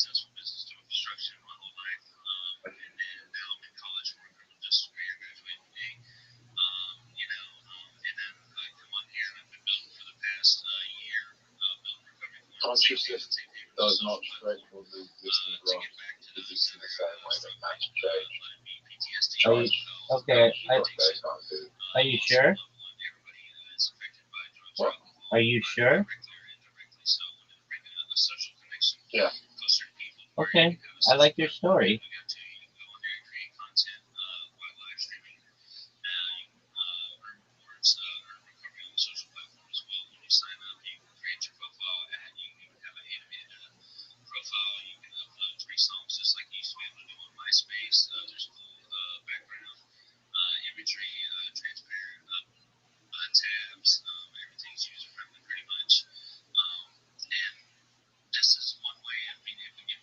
Well, the honest answer is we don't know yet. It's one of the few major open questions with physics and neuroscience.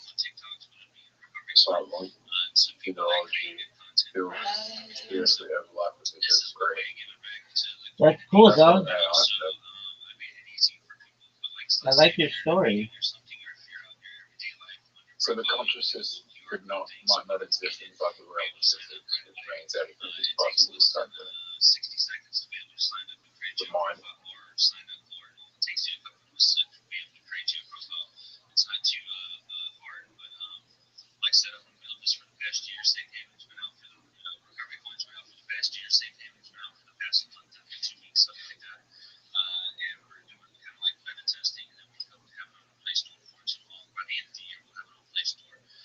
Rabbi. Yeah, big dog.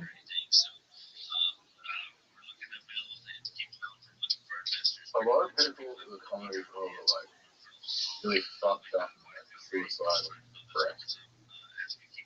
Okay.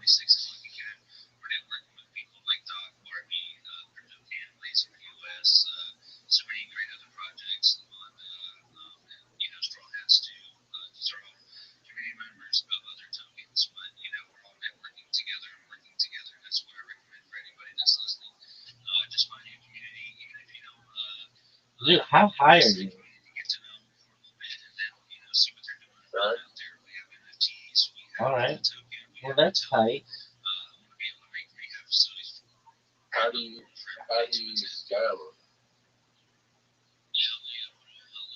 How do you scale what? Highness. Um, Is there like a blood and alcohol test? perhaps it To exists. have that, like a blood test? Perhaps it exists. Just a moment. What up, pimp? How you living? Yo, I know you. Hey, dude, come to my Discord. I've got people in Discord right now.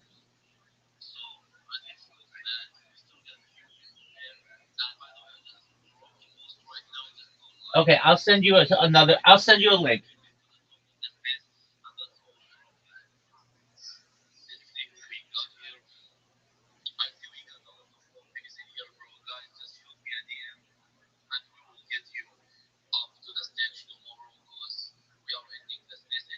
Okay, I just sent it to you, big man.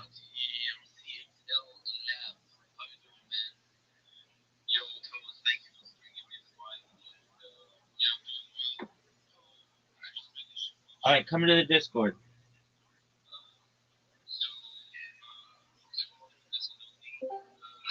Yo, there he is. How you living, Alex? I see you in there.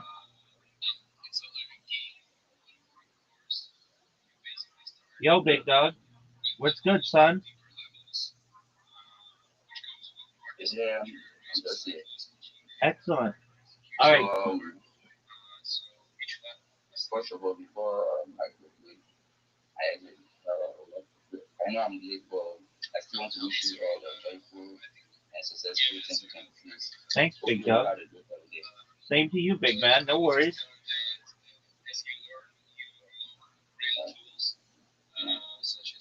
What's good? So, yeah. Okay, I'm sending you a message.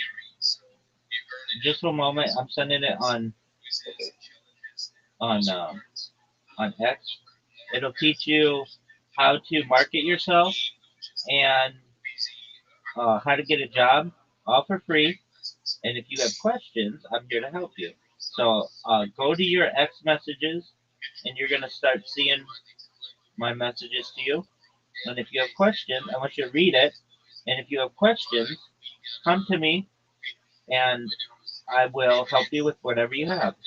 So in the meantime, I'll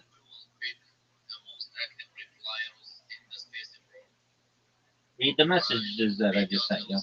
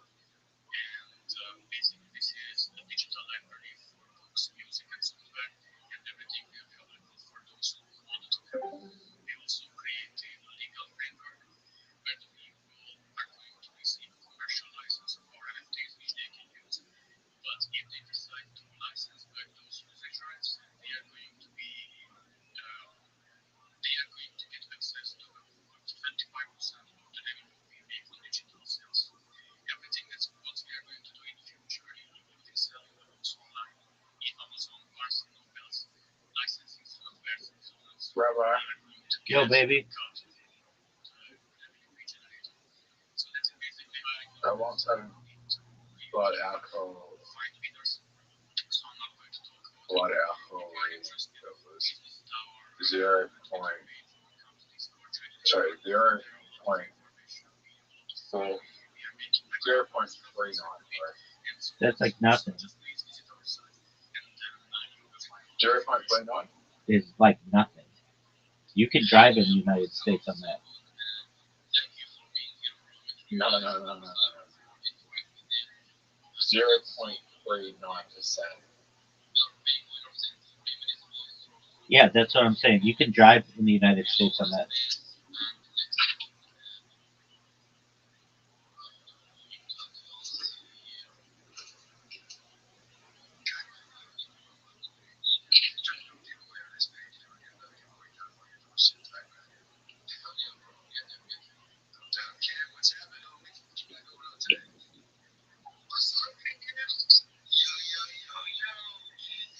No, that's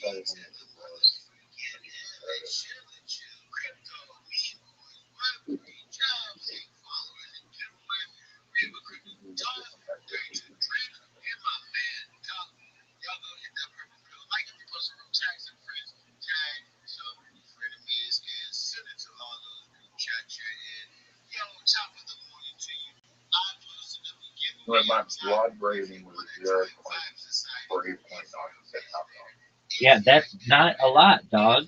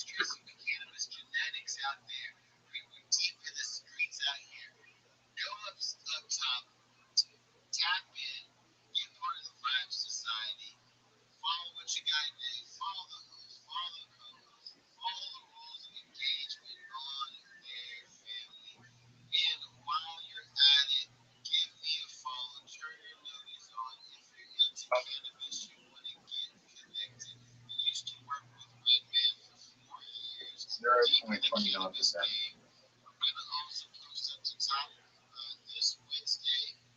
Wait, that's a lot. Yeah. Yeah. Yeah.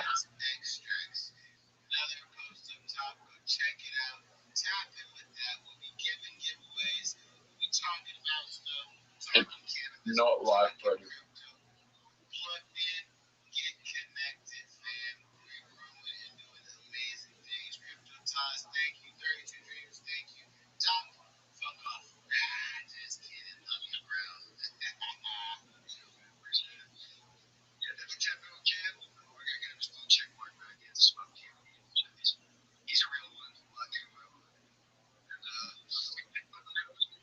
I thought I was gonna die.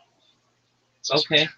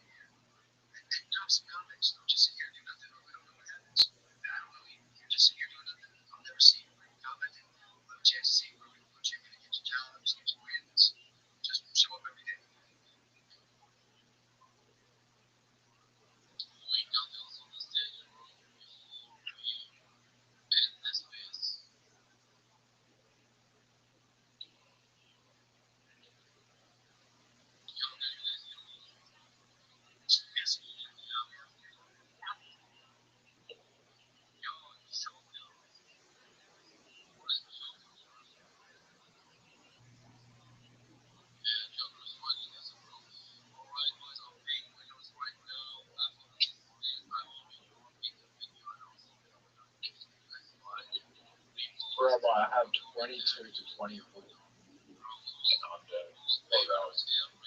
Are you sure? 6 hours.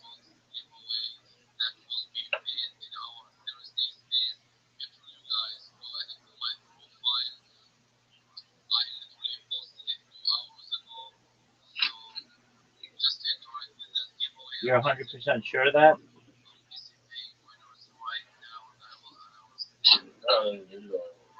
No video. Framing it.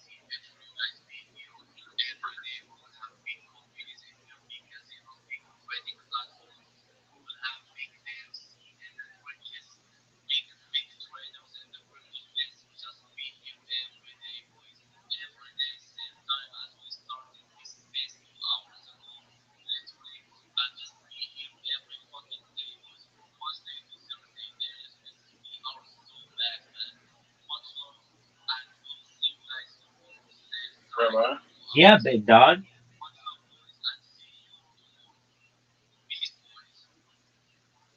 I think I caught it in a jerk. You can tell What? for a fish. What's your joke, big man?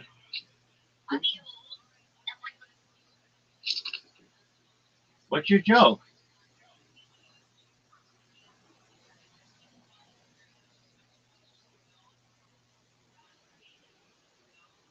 What's your joke?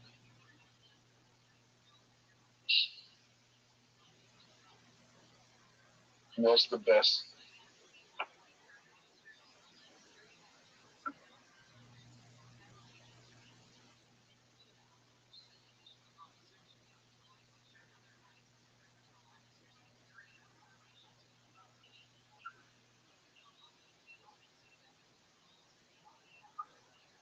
Zoo, are you speaking English?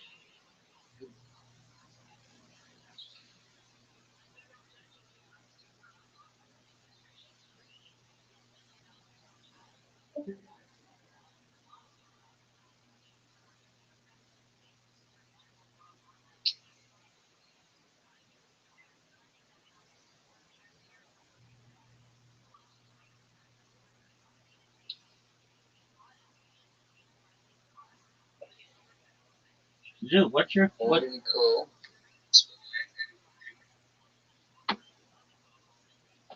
Zoot, you think of your joke. I'll be right back. I'll be back in less than 2 minutes, and I want to hear this joke.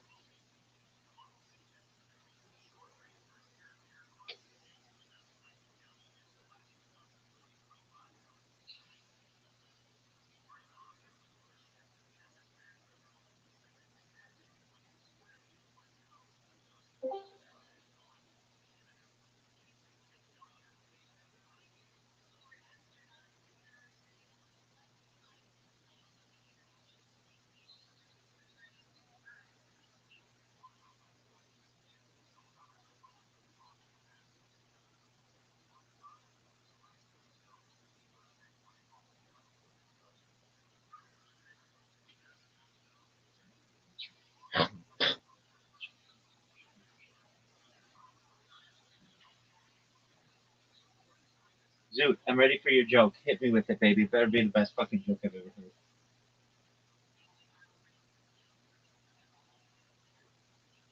Zoot, let's hear your joke, big man.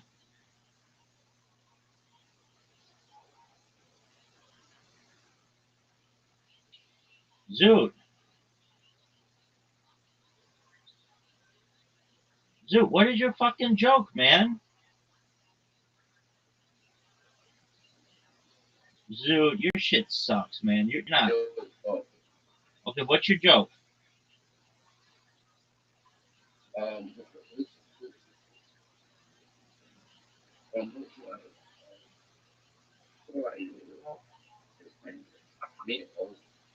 Yo, what up, Alex? How you living, Alex? yes, so that's all good, bro. Just chilling. Okay. Wait, what? Did you see the message I sent you, Alex? Yeah, Does that make sense? yeah. Yes, All right. it does. Excellent. Well, Yeah, if thanks you for letting. Yeah, 100%. If you have thanks for questions, if you have questions, let me know. I'll the help you. strategies they make sense, and I'm kind of interested. Should I say seems interesting, and I'm kind of interested. You just do it, and if you have questions, come to me, and I'll help you through them. Okay? All right. Yeah, I think I've got some couple of questions. Okay. Ask me your questions. So yeah, before I start setting everything up, I want to be aligned. So I do this once and I do it properly.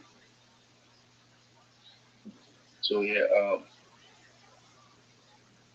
which specific social media platform do you recommend advertising?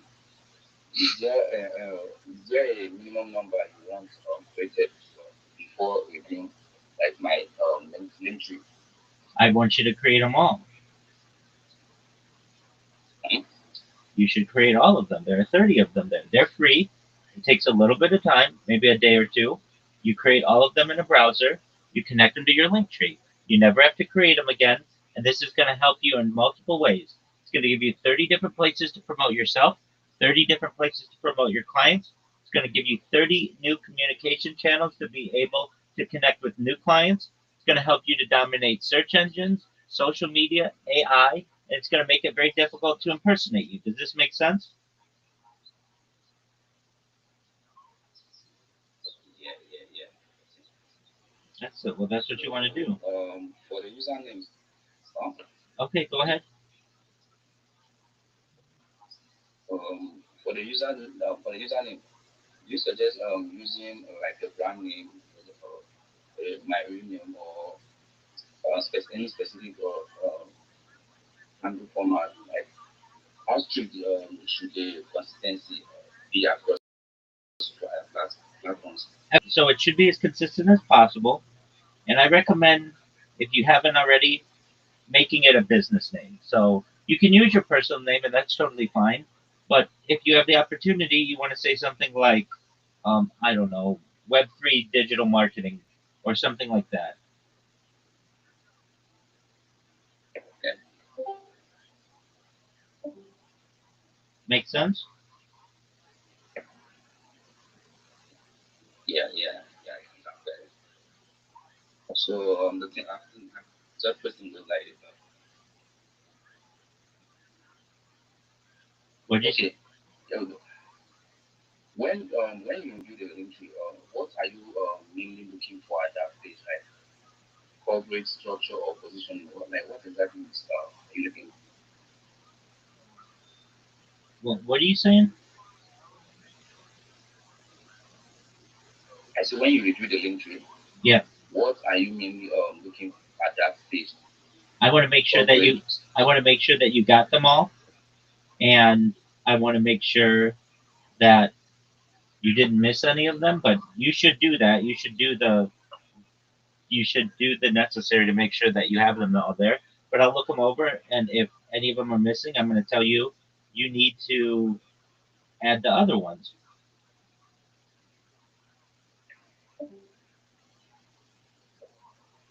Okay. Okay. So after the review, what does the next phase usually involve? We Like put. in terms of time commitment and expected outcome. Yeah, I mean it's as much as you want it to be. But right now, if you want to be shilling yourself as a reply guy or Web3 marketer. Sorry, I think the connection is dead. Like, Okay, well, improve it if you can. Um, I can tell you that. I'm not sure. I'm not sure if you can hear me. Probably I can't hear you. I don't know if it's from my own end or yours, but the connection is that Yeah, it's your end. It's not. okay. It's not my end. I think I hear you. So yeah, as you're saying, Okay, so we're gonna put content on. sorry, can we? Yeah. Okay, so we're gonna put content once you create. So after the My man, go to where you have better connectivity because I keep trying to tell you and you keep saying you can't hear me.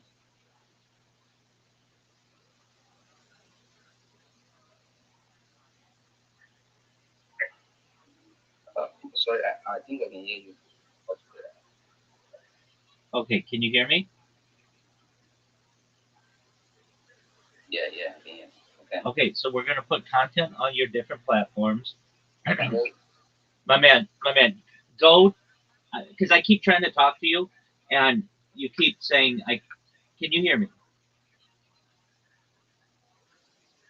You yeah, can. I can hear you. Sorry about that. I can hear you now.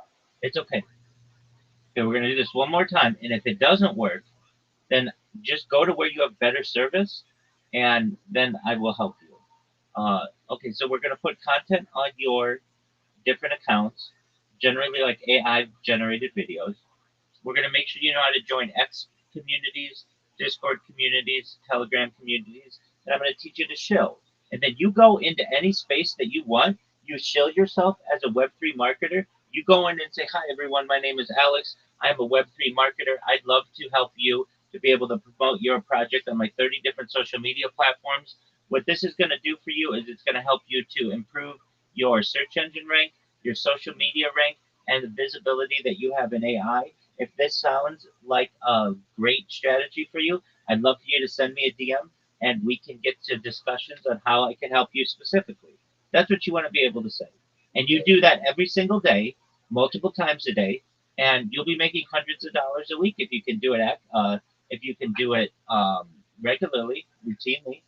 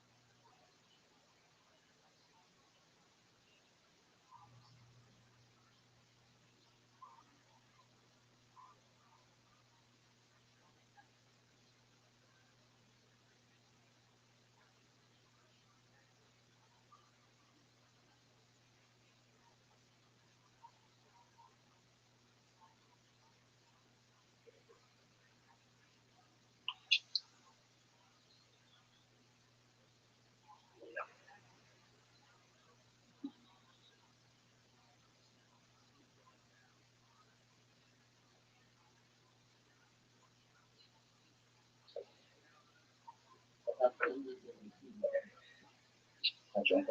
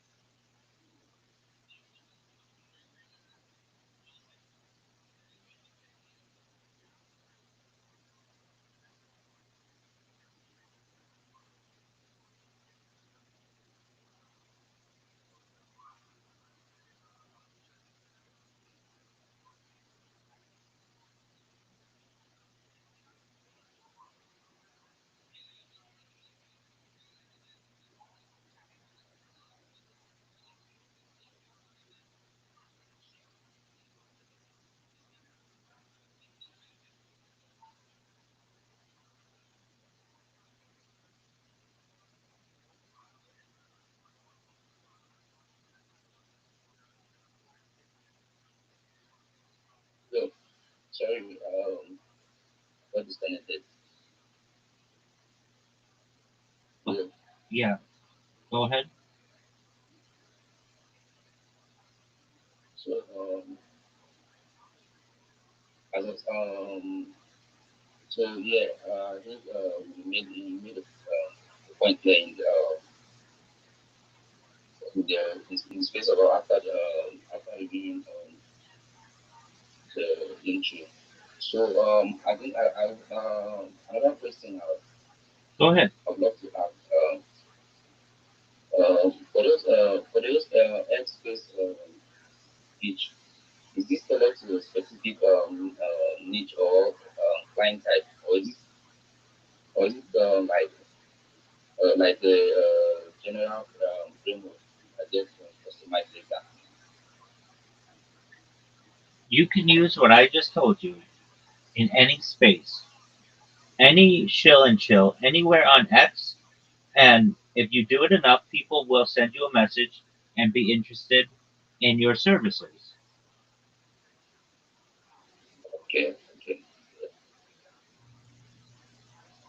So would there ever be a need for account access like posting permissions or anything security related, No, or is it everything fully self-managed on us? it's all on you. You keep it all.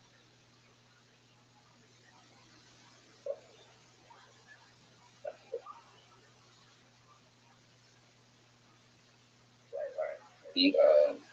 I think that's all I have. That's all. Excellent, big Thank, man. yeah, appreciate that. Appreciate that. Thanks for this. You're welcome, my friend. I think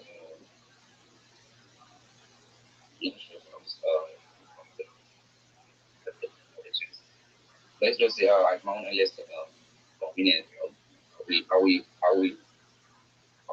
kick off with it. How kick off with it. Like probably in I don't know, the next yeah, also I should ready. I'll get back to you. All right, sounds good.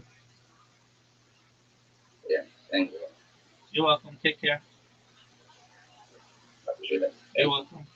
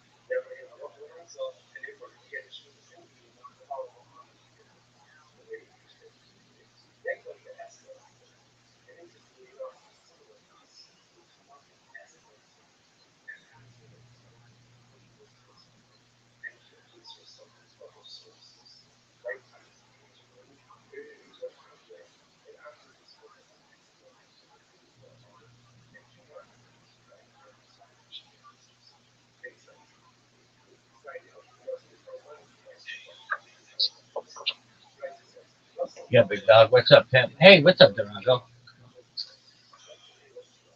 Every day's a holiday. Every meal's a feast. What's good, son?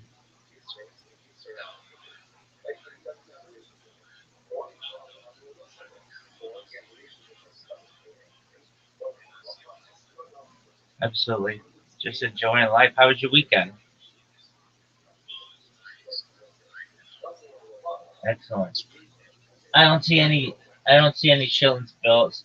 Shilling chills. I mean, there's like one, but there was just a really big one that they said they're gonna start doing more often, like Monday through.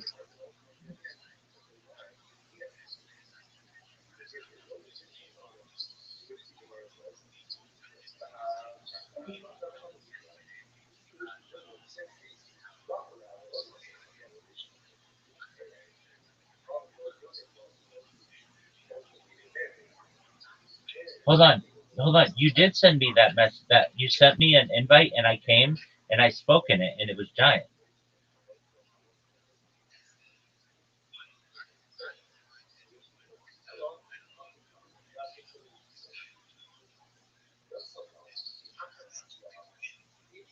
Oh, okay.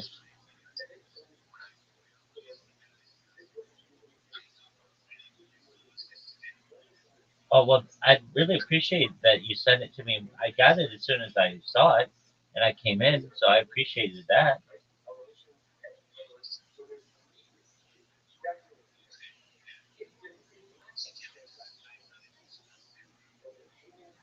Who's Peter?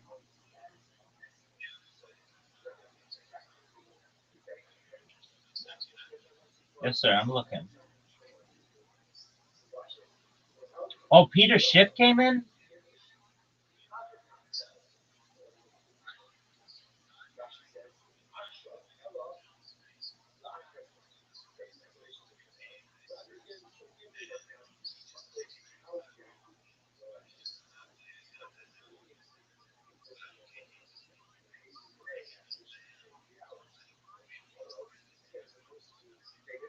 Dude, that's a big, big person to have in there.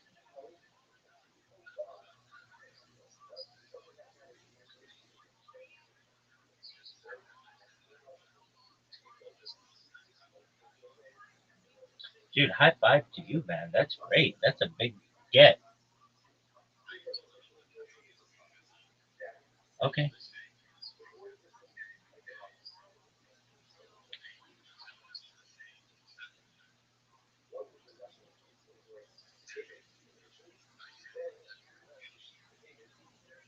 Oh, is there any way you can send it to me in a DM? To the account you always send it to.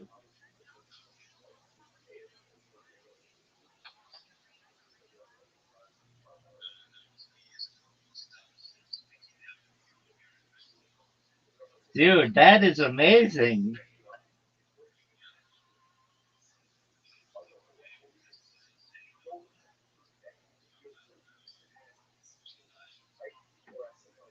Well, I feel badly that I missed them, but I'll get them. Don't you worry. That is huge for you, though. Look at you, man. You're moving up in the world, Drago.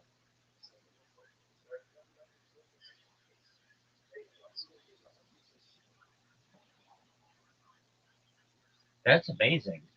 Is that the biggest person you've ever had in a space? That's a huge, huge person. He's very famous.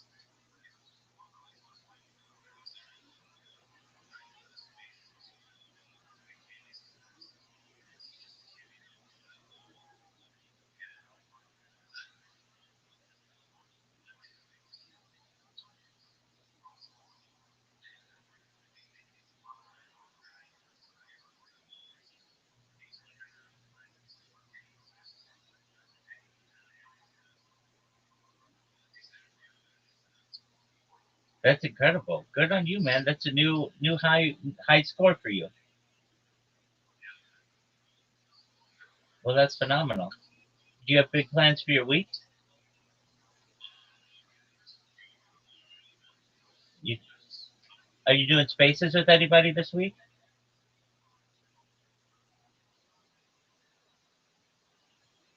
Are you doing spaces with anybody this week?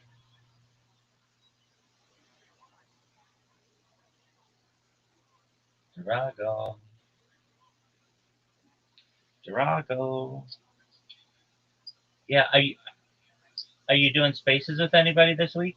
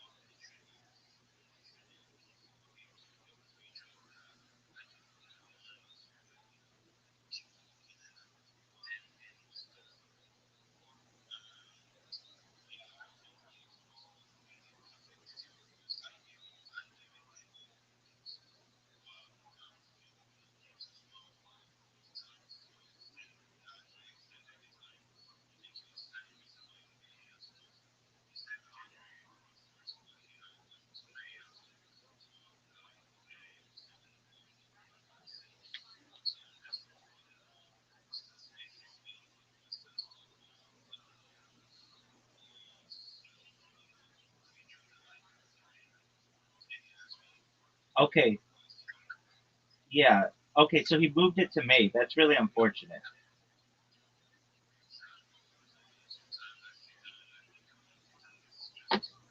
Yeah. Okay. So I just sent you a message. Look, if you want a job, I can't give you one, but I can help you to get one. And I just sent you a breakdown. I want you to read it. It should make sense to you. Do you have a resume? Do you have a resume? You don't know what a resume is? Oh, then I can definitely help you.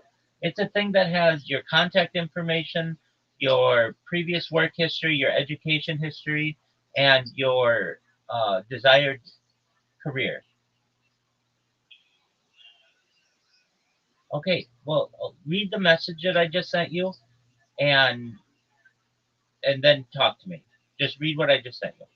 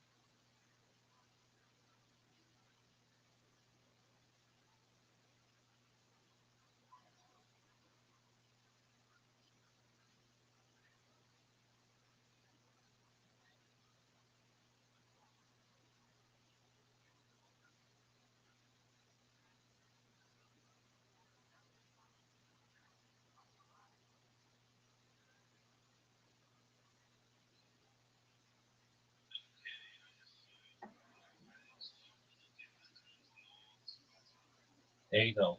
And you want to get a resume first. So you go to ChatGPT and say, I need a resume. Here's my contact information. Here is my education history. Here's my experience, and here's the kind of job that I want. And it'll create the best resume that you've ever seen within about 5 seconds. And then you take that, you make it a PDF, and um, what what I can help. I mean, here's the thing: it's a numbers game, Durago. So you're really really smart. You're different than like a lot of people I meet on Web3, and you just need the opportunity. You're willing to work and you're willing to be consistent. Half of the issues with people from Nigeria are the fact that they don't have good connections. It has nothing to do with them personally. It's the infrastructure. But you have a good phone and you have good connection. You have a laptop, right?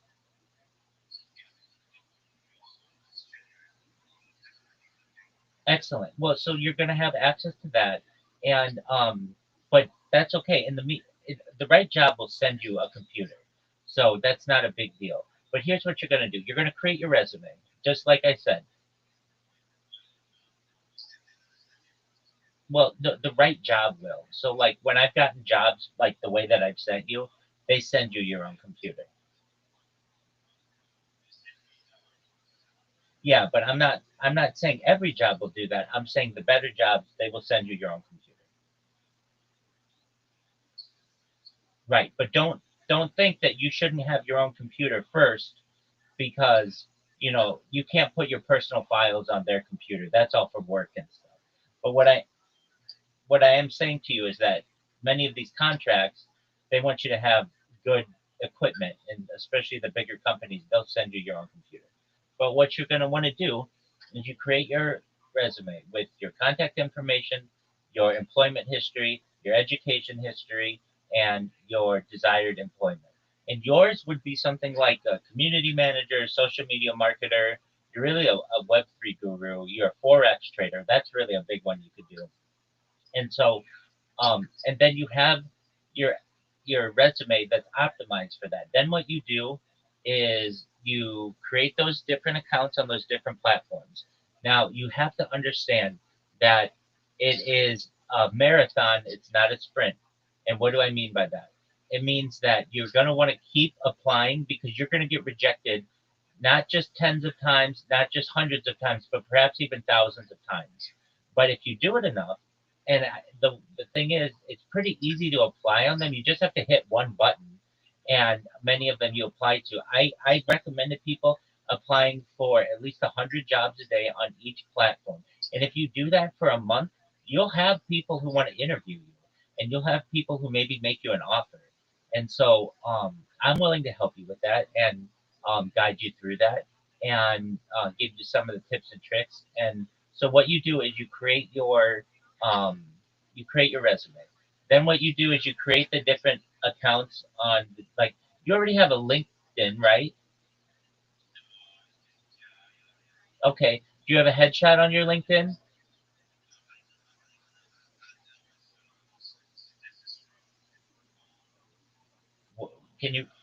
Can you repeat that?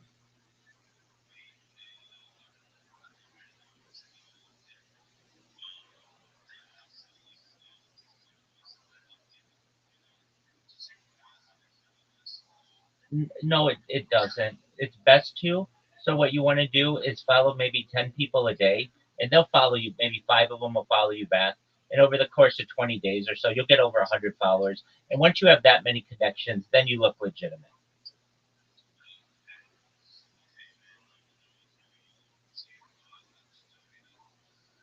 Absolutely. And then what you do is you want to make sure that you have a good headshot. Your headshot that you've got here is cool. Um, it's a cool profile picture, but for one of these websites, you just want to go to ChatGPT and ask it to create a headshot for you. And it'll create a headshot with you in a suit, and then you upload that, and then you create your profile and say what kind of job that you want, all that kind of stuff, and then you start applying. And it takes maybe to apply to 100 jobs, like maybe 30 minutes. It doesn't take that long. And then there are about 3 or 4 different platforms on which you could apply to maybe 100 jobs a day. So that's like four, maybe if you do it on another 500 jobs, you're applying to a day. And within a week, you're going to have people who are wanting to say, okay, well, we want to interview you. And so just be ready and have your schedule open, and you're going to have to be able to chat with them on camera generally. And they're going to ask you about your Forex experience, your Web3 experience, what motivates you, what your passions are. And then they're not going to hire you. And guess what? You've got to be okay with that. You're not going to win every single interview. All you need is one. Okay, so keep that in mind.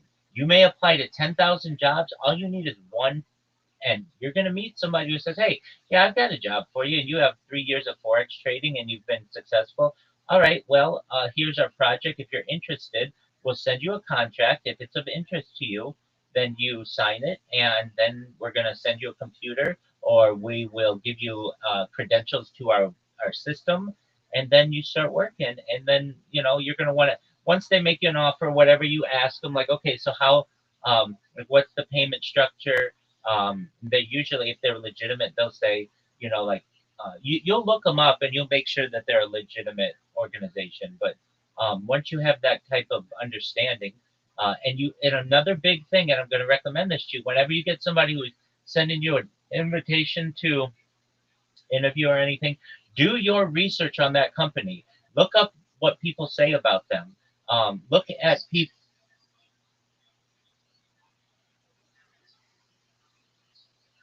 Okay, absolutely, Durago.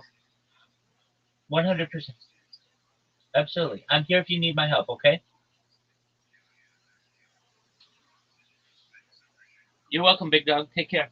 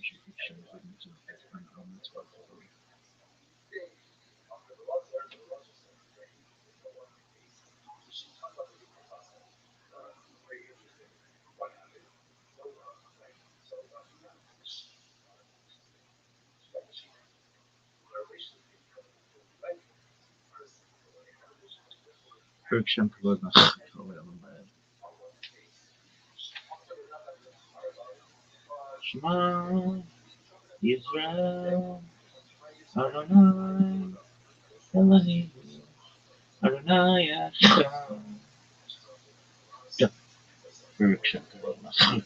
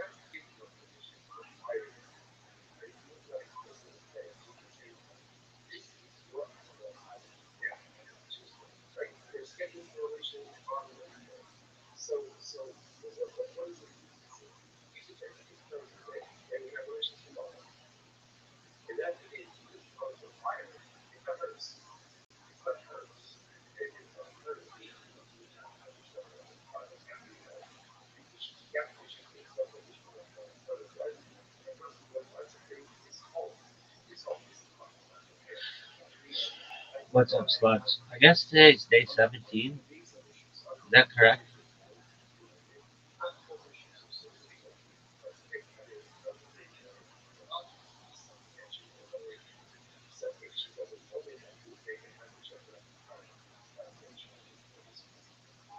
Or is today day 18?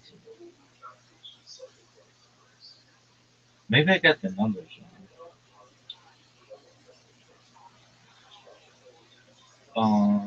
How could I know this?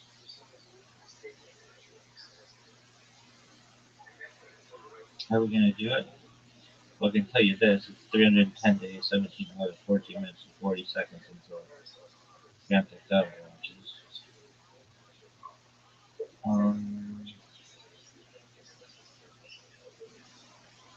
Okay, turn up. New.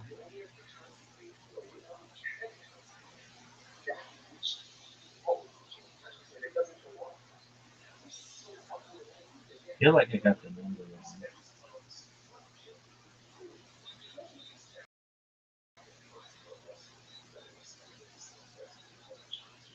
So today's day 17. No, I'm right. Alright, so today's day 17, folks. Today's day 17 of Pimp Kabbalah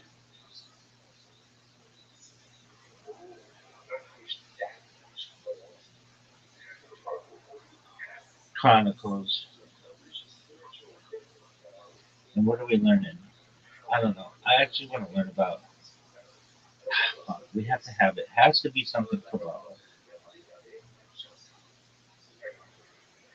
Um, I don't want to do it that long today. I always say that, and then like 3 hours later. But all right, let's just look up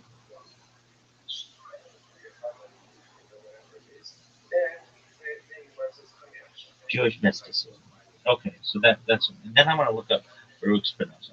All right, academic study of Jewish mysticism, especially since Gershom Sholom's major trends in Jewish mysticism, 1941, draws distinctions between different forms of mysticism which were practiced in different eras of Jewish history. Of those, Kabbalah, which emerged in 12th century southwestern Europe, is the most well known, but it's not the only topological form, nor was it the first form which emerged. Among the previous forms were the Merkava mysticism. We learned about that. That's about the wheels. Uh, Ezekiel's wheels and Ashkenazi Hasidism, early 13th century, about the time of the emergence of Kabbalah. Kabbalah. Kabbalah means received tradition, a term which was previously used in other Judaic contexts. But the medieval Kabbalists adopted it as a term for their own doctrine in order to express the belief that they were not innovating, but were merely revealing the ancient hidden esoteric tradition of the Torah. This issue has been crystallized until today, but the alternative views uh, today by alternative views on the origin of the Zohar, the main text of Kabbalah, attributed to the circle of the central protagonist, Rabbi Shimon Bar Yochai, in the second century Common Era, for opening up the study of Jewish mysticism. Traditional Kabbalists regarding it as originating in Tanaic forms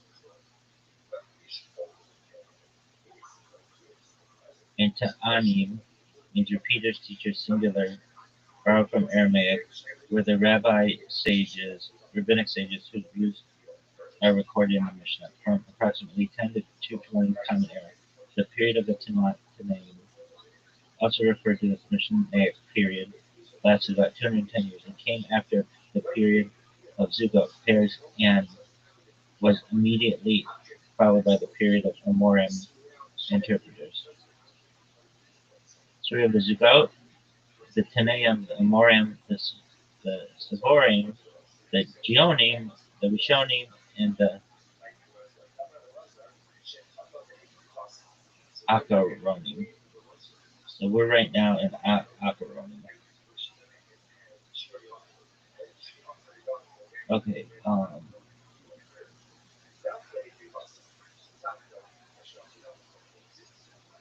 The root Tana is the Aramaic equivalent of the Hebrew root Shana, which also is the Semitic root found in the word Mishnah.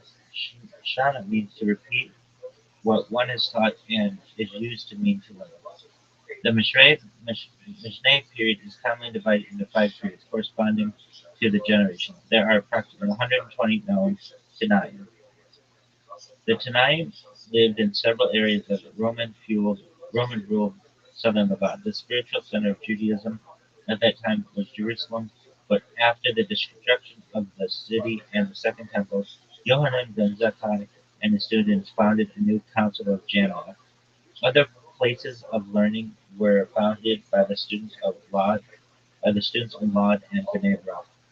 Some Tannaim worked as laborers, for instance, charcoal burners, cobblers, in addition to their positions as teachers and legislators. They were also leaders of the period and negotiators of the Roman Empire. We'll go through this another time. All right, but that's what that is. So, traditional Kabbalists regarding it as originated in Tanaic times, redacting the oral Torah, so do not make a sharp distinction between Kabbalah and early rabbinic Jewish mysticism. Academic scholars regard it as a synthesis from the Middle Ages, when it appeared between the 13th and 15th centuries, but assimilating and incorporating into itself earlier forms of Jewish mysticism, possible continuations of ancient esoteric traditions, as well as medieval philosophical elements.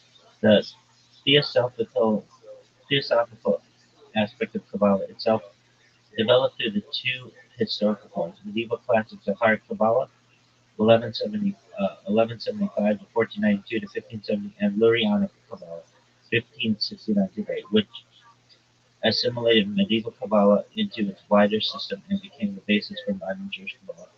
After Luria, two new mystical forms popularized Kabbalah in Judaism: Antinomian heretical Sabbatean movement, 1666 to 18th century, and Hasidic Judaism, 1734 to today.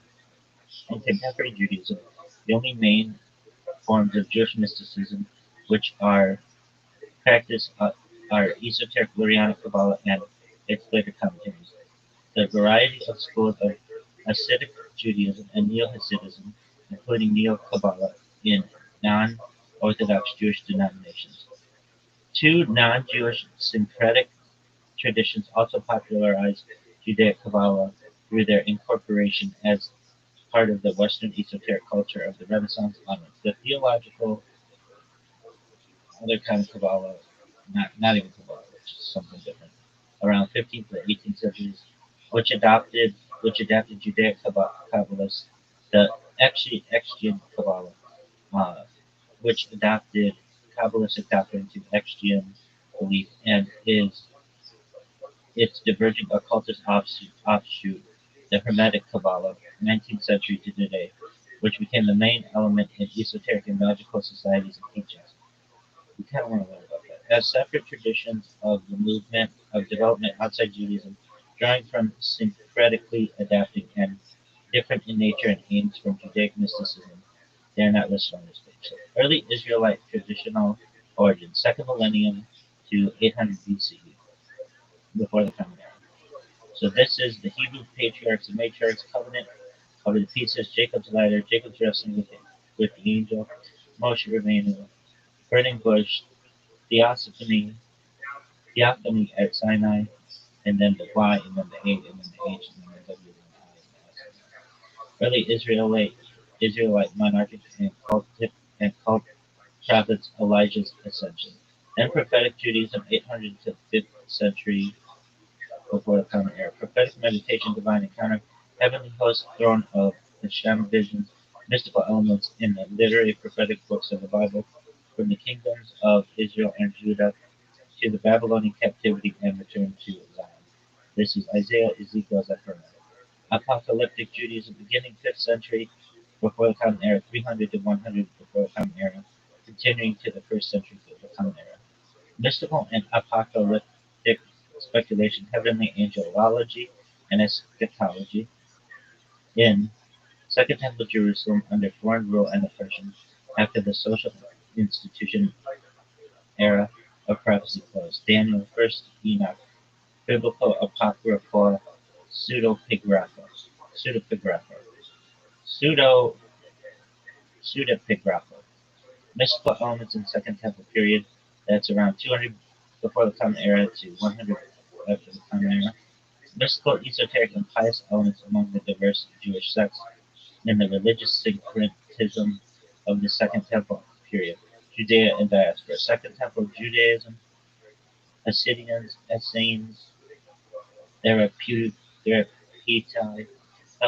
Hellenistic Judaism, Jewish Gnosticism, Philo's Platonic philosophy, influence on early Xtian Jewish and early Xtian mysticism.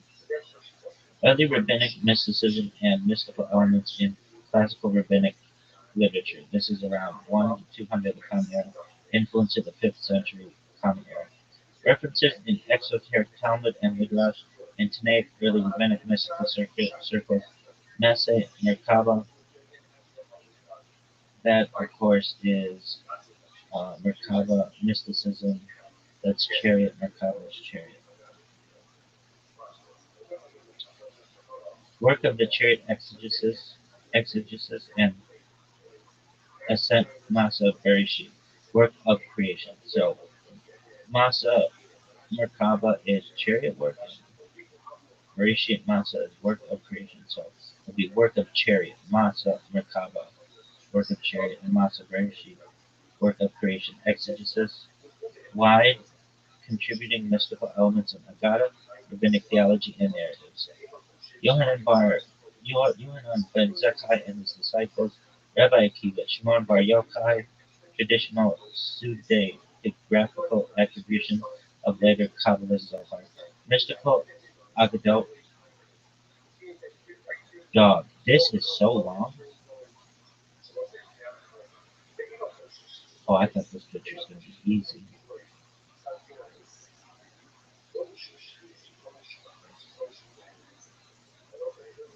Mystical Agadot examples 4. Who entered the Pardes, his orchard in the subject of Jewish religion. About 4 rabbis in the Mishnaic period, first century, who entered the Pardes, the orchard of esoteric Torah knowledge. Only one of them succeeded in leaving the Pardes alone. Basic story goes as follows. According to the orchard, Ben Azai ben Helma, Acher, Elisha ben Aruya, and Rabbi Akiva. One looked and died, one looked and was hung, one looked and cut down the trees, and one went up in peace and went down in peace. That's from Tosaf Akiva. Okay, so oven of Achanai and voice of Hashem. Torah, black fire on white fire. God looked in Torah to create world. Shekinah accompanied Israel in exile. The Mashiach at the gates of Rome. How about that one? That's an interesting one. Hey, I'm in the middle of something right now, so I can't talk right now. Apologies. The Mashiach at the gates of Rome is a traditional story, mashal, and parable in Jewish tradition in the Talmudic tractate Sanhedrin 98a. I actually remember this. Okay, Rabbi Joshua ben Levi, who lived in the first half of the 3rd century while meditating near the tomb of Rabbi Shimon bar Yochai, was visited by the prophet Elijah. When will the Mashiach come? Asked Joshua. Ask him, replied the prophet. The Mashiach is at the gates of Rome, sitting among the poor, the sick and wretched. Like them, he changes the bindings of his wounds, but does so one wound at a time in order to be ready at a moment's notice. Then Joshua went to Rome and met Mashiach and greeted him, saying, Peace upon thee, master and teacher. And the Mashiach replied, Peace upon thee, O son of Levi. Joshua then asked, Why will you be coming? When will you be coming? And was told today. Joshua went back to Elijah and was asked what Mashiach said. Peace upon thee, O son of Levi. Joshua replied, and Elijah told him that meant that he and his father would have a place in the world to come. Joshua then said that the Mashiach had not told him the truth because he had promised to come today, but had not. Elijah explained, This is what he said to thee today, if you will hear his voice. A reference to Psalms 95:7, making his coming conditional with the condition not fulfilled. Reception.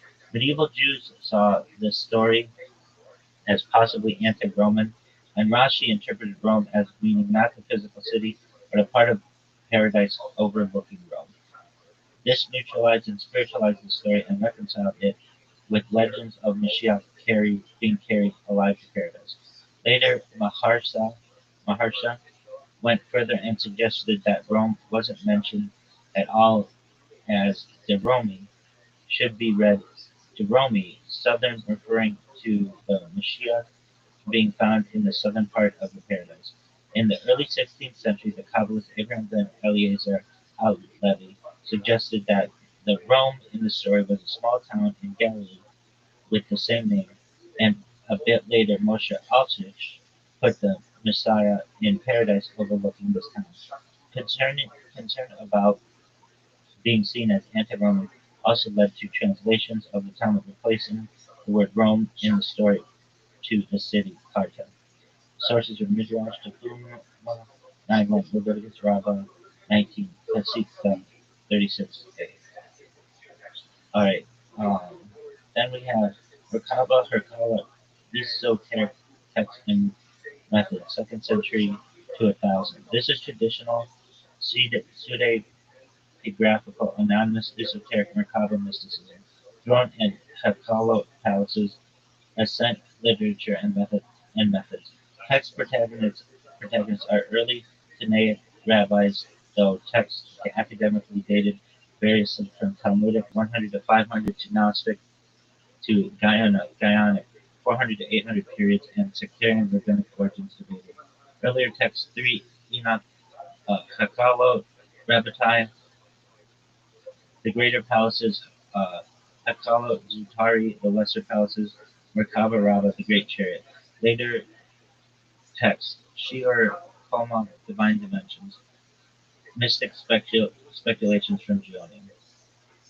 Influence of post-biblical Jewish mythology and folklore on mysticism. Jewish mysticism from the early Hakalo texts through medieval spirituality to the folk religion storytelling of East European shtetls absorb motives of Jewish mythology and folklore through a Gothic creative imagination. Reception of earlier Jewish apocryphal traditions and absorption of outside cultural influences. Later Midrash and smaller Midrashim evolved towards the ethos of Kabbalistic mysticism. This is Lilith, Theli, Estries, Ziz, Kefitzat, Haderic, Evil Eye, Divya, Superstition, and Judaism. Then there's practical Kabbalah white magic. This is early Common Era, the early modernity. Elite Jewish use of white magic directs spiritual practices to influence the material realm or to gain spiritual ascent by mystics, colloquially called practical Kabbalah, drawing from syncretically collected traditions of the Talmudic period to early modernity, distinguished from Kabbalistic theurgy, influencing solely the supernal realm of inner divine attributes from natural magic, interpretations of Kabbalah, and from popular folk magic. Magical elements in Merkaba mysticism, Hakala literature, a sense use of Sefer Yetzirah for magic, Sefer Razio Hamala, Golem, amulets, Joseph della Reina, 1400s attempt to hasten the Messiah, 16th to 19th century European Balshan.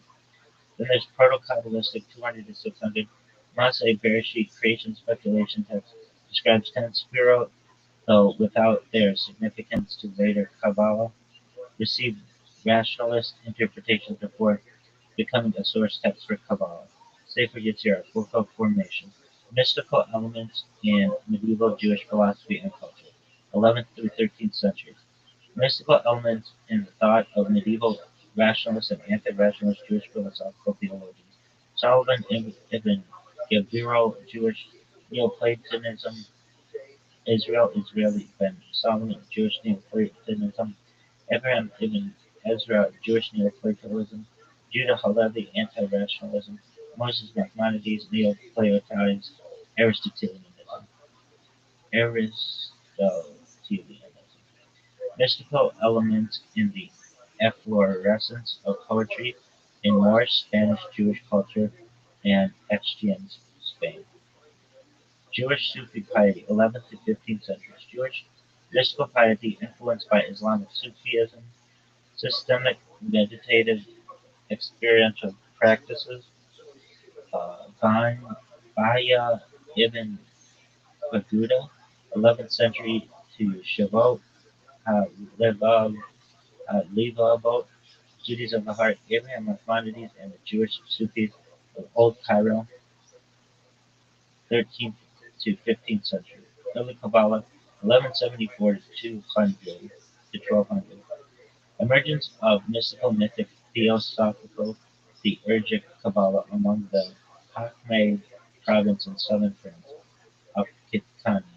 The Behir, first regarded in academia as the first Kabbalistic work, incorporates an earlier source text. Sefer HaBehir, Book of Brightness. Abraham ben David of Posgires, the Rabbi, critic of Maimonides, Isaac the Blind, Eden and Unique Cherub, mystical circles of unknown provenance. Uh, Hasidei Ashkenaz, around 1150 to 1250. Mystical, ethical piety, and speculative theology theory in Ashkenaz, Germany, shaped by Merkaba Hakalo texts, practical Kabbalah, magical elements, mystical reinterpretation of early medieval Jewish philosophy, Rhineland Crusader persecution, and German monastic values, established a supreme value for devotional selflessness in Judaism. This is Samuel of Speyer, Judah of Regensburg, Sefer Hasidim, Book of the Pious, Eliezer of Worms. Then medieval Kabbalah development, 1200 to 1492, calendar. Alternative philosophical and mythological interpretations of theosophical Kabbalah, Neoplatonic quasi-philosophical hierarchy, and Jewish Gnostic mythology interest in sexual faith, and demonic dualism motives, centered in Spain's Kabbalistic Golden Age. Early 13th century Gerona Neoplatonic school, as Rio of Gerona, Maimonides, Ramban, Torah commentary, 13th century Castile Gnostic school, treatises of the left emanation, Zohar in Spain from circa 1286, Zohar literature, Book of Splendor, late 1200s to 1400s, Castile's Gnostic culmination, canonized as Kabbalah's central poetic visionary scripture, later strata, Rayama, Reaya, Mehimena, Idrot, are most esoteric and anthropomorphic. Subsequent Zohar exegesis dominated other Kabbalah traditions. Possible Kabbalists in Zohar include Moses de Leon, Todros ben Joseph Abu Lafia, and others. Kabbalistic scholarship, Joseph Gitatilia, Ja'ari Ora, Gates of Light, circa 1290 Spain, Sefer HaTamuna, Book of Figure, 13th through 14th century influential doctrine in Kabbalah of cosmic cycles, later rejected by Cordovero and Luria. Bahaya ben Asher, Torah commentary. Medieval ecstatic Kabbalah, 13th to the 16th century. Medieval meditative Kabbalah developed its own traditions. Abraham Abu Lithos, ecstatic prophetic Kabbalah, his Maimonidean alternative competitor to Theosophical Kabbalah, embodies the non-Zoharic ecstatic stream in Spanish Kabbalism. Reimagining Judaism's prophetic techniques, it remained marginal to mainstream Kabbalah, but established a following in East Mediterranean. Abulafian prophetic Kabbalah school. Abraham Abulafia, Mediterranean area, late 13th century.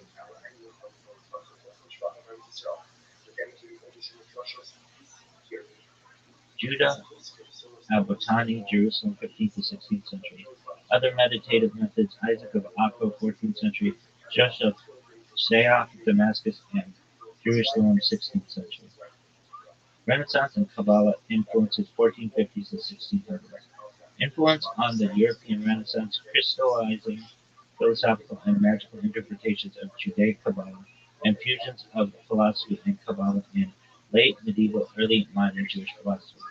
Italian Jews' historical openness to general culture, Florence center of Renaissance humanism, perennial philosophy influences on Jewish philosophy, Yohanan Alamano, culmination of natural magic interpretations of Kabbalah, interpreting Judaism, drawing down divine influx to the material world. Influence on 16th century systemizations of Kabbalah and later Hasidism. Influence on Pico della Mirandola, Christian Kabbalah and Western esotericism. Platonists influenced fusions of Kabbalah with Jewish philosophy. Abraham Cohen de Herrera, early 1600s, other mystical elements in early modern Jewish philosophy. Judah Leon Abravanel, Leon Hebreo, Portuguese, Italian, early 1500s, dialogues of love, Platonism. Post 1492 and Spot Kabbalah, 16th century. Transition to esoteric medieval Kabbalism and Kabbalah as a national and messianic doctrine after the 1492 expulsion from Spain exile, Judaic Renaissance of the P words. Joseph Teataza, Solomon Mokel, Jewish Messiah, claimant Meir ibn Davi, 16th century early systematizer. The two definitive systematizations of Kabbalah in later 1500s spot Galilee. One, quasi-rational Moses Cordovero Rama, Hardis Rimonim Cordoverian systematization of medieval Kabbalah until 1570.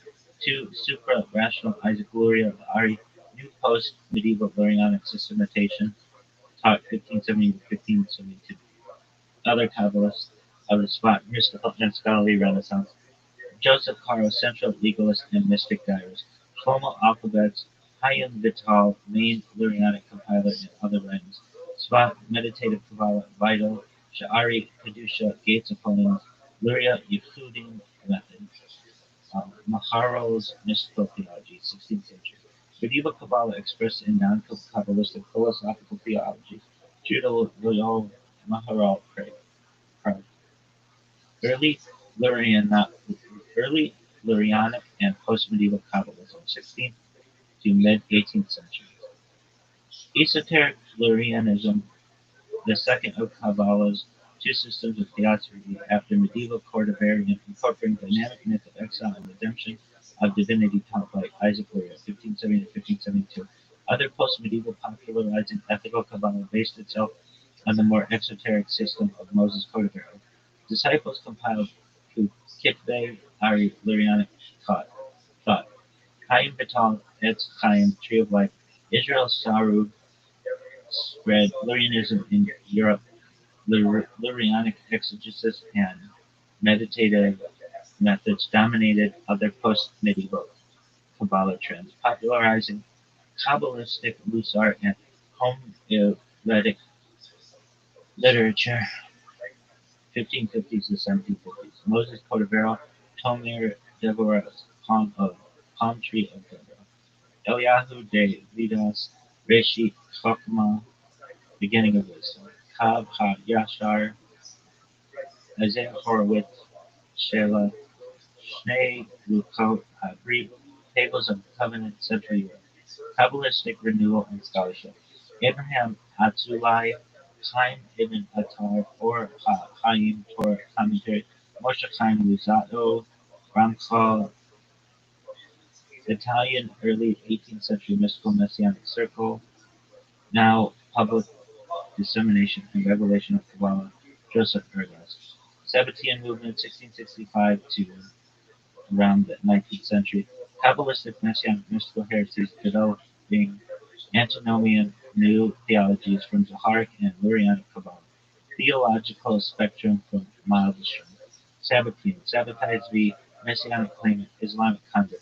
Nathan of Gaza, Sabbatean prophet, moderate crypto and radical antinomian factions.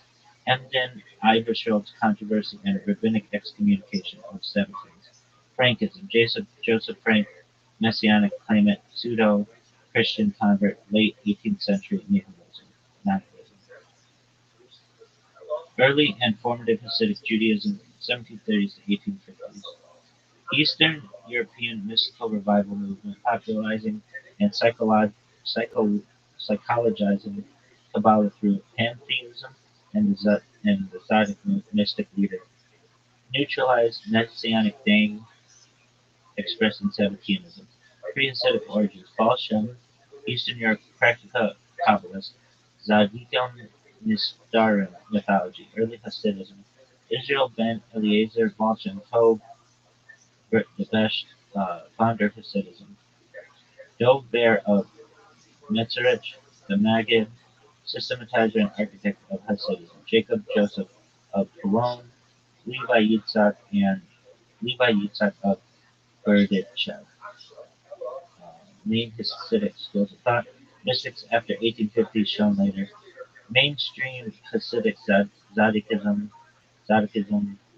Elimelech of Lizhensk, Noam Imelech, Pleasantness of Imelech, Yaakov Yitzhak of Leuven, the Koza, Chabad Intellectual Hasidism, Russia, Shneur Zalman of Ladi, Tanya Lukatai, Amarim, Collected Words, Theorist of Hasidism, Aaron of Staroselye.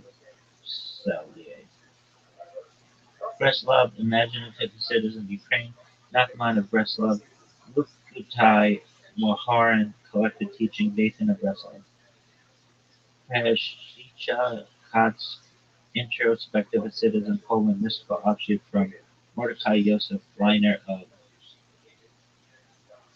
Izbika, Meyer, Maya, Maihash Iloa, Waters of Shiloah, Personal Illumination, Shivchei HaBesh, Praises of the Best, published 1814, Supere Ma'asiot, Stories That Were Told, Nachman of Breslov's 13 Mystical Tales, 1816. Later traditional Lurianic Kabbalah, 18th century to today. This is traditionalist esoteric interpretations and practice of Lurianic Kabbalah from 18th century until today, apart from Hasidic adoptions. Brody Kloitz and pre-Hasidic introverted Hasidism Kabbalistic circles in Eastern Europe renewed esotericism in response to Sabbatean heresy. Mitnagdic Lithuanian non-Hasidic Kabbalah, Elijah ben Shlomo Solomon, Vilna Gaon Gra, figurehead of the Mitnagdim, 18th century Chaim of Volosin, Nefesh HaChaim, soul of life theorist of Mitnagdism, founder of the Yeshiva movement. That's cool. Chaim of Volosin.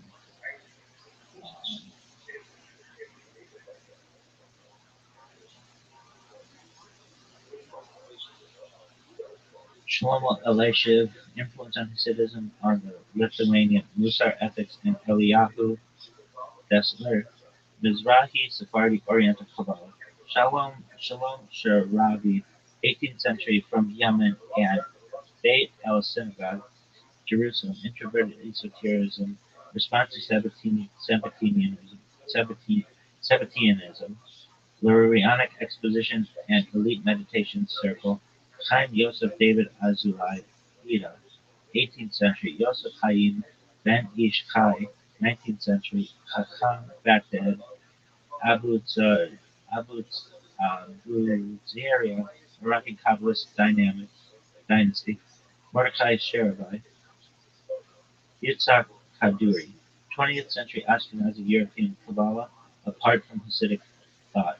Sha'ar Hashemayim Yeshiva, Jerusalem, Yehuda Ashlag, 20th century Israel, Sulam, the latter Lurianic Zohar.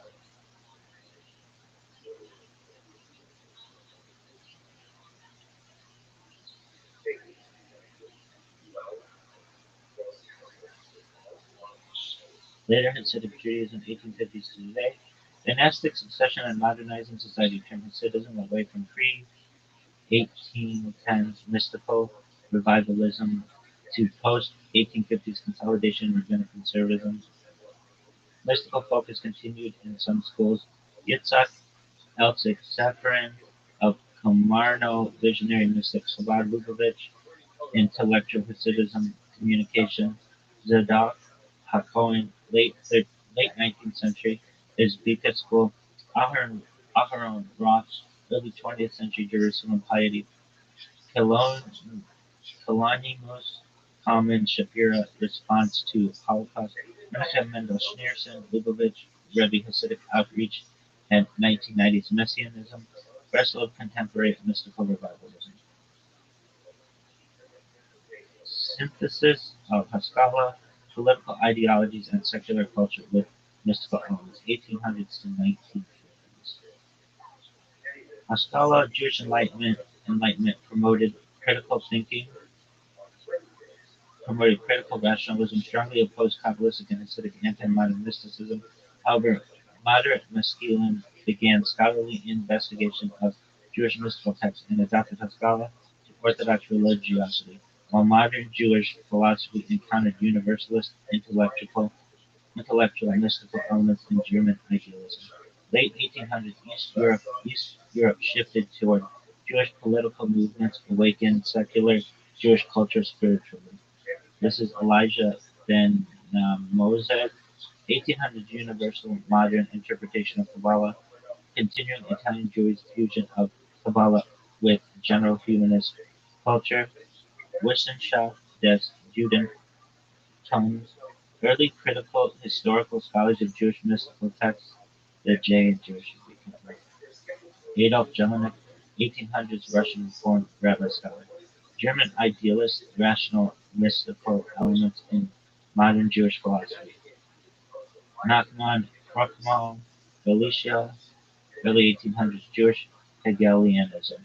Mystical elements and influences in post-1800s Jewish political movements and secular Jewish culture. Secular Yiddish, Renaissance mystical themes in Yiddish literature, Jewish autonomy, auton, autonomism, Jewish autonomism, cultural folkism, and Jewish folklorism, cultural Zionism, national revival, secular spirituality, Chaim Nachman Iowa, Israel's national poet, and mystical influences on secular Hebrew literature, fusions of Kabbalah and Hasidism and Jewish anarchism, Neo-Hasidism and Neo-Kabbalah, 1900 to today. Modernist and non-Orthodox Jewish denominations adopted spiritual teaching and Kabbalistic and Hasidic theology and mysticism to modern critical thought and interpretations. Early 20th century Martin Buber, from existential and neo-Hasidism to dialogical encounter, Hillel Zaytlin, philosophical neo-Hasidism, Eric Newman, Jungian interpretation of Hasidic Kabbalah and depth psychology, post-war and contemporary, Abraham Joshua Heschel, neo-traditional Haggadah Judaism, Zalman Schachter Shalomi, Jewish renewal, Arthur Green, Reconstructionist academic and mystical theologian, Lawrence Kushner, Reform Neo-Kabbalah, Gershon Winkler, Shamanic Judaism, influence on modern and postmodern Jewish philosophy, Jewish existentialism, subjective experience of divine relationship, postmodern Jewish philosophy, narratives, independent scholarship, Sanford Draub, The New Kabbalah, Zevi Slavin, Seekers of Unity. Zionist and monastic, Zionist and monistic mystical thought of Ralph Cook, 1910s to today. Innovative teachings and influence of Abraham Isaac Cook, pre-state chief rabbi of Mandate of the T-Word, and poetic mystic harmonistic unity of religion and secularism, halakha, and agada, activism and quietism developed from Kabbalistic Hasidic and philosophic and secular Hasidic philosophic and secular thought. Abraham Isaac Cook, neo-Hasidic monistic poet, mysticism beyond Kabbalah and philosophy, at Shalta de Gula, religious Zionism, Rav Kook's partial influence on modern Orthodox Judaism. Academic study of Jewish mysticism, 1920s today. Critical study of Jewish mystical texts in the 19th century by Gershom Sholom's school in the mid-20th century, founded the methodological disciple in academia, returning mysticism in a central position in Jewish historiography and Jewish studies departments. Select historian examples. First generation Gershon Sholem, disciple, founder, Hebrew University, Alexander Altman, American initiator, present generation multidisciplinary, Moshe Idol, Hebrew University revisionism, Elliot Wolfson, feminist contributions. All right. Um,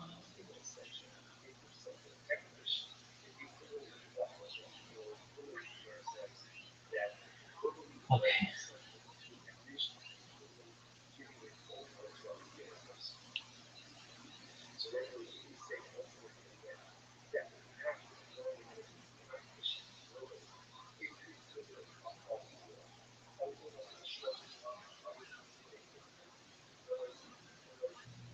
All right. Now, I want to know about Baruch Spinoza. Oh, there was another thing. Um, like the two kinds of.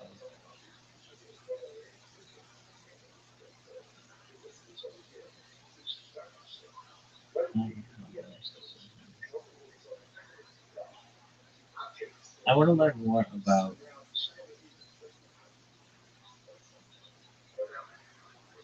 Um,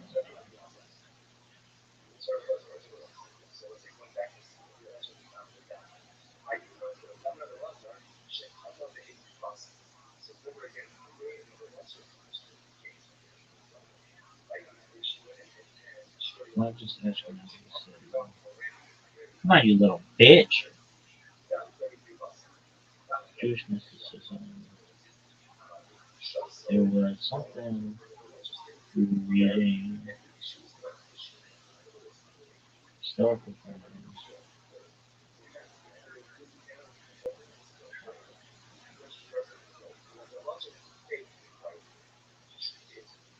God, where is this?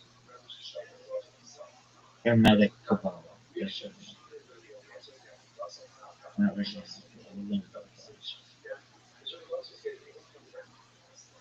Okay, and then what? Groups, but if his shit is so long though, I'm gonna be pissed.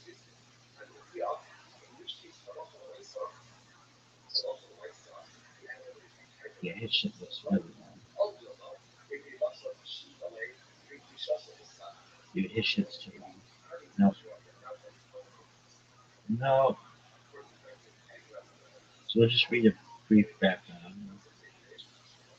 Birthday Spinoza, November 1632, 24th of November 1632 to 21 February 1677. Also known under his Latinized pen name Benedictus de Spinoza, was a philosopher of Portuguese Jewish origin who was born and lived in the Dutch Republic. A forerunner of the Age of Enlightenment, Spinoza significantly influenced modern biblical criticism, 17th century rationalism, and Dutch intellectual culture, establishing himself as one of the most important and radical philosophers of the early modern period, influenced by Stoicism, Thomas Hobbes, Rene Descartes, Ibn Tufayl, and heterodox axioms. Spinoza was a leading philosopher during the Dutch Golden Age. Um, Dude, how long is this?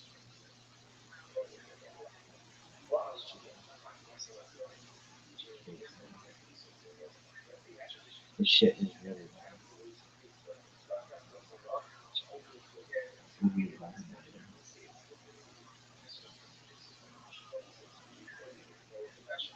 Alright, at the end of that. No, now we're gonna go. We're gonna debate. We're gonna get a brief breakdown. I should really read all this shit.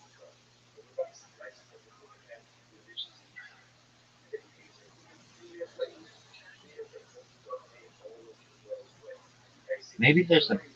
See, here's the thing. If I read it really quickly, I don't pay attention to it.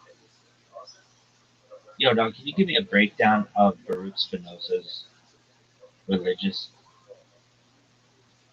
stuff? Like his religious philosophy or his theology or whatever? Yeah, sure. Spinoza's religious thought is weird, radical, and way ahead of its time. I'll break it down without academic fluff, but still precise. Who Spinoza was. Quick context. Baruch Benedict Spinoza, 1632 to 1677, was a Jewish philosopher in Amsterdam who got excommunicated by the Jewish community for his religious views. Ex-Jews didn't like him either. A lot of people straight up called him an atheist, though that's not quite right. His big religious ideas show up mainly in ethics, theological, political treatises. God equals nature, the core idea. This is the Spinoza move. God is not a personal being. God is nature itself. He uses phrases like Deus sive natura, God or nature. What that means, God isn't a dude with thoughts, emotions, or plans. God doesn't intervene in history. God doesn't answer prayers. God doesn't give commandments. Instead, God is total reality, a single, indefinite, infinite substance. A single, infinite substance. Everything that exists is a mode of God. Natural laws are divine laws. So, a tree is an expression of God. Your mind is an expression of God. Gravity is an expression of God. This is pantheism, or sometimes pantheism, but pantheism is the usual label. No personal providence or miracles. Spinoza straight up nukes traditional theology here. Providence, God does not guide events towards moral ends. Things happen by necessity, not divine intention. There is no God's plan in the normal sense. Miracles are impossible. They would violate God's own nature and natural law. Biblical miracles are either misunderstood natural events, metaphors, political tools to control people. So religion shouldn't be about supernatural suspension of nature. It should be about understanding nature. Scripture is not divine revelation. This is why you got kicked out. Spinoza says the Bible is human, not divine, written by different authors with different agendas, full contradictions, shaped by historical and political context. But he's not dismissive of Scripture entirely. He thinks the Bible's purpose is moral instruction, not philosophy or science, teaching simple ethical rules to ordinary people. So, Bible is not a metaphysics textbook. Bible is not a science book. Bible is moral political guide for social order. Religion versus philosophy. Keep them separate. Spinoza draws a hard line. Philosophy seeks truth, uses reason, aims at understanding reality, God slash nature. Religion seeks obedience and moral behavior, uses stories, symbols, and commands, aims at social harmony. The separation is key to his defense of freedom of thought, freedom of speech, secular government. The state should protect people's freedom to philosophize, not enforce theology. What piety actually means for Spinoza. Since God isn't personal, religion changes shape. True piety is understanding nature through reason, accepting necessity, stop raging against reality, acting ethically toward others. The core religious virtue, love of God, equals intellectual understanding of nature. This leads to his famous idea of intellectual love of God. When you understand how reality works, when you see yourself as part of the whole, when you stop fighting necessity, that understanding produces peace, joy, freedom from fear, especially fear of death. This is basically religious enlightenment without superstition. Sin, evil, and moral law. Spinoza redefines these completely. Sin is ignorance, evil is misunderstanding what's good for us, good that increases our power to exist in life, bad what diminishes it. There's no cosmic moral scoreboard, no divine punishment, no hell, ethics is about flourishing, not obedience. Why people call him an atheist and why that's not quite right. He rejects a personal God, rejects miracles, rejects revelation, rejects divine law. So people said that's atheism, but Spinoza absolutely believes in God, just not that God is. His God is infinite necessity, eternal, the ground of all being. So he's better described as a pantheist, naturalistic theist, or God obsessed heretic. Why Spinoza still matters religiously. Spinoza influences Einstein. I believe in Spinoza's God.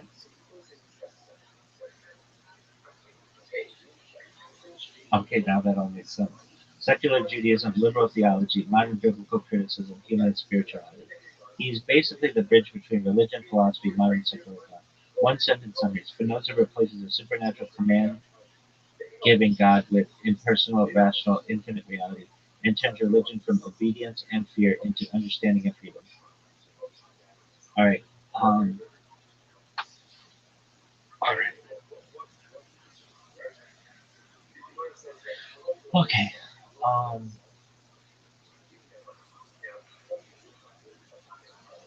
how would the Rebbe, the Lubavitcher Rebbe,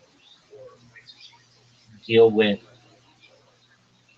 like a clear argument? Like pretend the Rebbe was here and we had all of the evidence that the Zohar was contrived and is not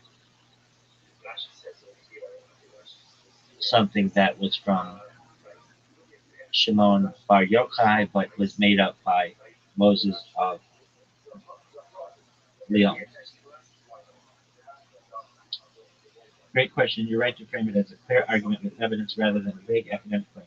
I'll choose this as if the Lubavitcher Rabbi Menachem Mendel Schneerson was sitting across the table, engaging seriously, not dodging. I'll break it down into what the Rebbe would not do, what he would do, the deeper Chabad move that changes the whole frame. What the Lubavitcher Rebbe would not do. He would not panic, say academics are all evil, and shut down inquiry, claim bad faith overrides reason, say Judaism collapses if the Zohar's authorship is questioned. This is important. The Rebbe consistently held that truth cannot contradict truth. If something is really true, it must be able to withstand scrutiny. The Rebbe's first move, reframe the claim.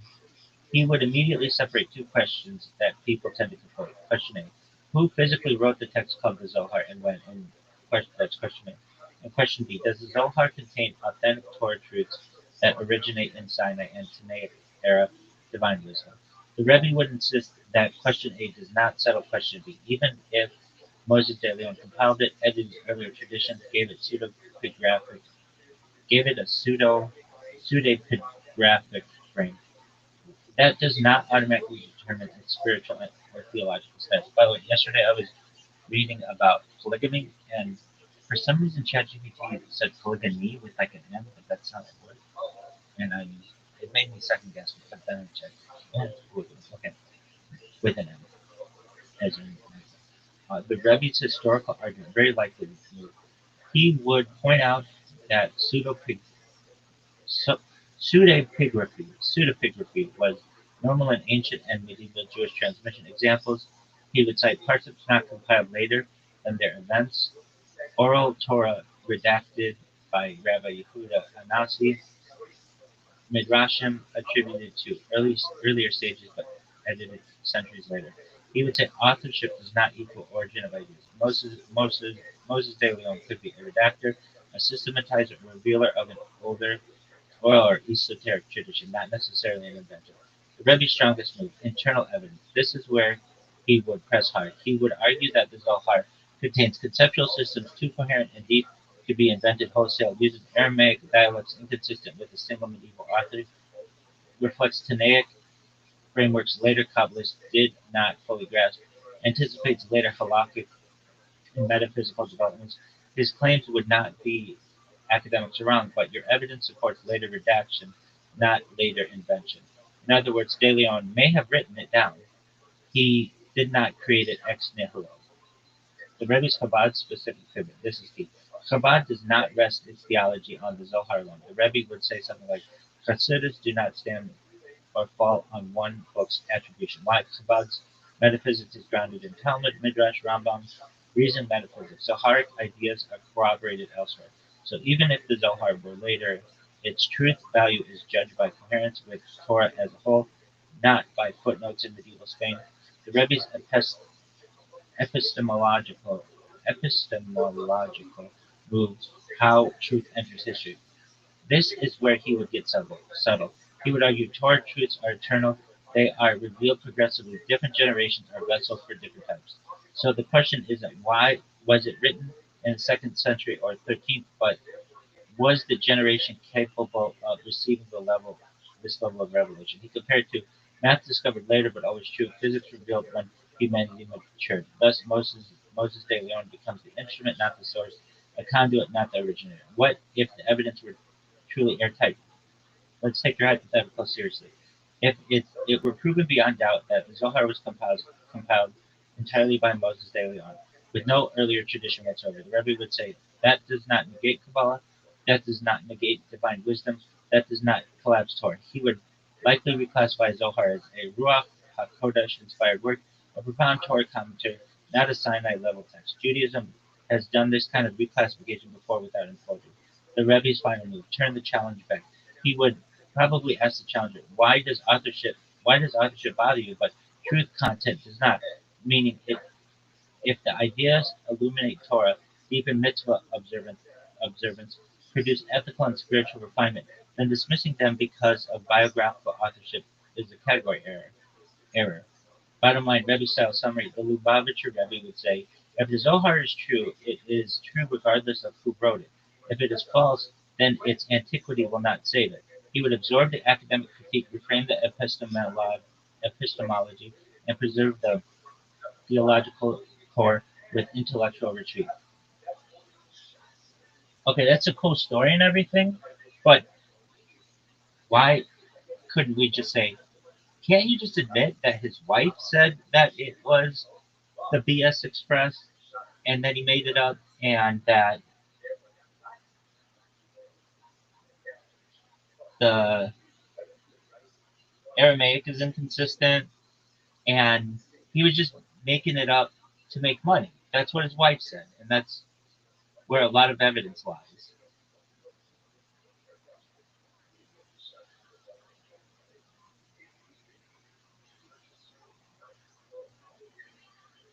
Yeah, that's exactly the right pressure point, and you're not being unfair. That's basically saying, why not just admit that the most straightforward explanation is the obvious one? Moses de Leon wrote it. His wife said that he made it up. The Aramaic is inconsistent, and he was selling manuscripts for money. Why keep dancing? So let me answer cleanly and honestly in the way the Lubavitcher Rebbe would, not the way an apologist trying to win one. First, the Rebbe would accept the facts. This is important. He would not deny that Moses de Leon sold Zohar manuscripts. His wife testified that her husband composed it. The Aramaic is uneven. There are historical anachronisms. The academic consensus leans toward medieval composition. He would say, fine, accept all of that.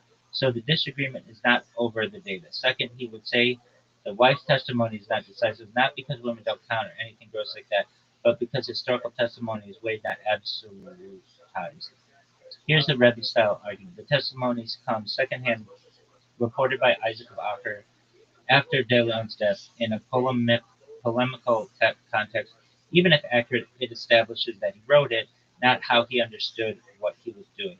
Meaning, I composed it does not mean I invented the ideas. A person can sincerely believe what they are transmitting can sincerely believe they are transmitting ancient material while reshaping it.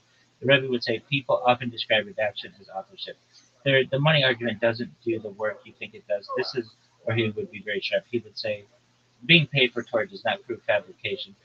Historically, scribes were paid, teachers were supported manuscripts, were commodities. The leap from he sold it to he invented the metaphysics cynically is psychological speculation, not proof. The Rebbe would insist motive does not equal falsity, greed does not equal intellectual emptiness, corruption does not equal truth. Plenty of people monetize things they believe deeply in. Fourth, the Aramaic inconsistency cuts both ways. Here's a subtle move. Yes, the Aramaic is inconsistent, sometimes fake Babylonian, sometimes Spanish influence. Academics say that proves forgery. The Rebbe would say it proves composite transmission, meaning multiple strata, oral material rendered unevenly, different stylistic registers. Is that proof of antiquity? No, but it undermines certainty that this was a single conscious literary host. Fifth, the Rebbe's core refusal. This is the real answer. Here's the honest part of it. The Lubavitcher Rebbe would refuse to accept the premise that if a text is not ancient, it is therefore theologically fraudulent. He would say the premise itself is modern, this something else, and alien to Judaism. Judaism does not work on ancient equals holy, named author equals false. It works on integration into Torah, life, endurance, transformative power, coherence with the Masorah tradition. So even if Moses de Leon authored it, marketed it, styled it pseudo graphically, that would still wouldn't settle its religious status. Sixth, why he would say yeah, it's BS. Why he would not say yeah, it's BS, because that would mean conceding a deeper claim that the Rebbe absolutely rejects. Truth is determined by modern historiography. Rebbe would say history studies how texts appear, Torah evaluates what texts do. Those are different epistemologies. So he would not say, okay, it's nonsense. He would say, it is the latter vessel for real Torah ideas. Seventh, what he might admit privately, important nuance. This is speculative but consistent with how the Rebbe operated. He might conclude the pseudepigraphic framing was a mistake. It caused unnecessary theological confusion. It made people ground faith in chronology instead of truth.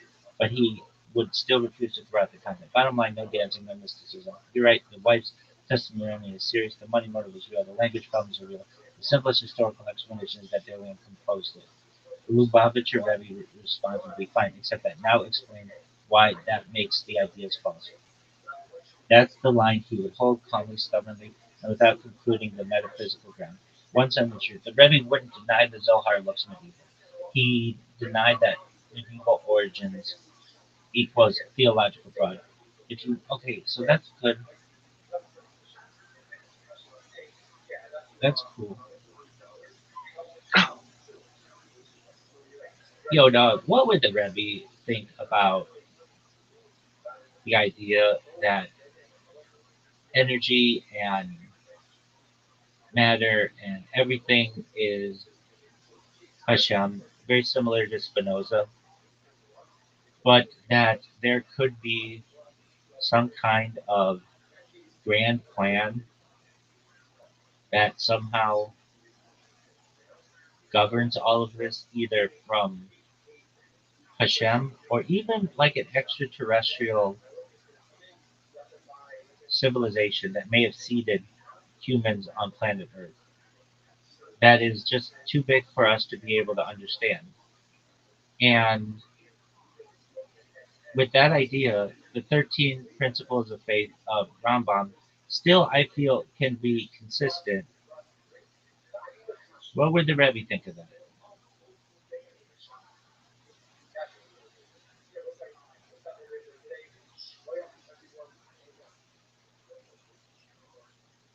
All right, this is actually a very serious theology question, just based, just phrased Brooklyn style. It's like I call it Brooklyn style. I just call it, give me AI. And you're not crazy for seeing the alignment, and you're not wild for seeing the alignment. I'll answer you straight. The Lubavitcher Rebbe will partly agree with you, partly push back, and then radically reframe the whole thing. Let's go piece by piece. Energy, matter, everything is Hashem. On this point, the Rebbe would say yes, but stronger than Spinoza. Chabad teaches something very close on the surface to Spinoza, but with a crucial difference. Chabad view everything exists is continuously created and sustained by Hashem. Existence itself is divine energy and contraction. If Hashem stopped willing reality for one instant, it would vanish. This is called Havaya Mahava Tamid, consecration. Ein od novado, there is nothing besides him. So matter is equal to divine energy, laws of nature, divine will in a stable pattern. Reality, Hashem expressed, not separate. That part, you're basically channeling Tanya chapters 2 through 4. Where the Rebbe breaks from Spinoza, this is huge. Spinoza says God equals nature, necessity, no intention. The Rebbe says nature is chosen, not necessary, meaning Hashem is not trapped by nature. Laws exist because he wills them. He could do otherwise, even if he usually doesn't. This preserves divine will, purpose, meaning, responsibility. So the Rebbe would say, you're right that everything is Hashem, but wrong if you think Hashem is the only system. Some kind of grand plan governing all this. Here the Rebbe would say absolutely yes, and this is where Rambam stays intact. Chabad is not theistic or randomist. The Rebbe would insist there is a plan, tachoes. It is more not just mechanical, it unfolds through nature, history, and mitzvot. But in this matter, the plan is not fully intelligible to us. He would quote, Makos atai lo makos vertichem. My thoughts are not your thoughts. So your instinct too big for us to understand is fully kosher. The extraterrestrial seeding idea. Here's where Rebbe would draw a firm line, but not in the way you might expect. Would he accept extraterrestrial life? Yes, he explicitly stated there is no Torah problem with intelligent life elsewhere. Would he accept aliens as intermediate causes? Possibly as instruments like nature, angels, forces of evolution. Would he accept aliens as ultimate authors of humanity? No, and this is non-negotiable. Why? Because this would violate Rama's 13 principles, especially God as first cause. God is not contingent. God is the ultimate source of existence and life. Hold on, I'm not saying that. The Rebbe would say even if aliens seeded life, they themselves exist only because Hashem wills it. I agree with that. So aliens could be tools, messengers, mechanisms, but never independent players, replacement for divine purpose. I agree with that. Okay, how Rambam still works in your mind. You're actually onto something important here.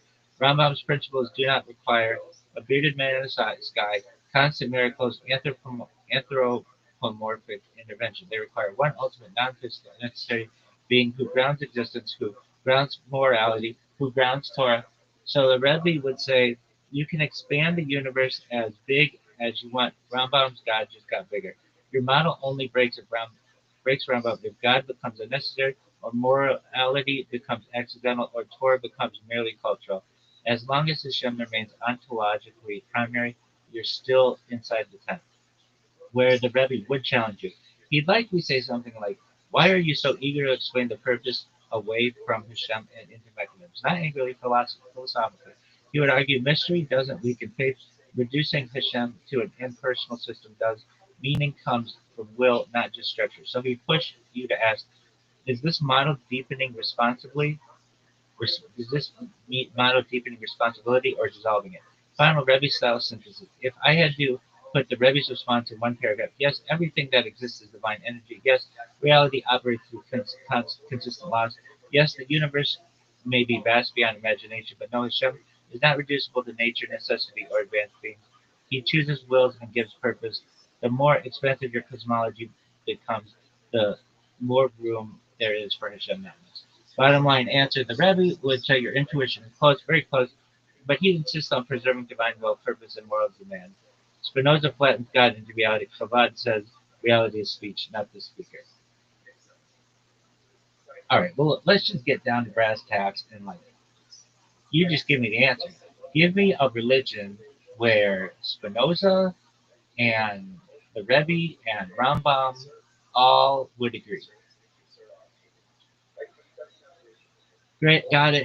Brass tacks, no dancing. There is no existing historically complete religion where Spinoza, Lubavitch, or Rambam would all fully agree. Anyone telling you otherwise is selling harmony that isn't real. But there's a very narrow overlap zone where all three do line up. The overlap is as close as you're going to get to a shared religion. Here it is. The maximal common ground, the real answer. One absolute, non-physical, infinite reality. All three agree on this. I agree. There is one ultimate reality.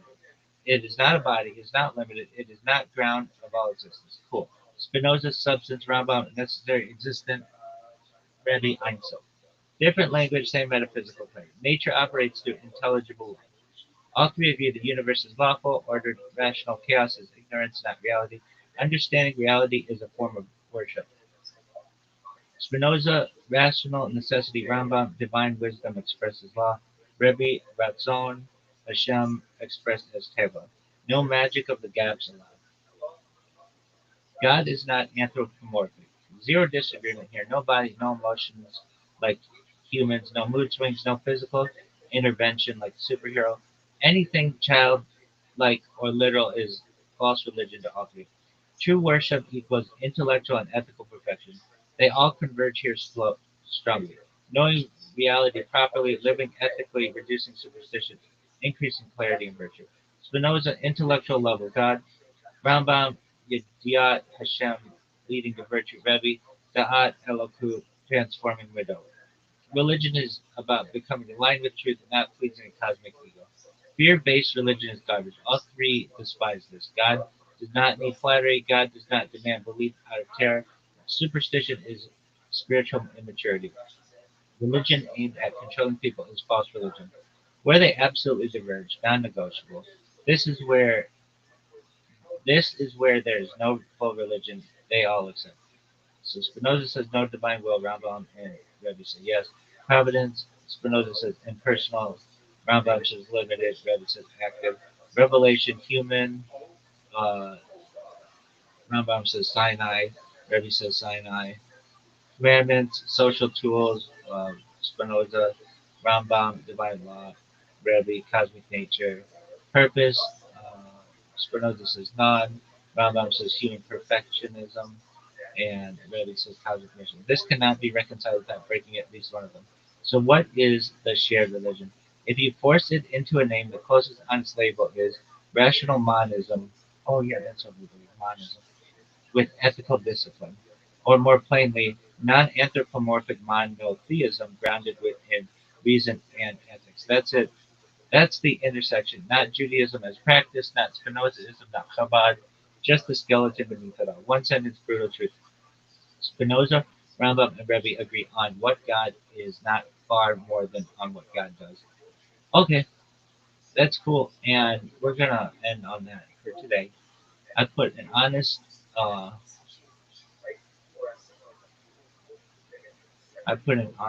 phase, whatever discussion into this. Anything that you want to say? These are like, do you ever watch the Jerry Springer show where he has his wife? little minute at the end after all this shit goes down. Did you ever watch that show? That's probably good. But anyway, um, or what would this be? I'd be like, this might be my Andy Rooney minute where I'm just like chilling. All right, so what? I don't know. I mean, I don't know. What do I really think?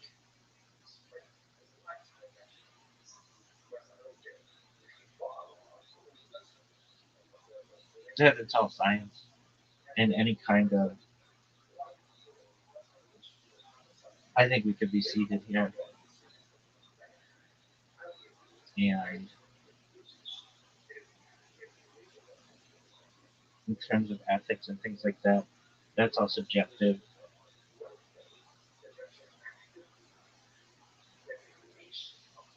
What about free will?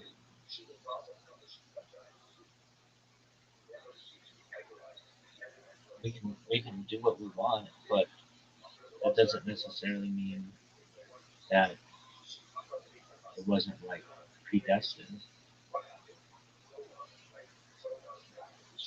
I don't know. I don't want to talk about it. Really? That's whatever.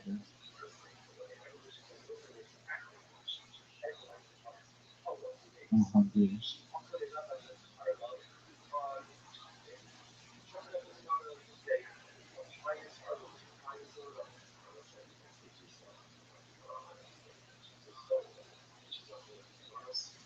I wonder if there's something that reads Wikipedia to you, because I'd be fine reading the like we could get through this shit faster.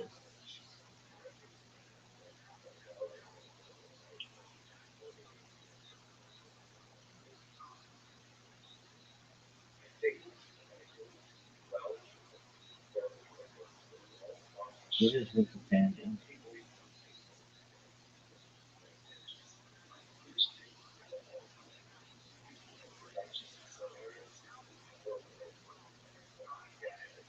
No, I just wanted to read it. Audio. So I already have this.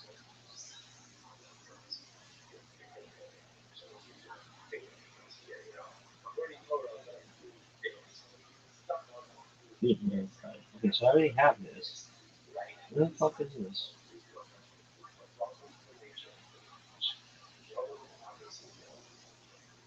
I already have this. Wiki audio. All right, keyword search. So what are we finding? Spinoza.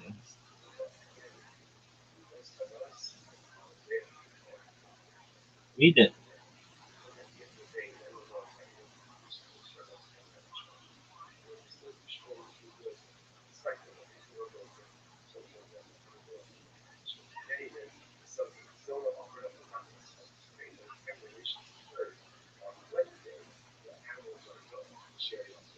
Oh, that's NTT. That's NTT. Dog, this app sucks. Dog,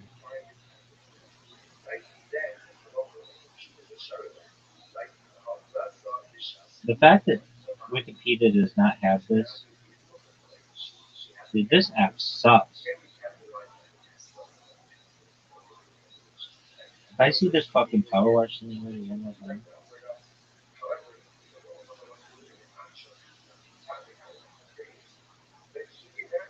dude, when did I download this? Oh, there it is. How long did I put into it? Okay, stop this.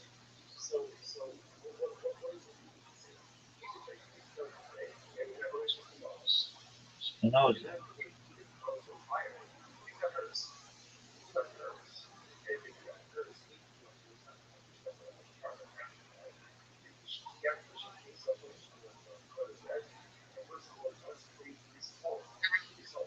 Spinoza, November. Spinoza was born. Hold on. This is Spinoza, tight. November 24, Can it 1632. go faster? February 21st, 1677. Also, Yo, dog, you go faster? That shit's tight. speed. What is this? Wiki hours. Oh, reading speed. It does have a reading speed. Okay, that's tight. Alright, I'd be okay with this.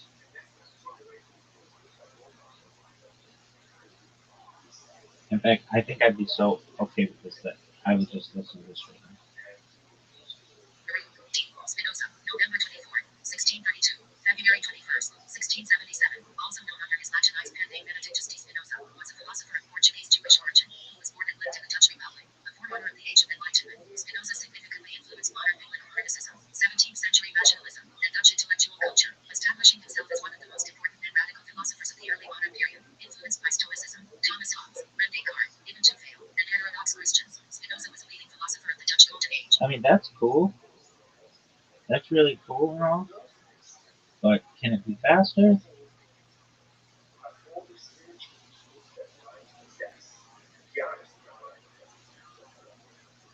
Alright, I want it to be super fast.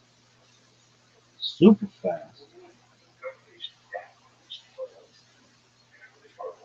Dude, this would make this so much easier on me. Spinoza, November 24, 1632, February 21st, 1677, also known under his Latinized pen name Benedictus de Spinoza, was a philosopher of Portuguese Jewish origin, who was born and lived in the Dutch Republic, the forerunner of the Age of Enlightenment. Spinoza significantly influenced modern biblical criticism, 17th century rationalism, and Dutch intellectual culture, establishing himself as one of the most important and radical philosophers of the early modern period, influenced by Stoicism, Thomas Hobbes, Rene Descartes, Ibn Tufayl, and heterodox Christians. Spinoza was a leading philosopher of the Dutch Golden Age. Spinoza was born in Amsterdam to a Morano family that fled Portugal for the more tolerant Dutch Republic. He received the traditional Jewish education, learning Hebrew and studying sacred texts within the Portuguese Jewish community, where his father was a prominent merchant. As a young man, Spinoza challenged rabbinic authority and questioned Jewish doctrines, leading to his permanent expulsion from his Jewish community in 1656. Following that expulsion, he distanced himself from all religious affiliations and devoted himself to philosophical inquiry and fence finding. Spinoza attracted a dedicated circle of followers who gathered to discuss his writings and joined him in the intellectual pursuit of truth. Spinoza published little to avoid persecution and bans on his books. In his Tractatus Theologico Politicus, described by Stephen Adler as one of the most important books of Western thought, Spinoza questioned the divine origin of the Hebrew Bible and the nature of God by arguing that ecclesiastic authority should have no role in a secular, democratic state. Ethics argues for a pantheistic view of God and explores the place of human freedom in a world devoid of theological, cosmological, and political worries, rejecting messianism and the emphasis on the afterlife. Spinoza emphasized appreciating and valuing life for oneself and others by advocating for individual liberty in its moral, psychological, and metaphysical dimensions. Spinoza helped establish a genre of political writing called secular theology. Spinoza's philosophy spans nearly every area of philosophical discourse, including metaphysics, epistemology, political philosophy, ethics, philosophy of mind, and philosophy of science. His friends posthumously published his works, captivating philosophers for the next 2 centuries. Spinoza is celebrated as one of the most original and influential thinkers of the 17th century. Better calls TW lineage gave us modernity. Biography. Family background. Spinoza's ancestors, adherents of Greek Judaism, faced persecution during the Portuguese Inquisition, and during torture and public displays of humiliation. In 1597, his maternal grandfather's family left the incoherent Monte lived outwardly as new Christians, eventually transferring to Holland for an unknown reason. His maternal ancestors were a leading proto-commercial family, and his maternal grandfather was a foremost Portuguese drifting between Judaism and Christianity. Spinoza was raised by his grandmother from ages 6 to 9 and probably learned much about his family history from her. Spinoza's father Michael was a prominent and wealthy merchant in Amsterdam with a business that had wide geographical reach. In 1649, he was elected to serve as an administrative officer of the recently united congregation following term. He married his cousin Rachel de Spinoza, daughter of his uncle Abraham de Spinoza, who was also a community leader and Michael's business partner. Marrying cousins was common in the Portuguese Jewish community then, giving Michael access to his father-in-law's commercial network in the capital. Rachel's children died in infancy, and she died in 1627. After the death of Rachel, Michael married Hannah Deborah, with whom he had 5 children. His second wife brought authority to the marriage that was absorbed into Michael's business capital instead of being set aside for her children, which may have caused a clash between Spinoza and his father. The family lived on the artificial island on the south side of the river Amstel, known as the Geneva, and the fifth house along the Low Branch Canal. The Jewish border was not formally divided. The family lived close to the Reggiano synagogue, and nearby were Christians, including the artist Rembrandt. Miriam was their first child, followed by Isaac, who was expected to take over as head of the family and the commercial enterprise, but died in 1649. Baruch Spinoza, the third child, was born on November 24, 1632, and named as per tradition for his maternal grandfather.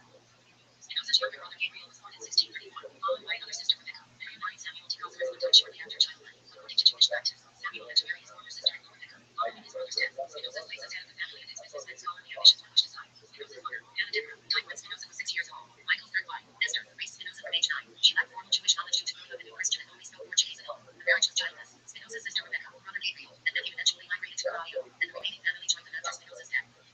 Uriel de Costa has early influence. Through his mother, Spinoza was related to the philosopher Uriel de Costa, who stirred controversy in Amsterdam's Portuguese Jewish community. De Costa questioned traditional Christian and Jewish beliefs, asserting that, for example, their origins were based on human inventions instead of God's revelation. His clashes with the religious establishment led to his excommunication twice by rabbinic authorities, who imposed humiliation and social exclusion. In 1639, as part of an agreement to be readmitted, De Costa had to prostrate himself for worshippers to study for him. He died in 1640, reportedly committing suicide. During his childhood, Spinoza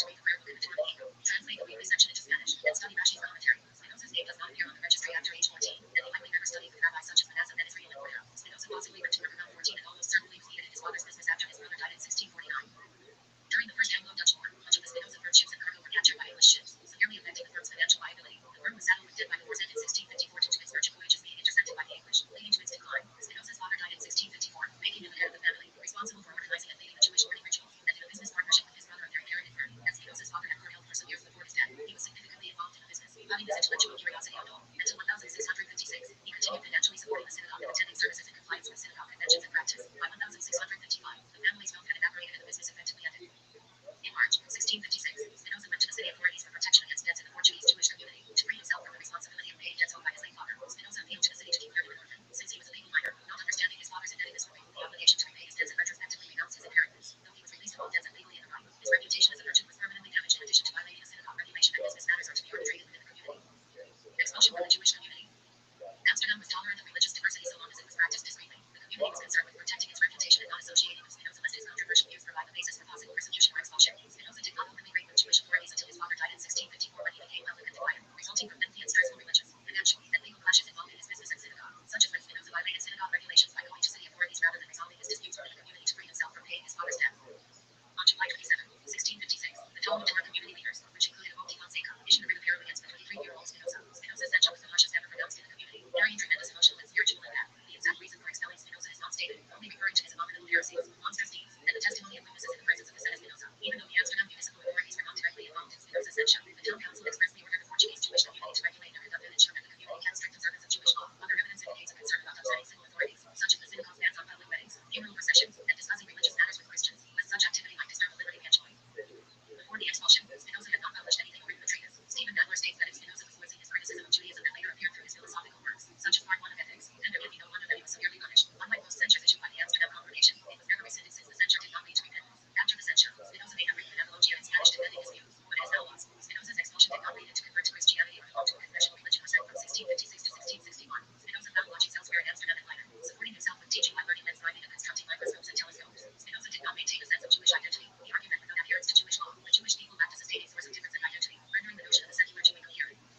Education and study group.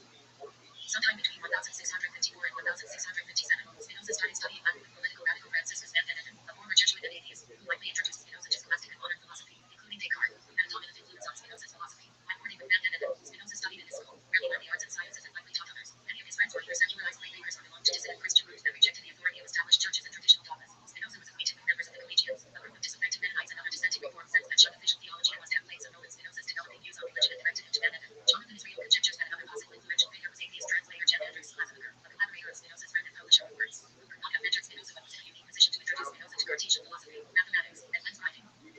After learning Latin with Beneden, Spinoza studied at Leiden University around 1658, where he audited classes in Cartesian philosophy. From 1656 to 1661, Spinoza's main discussion partners who formed his circle and played a formative part in Spinoza's life were van Beneden, Peter Bowen, Jared Jell, Ludwig Meyer, Johannes Baumeister, and Adrian Kurback. Spinoza's following, or philosophical set, scrutinized the propositions of the ethics when was drafted Spinoza's second text, Short Treatise on God, man, and his well-being. Though a few prominent people in Amsterdam discussed the teachings of the secret but marginal group, it was mainly a testing ground for Spinoza's philosophy to extend his challenge to the status quo. Their public reputation in Amsterdam was evident, though George disparaging them as atheists. Throughout his life, Spinoza's general approach was to avoid intellectual battles, clashes, and public controversies, viewing them as a waste of energy that served no real purpose. Career as a philosopher. Richardsburg.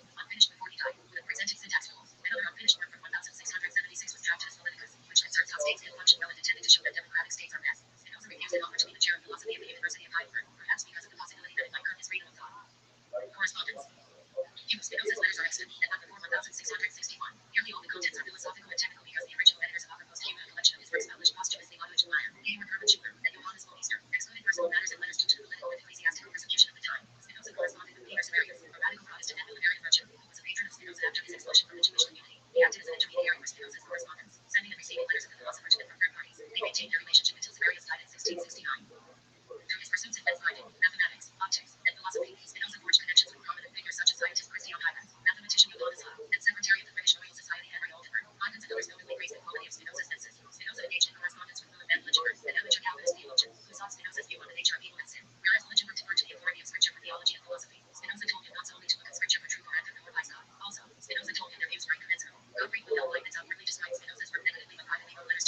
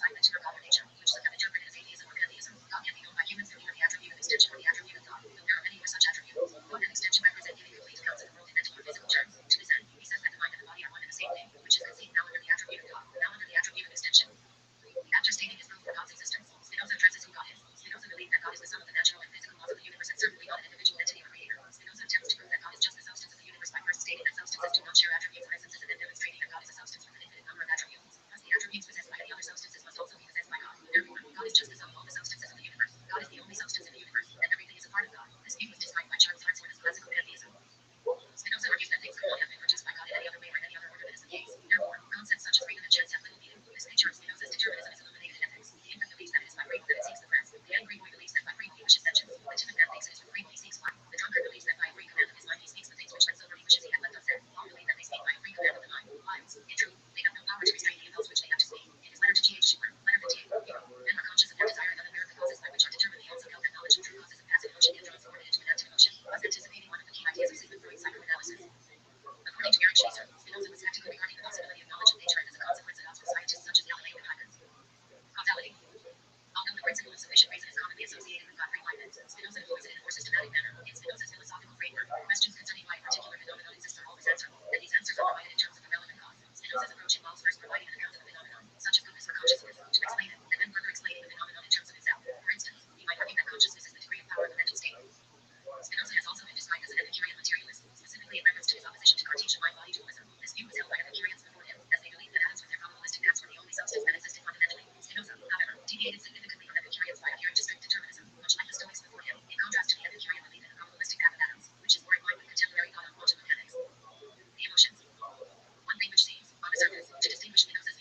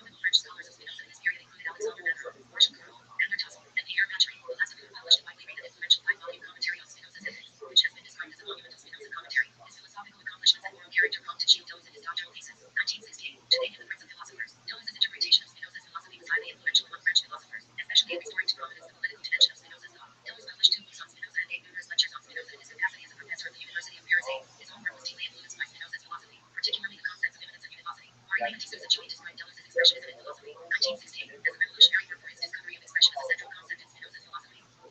Albert Einstein named Spinoza as the philosopher who exerted the most influence on his worldview. Eldon Chapman, Spinoza equated God, infinite substance, with nature, consistent with Einstein's belief in impersonal deity. In 1929, Einstein was asked in a telegram by Rabbi Herbert Goldstein whether he believed in God. Einstein responded by telegram, I believe in Spinoza's God who reveals himself in the orderly harmony of what exists, not in a God who concerns himself with the fates and actions of human beings. God, Einstein wrote the preface to a biography of Spinoza, published in 1946. Leo Strauss dedicated his first book, Spinoza's Critique of Religion, to an examination of his ideas. Strauss identified Spinoza as part of the tradition of enlightenment rationalism that eventually produced modernity. Moreover, he identified Spinoza and his works as the beginning of Jewish modernity. More recently, Jonathan Israel argued that, from 1650 to 1750, Spinoza was the chief challenger of the fundamentals of revealed religion, received ideas, tradition, morality, and what was everywhere he written, in absolutist and non-absolutist states of life, as divinely constituted political authority. Spinoza is an important historical figure in the Netherlands, where his portrait was featured prominently on the Dutch 1000 Gulden bank note. Legal tender until the euro was introduced in 2002. The highest and most prestigious scientific award of the Netherlands is named the Spinoza Prize. Spinoza Riches. Spinoza was included in a 50-week canon that attempts to summarize the history of the Netherlands. In 2014, a copy of Spinoza's Tractatus Theologica Politicus was presented to the chair of the Dutch Parliament, and shares a shelf with the Bible and the Quran. Modern Europe. Spinoza and Zionism. In the Tractatus, Spinoza said, in passing, about the Jews that were not that the fundamental principles of their religion discourage manliness, I would not hesitate to believe that they will one day, given the opportunity, establish once more their independent state, and that God will again choose them. This comment, and Spinoza's general emphasis on the political national aspects of Judaism, had inspired some of the secular forerunners of Zionism. Some Zionist leaders even described Spinoza as the first secular proto-Zionist. Some scholars agree, to various degrees, with the characterization of Spinoza as proto-Zionist, while other scholars are critical of it. Reconsideration of Spinoza's expulsion. There has been a renewed debate in modern times about Spinoza's excommunication among Israeli politicians, rabbis, and Jewish press, with many calling for the cherub to be reversed. A conference was organized at the Lulu Institute for Jewish Research in New York entitled From Heritage to Hero, a symposium on the impact of Spinoza on the 350th anniversary of his excommunication, 1656-2006. Presenters included Stephen Nadler, Jonathan Israel, Stephen B. Smith, and Daniel B. Schwartz. There have been calls for Spinoza's cherub to be rescinded, but it can only be done by the congregation that issued it, and the chief rabbi of that community, Adam Pinkus Toledano, declined to do so, citing Spinoza's preposterous ideas, where he was tearing apart the very fundamentals of our religion. The Amsterdam Jewish community organized a symposium in December 2015 to discuss lifting the cherub, inviting scholars from around the world to form an advisory committee of the meeting. However, the rabbi of the congregation that it should go, on the basis that he had no greater wisdom than his predecessors, and that Spinoza's views had not become less problematic over time. Memory and memorial. Depictions of influence in literature. Spinoza's life and work have been a subject of interest for several writers. For example, his influence was considerably early in German literature, where Goethe makes a glowing mention of the philosopher in his memoirs, highlighting the positive influence of the ethics in his personal life. The same thing happened in the case of his compatriot, the poet Heine, who is also lavish in praise for Spinoza on his own history of religion and philosophy in Germany, 1834. In the following century, the Argentinian poet Luis famously wrote two sonnets in his honor, Spinoza and El Otro, El Mismo, 1964, and Baruch Spinoza and Manuel Agatino, 1976, and several track references to Spinoza's philosophy can be found in this writer's work. Also in Argentina and previously to Portuguese, the Ukrainian born Jewish intellectual Alberto Giuliano wrote a novella about philosopher's early sentimental life, Los Amores de Spinoza, lit. Los Amores Spinoza, 1932, recreating a supposed affair of romantic interest with Clara Maria Vandenette, daughter of his Latin teacher and philosophical preceptor, Franciscus. That is not the only work of fiction where the philosopher appears as the main character. In 1837, the German writer Bertold Auerbach dedicated to him the first novel in his series on Jewish history, translated into English in 1882, Spinoza, a novel. Some other novels of biographical nature have appeared more recently, such as the Spinoza Problem, 2012, a parallel story between the philosopher's formative years and the fascination that his work had on the Nazi leader Alfred Rosenberg. My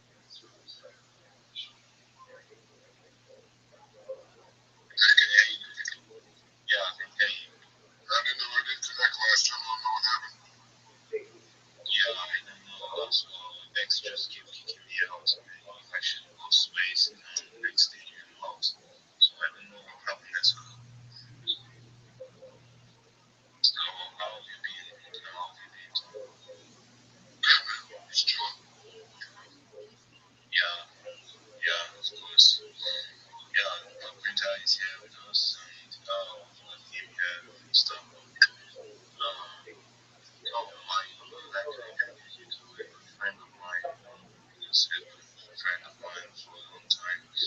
Foster Coin, yeah, Foster Coin, me Tom is a friend, like a great friend as well. So just yeah, he's my friend. I've been telling you about. Yes, after you introduce me to somebody who wants to do it again. What's going on though? Yeah, sometimes it goes like that, it's not like that, but you never with that space and everything.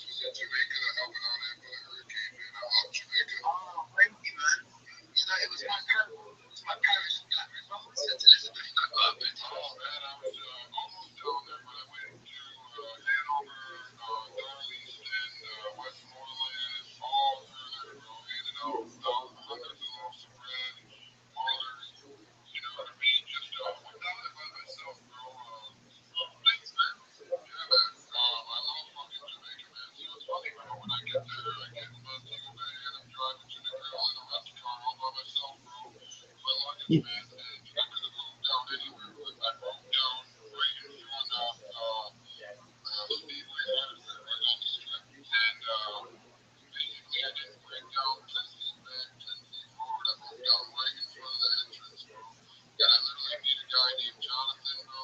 Nice guy, dude. He's about my age, maybe he's a little older. 6'5", 300 pounds, man. He ends up giving me a ride with his daughter and nieces, picking up and then driving me around for 10 days. Went to Jamaican church with him, bro. Jamaican church is long, bro. Long, long church. It was like 7 hours, bro. But I got to get up there for the first time in my life, and actually, I read Philippians 4 to the entire church, you know, and then I was able to, you know, When I was thinking that we was at night, the reason why we met was anyone that's looking at my eyes, anyone that's making sure that the church is up towards, because we all cross in South America, in Jamaica, the Caribbean. So, Central America. Yeah, Central America. So, excuse me, sorry, people, yeah, that's right. we are about the same distance from Central to South America. My head like back of my head like I feel like it's such a very it's nice to get at people because I love Americans. I say it's serious we're going through in Jamaica right now in the Caribbean. And You know, I can raise some more money, man. I'm gonna go back down there with some Starlink, some generators. I haven't been able to get down there, but kind of did some stupid gambling. But well, if I can help you, generating them for sure, then I'll help you with it. oh, bro, I'm gonna make millions and millions of dollars and put them all into my charity bank account. I'm gonna make millions and millions of dollars this year and put them in my regular bank account, and I'm gonna help millions and millions of people, including my friend in Jamaica, Jonathan, bro. So yeah, man, that's what I'm gonna do. Now, It's gonna happen, bro. Help me manifest it right now, bro. I'm gonna manifest it. I'm on manifesting now.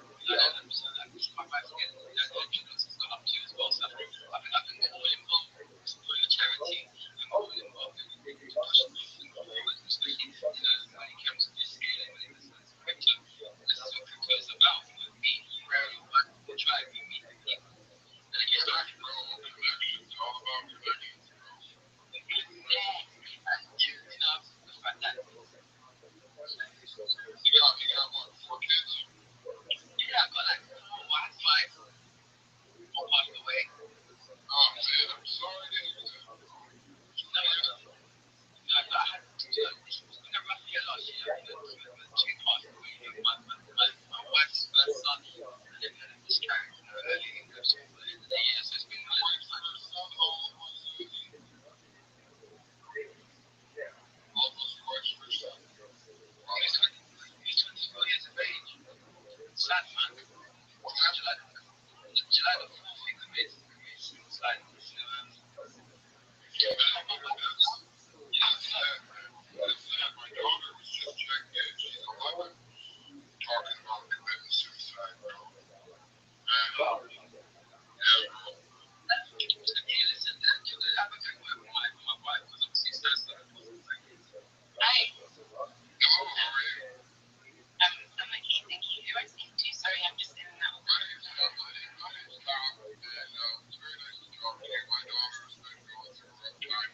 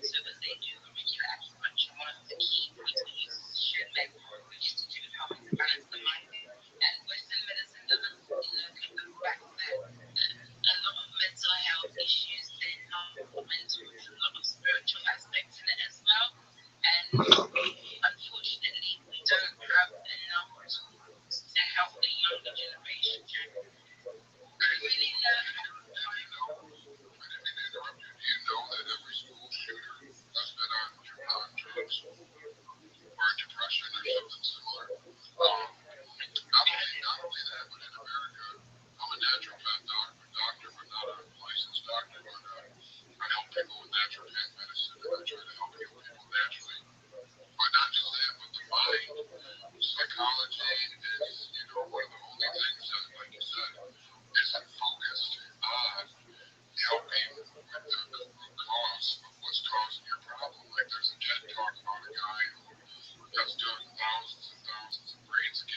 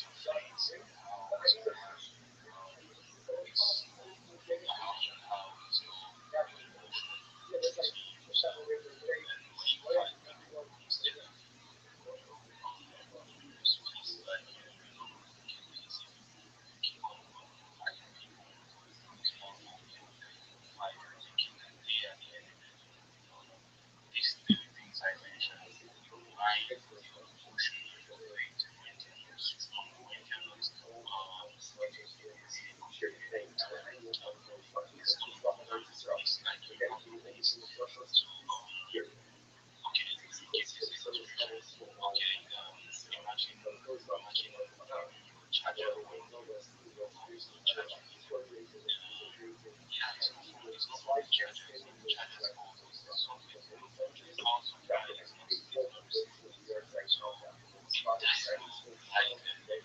your charger for 1.5 is from the call source. So now our connection will be good. How are we tracing it? Because most people don't realize that they are not, being working in the right path. You don't work in the right path, or you think that you're stepping into the right path because the relationship with God is not well studied. You don't really know much about what it's all about. Yeah, I don't know as well, but when I started going through the scriptures, I started seeing things that convicted me and made me understand that we don't wrestle against, we don't wrestle against flesh and blood. So it's all in your mind, it's all in your emotion, it's all about your faith. So going down to peace is giving us, peace is giving, and it's not end here. I'm gonna use this verse, John chapter 14, verse 27. It says, peace I leave with you, my peace I give unto you. Like when you've got God, you've got peace. When you've got God, you've got peace. God is meant to be in charge. We are not meant to fight any battle. We cannot do it on our own. So we should not wrestle against blood and flesh, but we should give it all for God. And now I'm gonna explain in details about many things. Yeah, I'm not saying that you're not gonna have anxiety or anything. I'm not saying that anxiety is a bad thing. I'm not saying that you're not gonna feel down in some ways and not everything. But now I'm gonna break it down so that you understand what is going on the moment you're having this anxiety, what is going on the moment you're feeling down, and what is going on when you don't really understand what is going on. Because when you feel confused, weak and all of that, like I said, I don't know. I say this all the time. I talk about spiritual warfare. Spiritual warfare is a side, but I'm telling you these things are gonna bring you the peace that God has with you. Because the moment you've got God, you've got peace. What God wants is peace in your life. Because whenever you should see, he said, fear not, he said, fear not, fear not. He doesn't like, he doesn't want you to be scared of anything. He just wants you to be weak of anything. He just wants to be the one in charge. Because when he's there, he's in charge. He's your father, so he's going to take responsibilities of things going on in your life, even things that you can't see. He's literally doing it for you. So now, what I want to break down is that anxiety tells you that, you should know that this is in the book of Philippians chapter 4, verse 6 to 7. It says, be anxious for nothing, and the peace of God shall guide your heart and mind in sanctified by nature.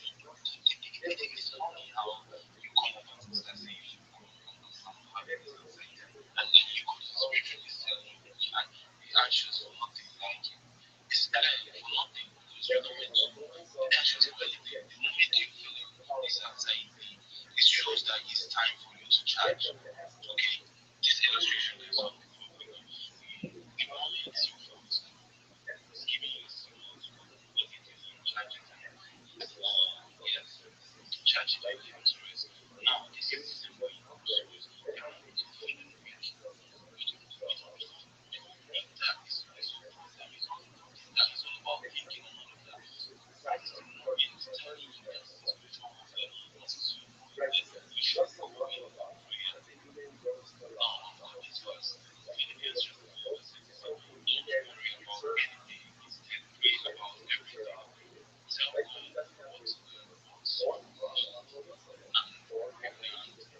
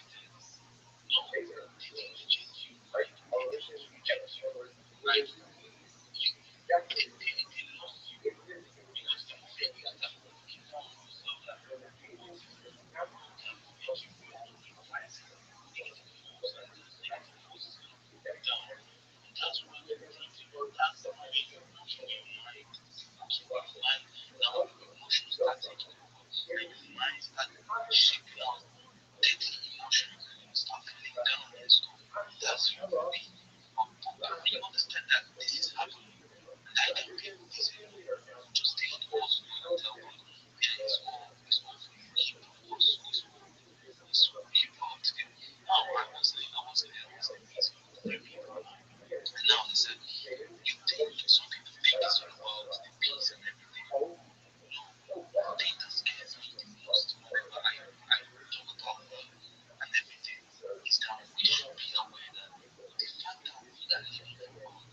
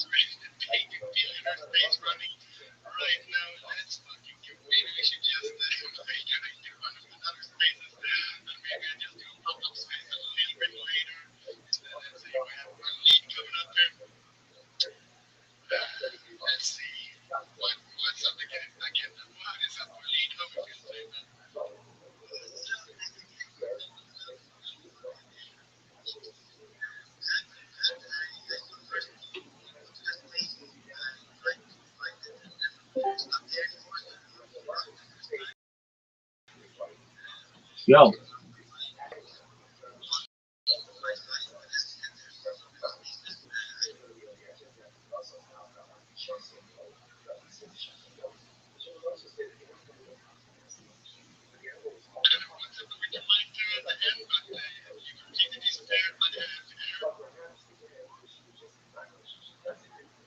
Talking about Nip, and Nip is having space later. Almost having one space in 1.5 hours with me, the artist. It's going to be Ellen's debut on Spaces. We haven't talked in a single space before, so it's going to be fun to say that one. It's also going to be there, Nip's going to be there. And the C3, I think, if it's interviewing artists, I guess all four of them need to be there. So that's going to be a fun one. Then Nip has one later today, and then for Nip, we do have John Boy's back. He's also having a space, and then it's Marcus' space later after that tonight. So it's going to be a full day with spaces. I tried to start this space about 8 hours ago, and then I saw, no, another solution person already has space that's going there. And then, no, another person having a space. I just been trying to get this getting forward and forward. And because I needed more sleep for my normal time slot, as always, it is way too dark outside, and I sleep for way too long when there's still sunlight coming in from my windows. I try to fall asleep with no alarms or nothing. Most of the time I'm just let the sunlight wake me up, but now when it's dark outside, it takes a little bit longer. So let's see what happens. Should we raid another space? I want us to keep this going for about 40 more minutes, and then I'm at my next destination.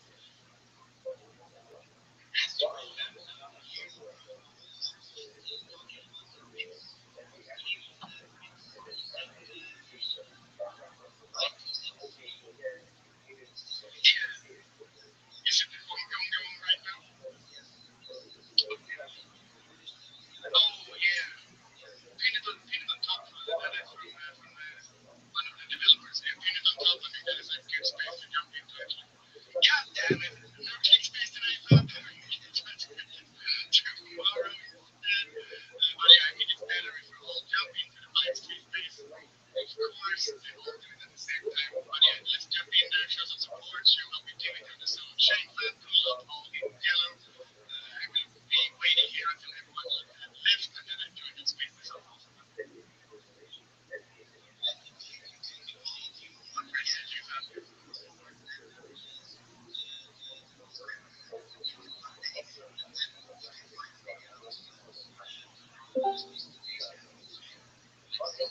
Let's go. We can probably do a pop-up space after panel space the interview because there is it should be at 2 hours of I will see. I will find a spot that we can put this space back up again and see if we can get everyone in there. So Demon Thunder 1 is the space we're jumping into to show some love for Nip and invite the developers. So jump on in and give it about 2 minutes, then I'm gonna jump in there too, fam. So let's see everyone there.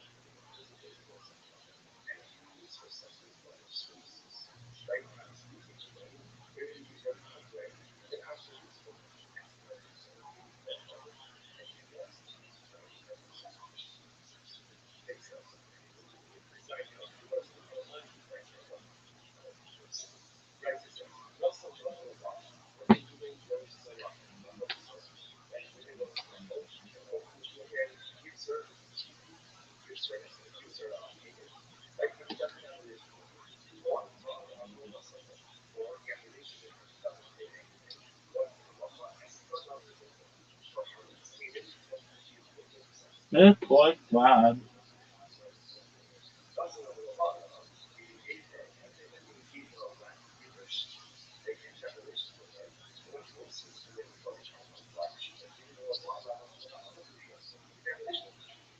Bitcoin Nation.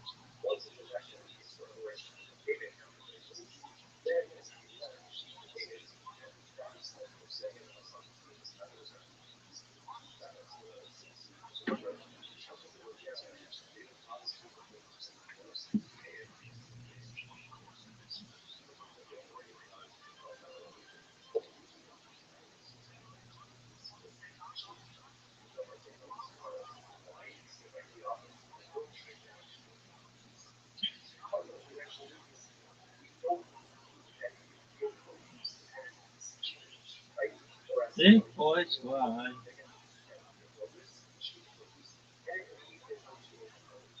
Bitcoin Nation.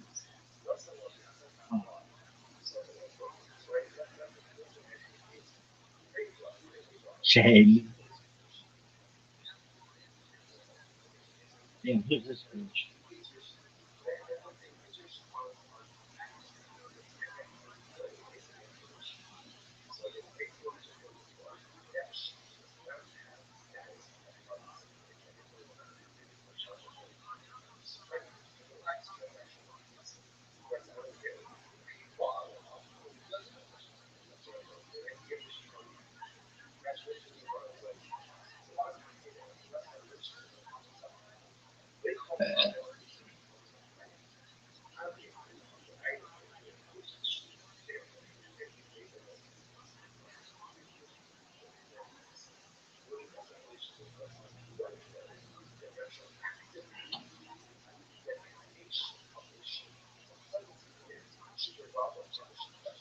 Big boy squad.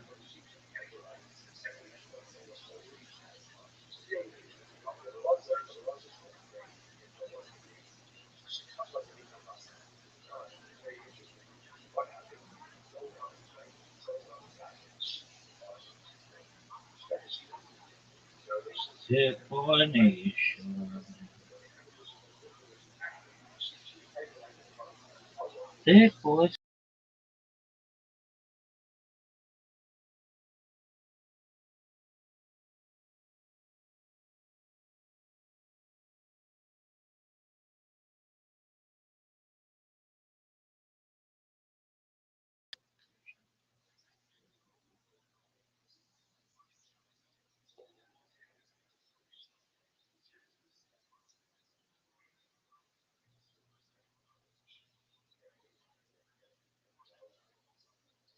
Big boy squad.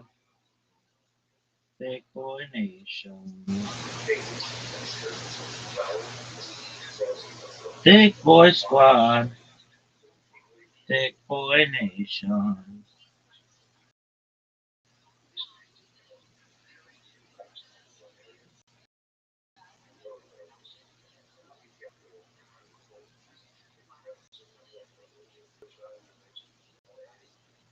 Big boy squad.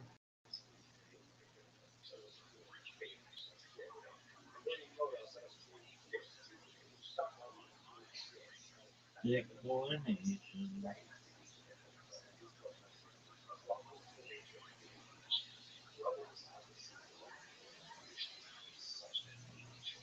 Big boy squad.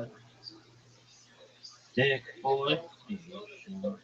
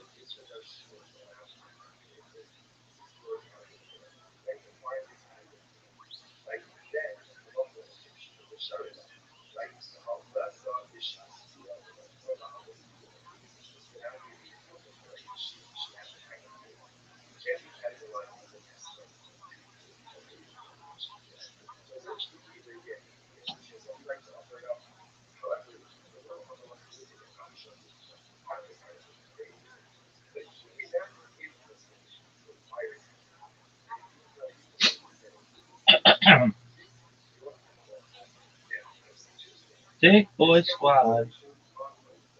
Big boy nation.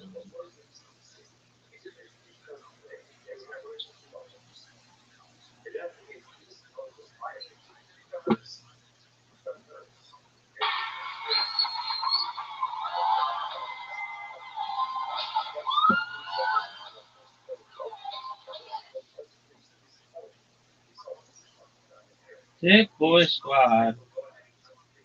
Big boy nation.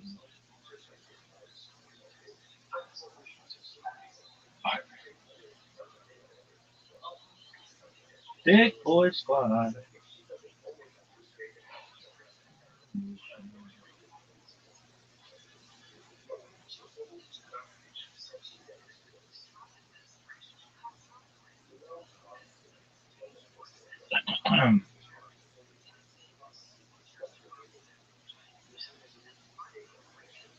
Big boy squad. Big boy nation. Big boy squad. Big boy nation.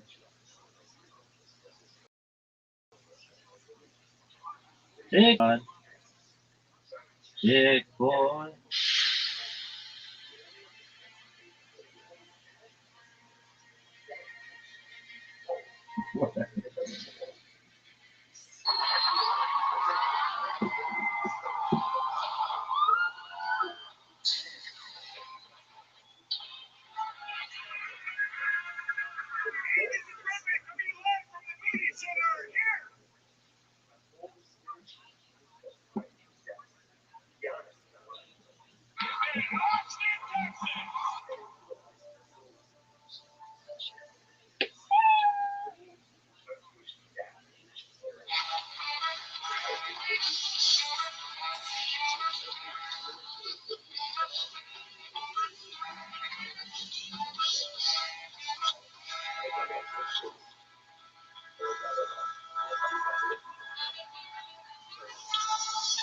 Yes, that is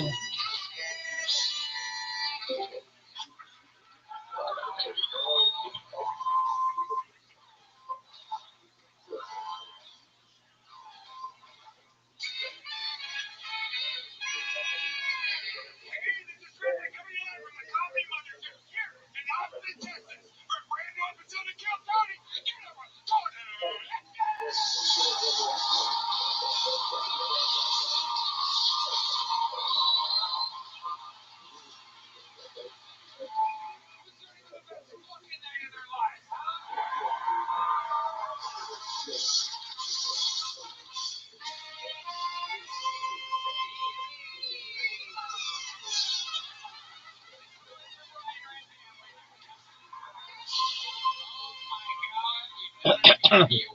here. How you guys feeling tonight?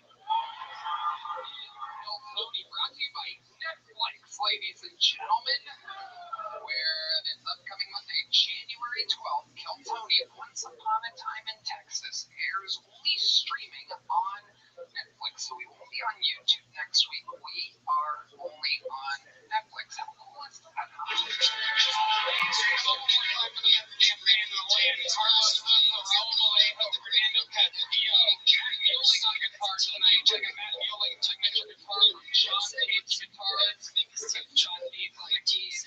And believe it or not, that is the real D-Magnets live in the flesh. Tony fan pandemonium out now on Spotify and everywhere where music is played. Here's a little bit more of the amazing sponsors that made tonight's episode possible. We live in Austin, Texas, but we are jumping into tour bus. Ladies are assuming use of radio. Latest February 20th, Alex Martin 20th, TonyHitchcock.com for tickets right now. See the Swamp Tony Show. Green Shirts, Texas. One in Houston, February 28th. One in Grand Prairie, March 28th. TonyHitchcock.com. Get tickets now. You guys ready to start tonight's fucking show or what? You know, I love living here in Austin, Texas, and I just get to work with my friends every week. This is one of those episodes where truly two of my best friends in the world are on tonight's panel. Austin's own. Make some fucking noise for Joe Rogan and Shane Gillis.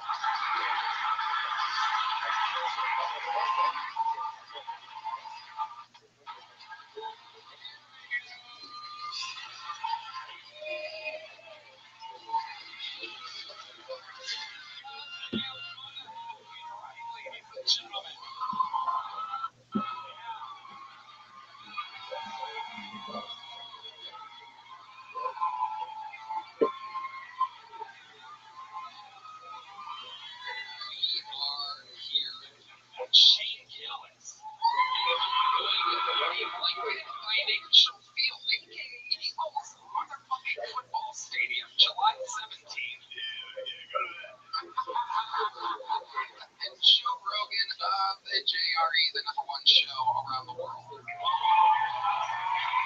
These are the homies. Normally we get to hang out on Tuesdays, Wednesdays, some Thursdays, but tonight we are here on a fucking Monday, getting the week started right. How we feeling, gentlemen? Let's fucking go. I feel good. I feel excited. Legitimately very excited. I'm excited to be here. You guys are two of the best guests in the show's history, so you already know that this bucket is filled with over 250 or so of hopeful names. Sometimes it's a great upcoming comedian who we haven't discovered yet. Sometimes it's an insane person that just signed up this week. You never know what can happen. I'm gonna let this guy whose eyes are extremely close together, I'm gonna let you pick the first name tonight. You could wear a monocle and look through both eyes through a monocle. It's unbelievable. If I select one of these people out of the bucket, they get 60 seconds uninterrupted. You know the time is up to hear the sound of a kitten. That means they have to wrap it up then, or else they bring out the angry West Hollywood bear, which rudely interrupts their set. And then I conduct an interview. They get feedback from my dear friends here, and we have a hoot maybe the whole thing's improvised. Anything can happen. You guys ready to start tonight's fucking show? We're gonna get it started tonight with a golden ticket winner. While we go wrangle that innocent soul who's going to go up after him. This golden ticket winner is great at opening the show. Very neurotic. Very, very wild boy. Make some noise. 60 seconds uninterrupted. A brand new set from Jack Shaw, everybody. Here we go.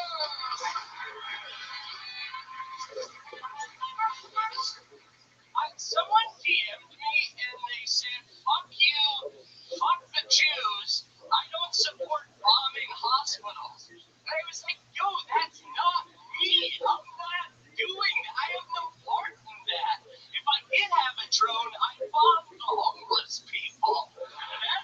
I mean, talk about making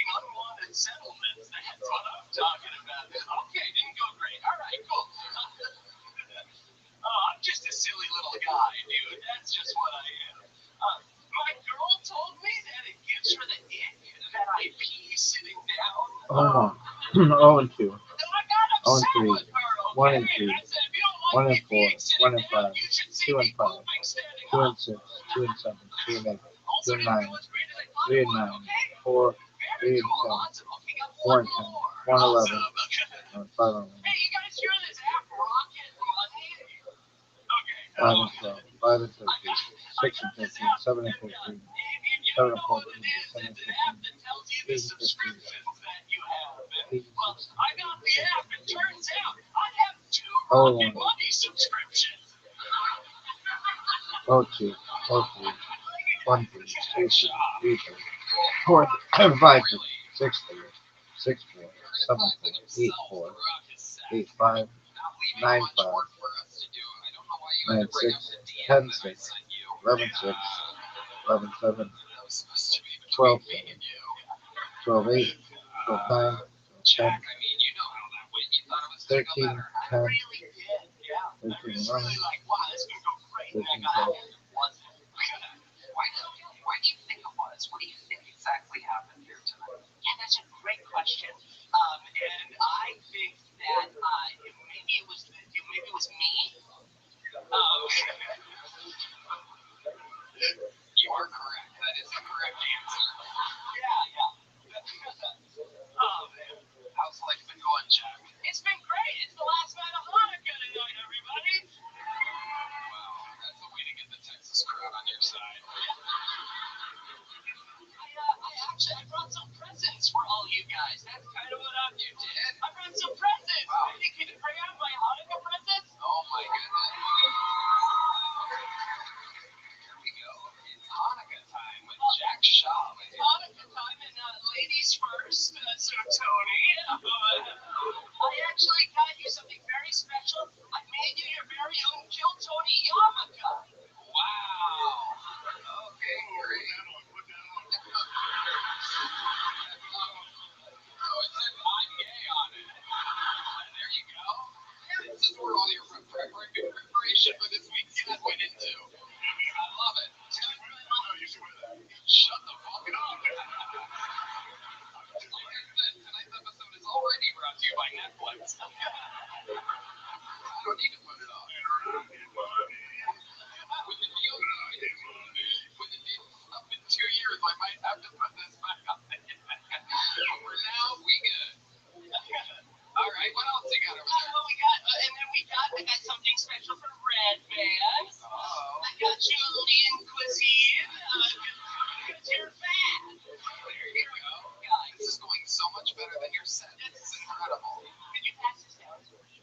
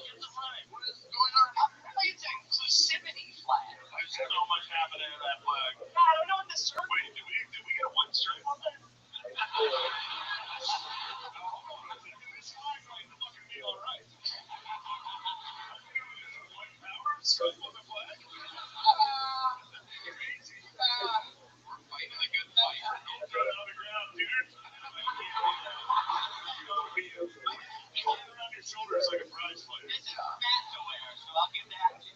I'm gonna wear it like a cable. Fly on it. That thing in flag, you gotta treat it like it's the Iranian flag. I don't know what that means. It means it Kill you if you lay down the ground. Oh, okay. Gotta fold it properly. Yeah.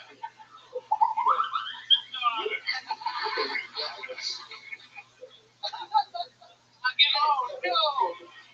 Sorry, I'm panicking. I'm fully panicking. You're doing a good job. You're doing a good job. It's gonna end up in a dumpster next to a Kill Tony yarmulke later. So. Dude, I spent $20 on that. I really thought you'd like it. No, it's great. It's great. I really do. I'm just making jokes, Jack. I'm like you during your set tonight. His new get or done is that didn't go how I expected it to. Have you ever thought about doing props? Yeah, right now. You should. I was talking to Carrot Top about this because it's kind of crazy that he's the only guy that does props. Yeah. When I first started out, there was a lot of prop comics. It was a common thing. And Carrot Top got so big that the upcoming people thought they would be stealing if they started doing props. But I think it's a legitimate idea for you. This was like way funnier than the other stuff. You didn't like very clever. You're very clever. You didn't like the rocket funny joke. It was okay. I'm glad I have 2 Rocket Money subscriptions. That's good. Yeah, it's good. That's good. You didn't get anything for D-Madness? Yeah, that's the final gift of the night. D-Madness, I heard you lost your eyes in a tragic accident. So, Jesus Christ. no, I actually got you. I don't know what happened, but... I got you some brand new eyes. Oh. Oh, they really broke. They really broke. They already broke. Okay, I thought that was gonna go better too. Okay, so that was this Kill Tony set. You did good, Jack. Thank you for all the gifts. D-Madness, those are googly eyes. If you're wondering what's going on. Good. Keep that trans flag away from D-Madness or else it's gonna light on fire. Famous homophobe, D-Madness. Okay. That's your first comedian of the night. And now we go to the bucket where, believe it or not, it's usually more insane. So we're gonna see what happens here. Your first bucket full tonight. Make some noise for Kojak, everybody. 60 seconds uninterrupted interview. Hey, people keep asking me why I did Jake Paul dirty in the 6th round. It's like, come on, bro. I'm not even British. I do like boxing, though. Rest in peace to George Foreman, boxing legend. Died a couple months ago. You guys know George Foreman? But notably known for naming all his kids George Foreman, even the girls. But also the George Foreman grill. I'm sure you all have George Foreman grill, right? I had George Foreman grill, but I'm a little cheap, so I got a knockoff version. I got the George Foreman grill.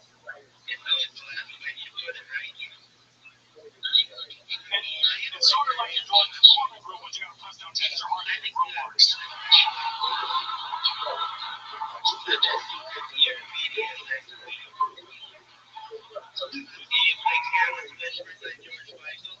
Kojak Cameron got this good, so this I had the grill on say BLT, but I would say B11. That's what I get. I use a Counterfeit 20 for it, so I can just well. Thank you for your time. Thank you, Kojak. George Foreman girl. Hey, that. Welcome, Kojak. How long have you been on stand-up? 4 years? Only open us. About 3 years. As soon as the ownership opened, I started. Nice. What made you want to start that? I've been watching Kill Tony since 2015. I saw you in. How old are you? You look like you're 20 or 65. I'm 46. Wow, look at that. How do you stay so young?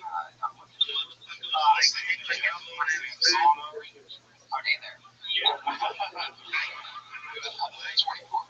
24-hour fitness.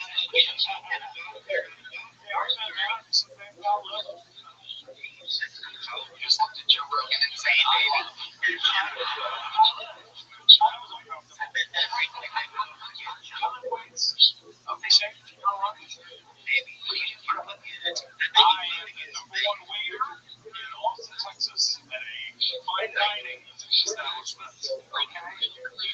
KRS, like, last year, yeah. Look at that pan. How was I? I don't care about it. What's the name? You want to say, I don't fucking remember. It was good, though. You were great. There's a fucking racist. You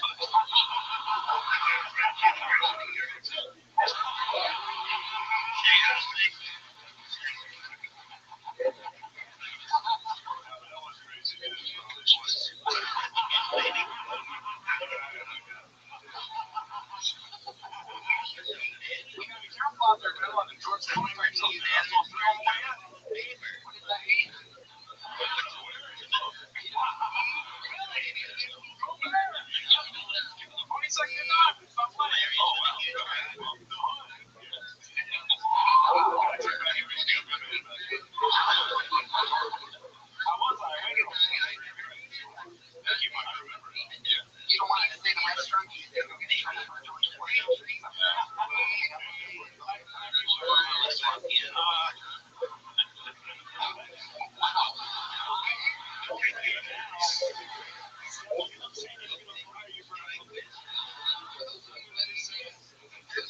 Not watching and just listening to the podcast. Kojak is black. Everybody. I know it's extremely racist. I promise you he is black. This is incredible. I have a problem with George Floyd. Why? What's your problem? They said he was my hero. George Floyd and fucking people. I look up to as hero. That's a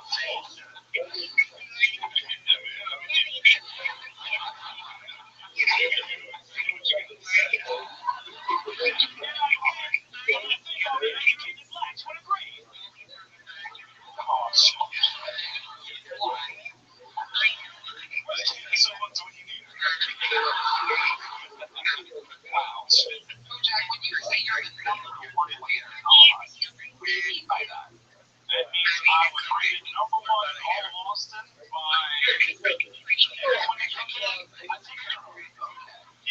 Alright. What do you think? You like steak? Yeah. You like bone in your life? Yeah. I like bone in the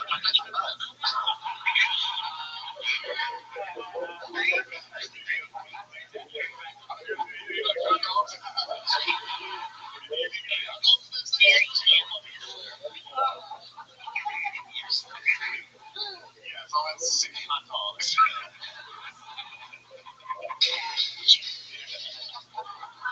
I got a nice petite fillet for you. Oh my god. Kojak, what do you do for fun when you're not doing stand-up or waiting tables? I do a lot of cooking at home.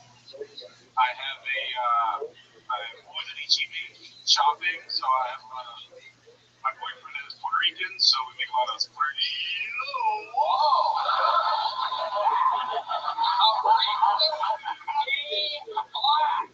You have that on your bingo card. Again, if you were on Prize Picks, and you bet only $2, this fucking fool would be a gay, black, racist against black comedian. With only a $2 bet, you just won $3.5 million. That's why you need to go to Prize Picks, use the promo code Tony, and place your bet. A $2 bet would have gotten you $3.5 million. Gay, black, racist against blacks. Do you want to be my new best friend? I'm kidding. Do you like hot dogs? We'll put those on your George Foreman grill. We'll have a hell of a night. Tell us about this Puerto Rican boyfriend. What does he do for work? He works at HEB. Wow. I get that discount. Oh my god. What's he working the bakery? He's in the meat aisle, Tony. What part of HEB does he work at? He's a bagger. Ooh, a bagger. Look at that. That's the only time he bags, right? Raw dog, look at that. I'm 20 years a senior, so I bagged him. Wow. HEB. Oh, racist.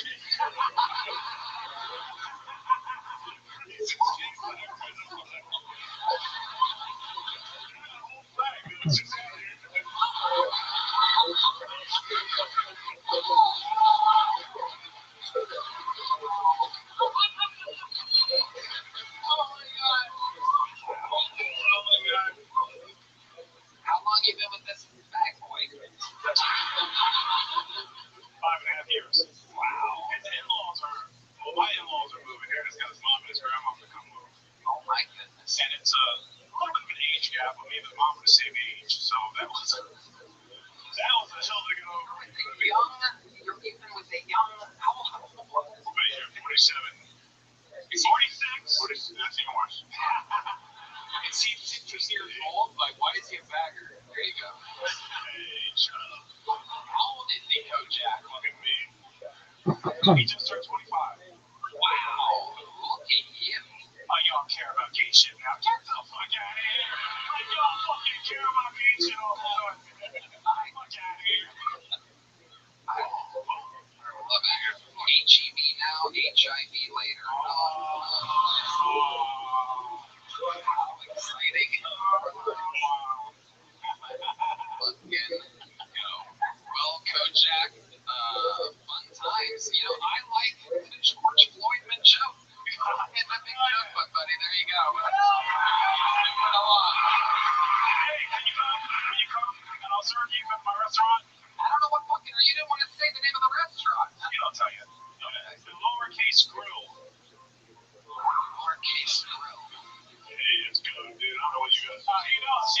Oh, okay. There he goes. All right. Kojak, everybody. There he goes. Right out the back door, just like he likes it.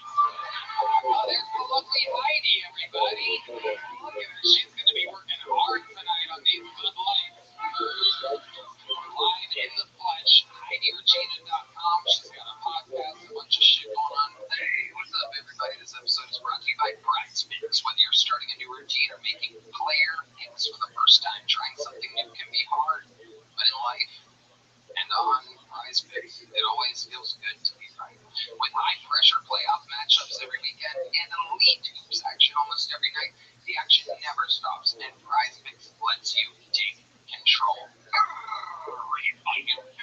I love Prize Picks. It was so simple to get started on the app. I even won my first pick. It really makes my sports watching experience with my friends even better. That is incredible, Red Man.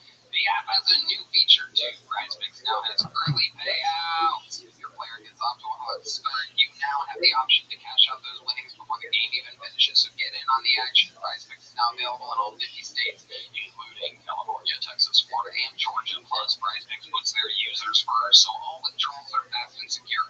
Prize Picks accepts most major payment methods, making deposits into your account quick and easy this sports season. So download the Prize Picks app today and use code Tony to get $50 in lineups after you play your first $5 lineup. That's code Tony to get $50 in lineups after you play your first $5 lineup. Prize Picks. It's good to be right. Wow, the news! This podcast is sponsored by Shopify. 2026 is the year you launch your business. One powerful move puts your future firmly in your hands. Starting a business with Shopify. Maybe you've got an idea you can't shake, or perhaps everyone tells you to sell a story you've already designed in your head. With Shopify, 2026 is when you finally make it happen.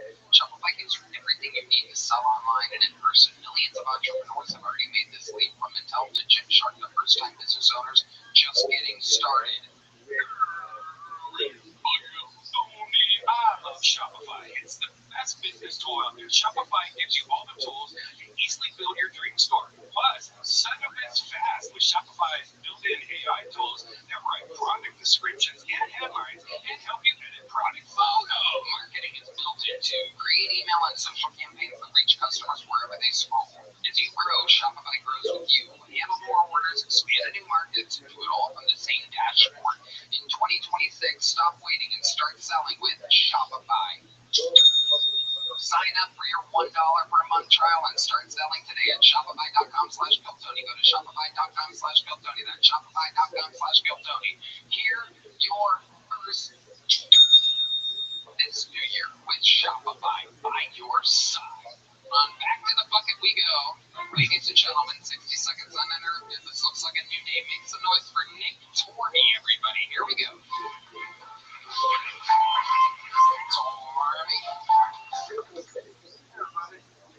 So a little bit about me. I'm not really great at following through on things. Like, I dropped out of community college twice. I tried hanging myself, wound up in the choking fetish.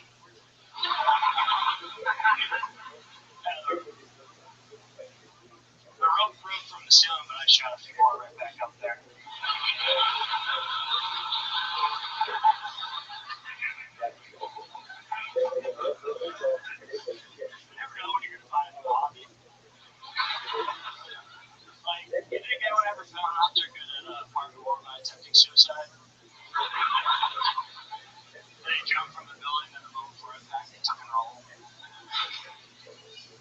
some French guy show up, house music starts playing.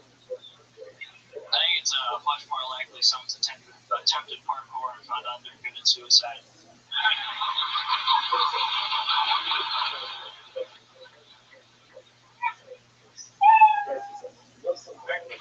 he is. Tony. Your first time on the show, Nick? Yes, sir. Welcome, welcome. How long you been on stand-up? About 6 years. Nice. Where at? Mostly Salt Lake. Okay. That's where you live still? No, I moved down here in August. Okay. How do you like Austin? I love it. It's awesome. What do you love about it? I like that there's no winter. Big fan of that. Winter. Yeah, I'm from upstate New York, and I lived on top of a mountain in Utah in a van for 4 years. So You can draw it down. It took me 4 years to realize that. I'm a smart man. Love it. What do you do for work? I did work in a ski resort for a while. That doesn't exist down here. I'm working for Amazon right now. I'm working for the devil. It's pretty fun. So you're driving? Yeah. Okay. What's that like? Tell us. Yeah, tell us. For us. What do you hate about it? They have you on a camera at all times. It's like an AI camera that's tracking you the whole time. And I also threw out my bag yesterday, so I was walking around like Quasimodo for most of my deliveries. Wow. The last comic book blew out his back too. Yeah.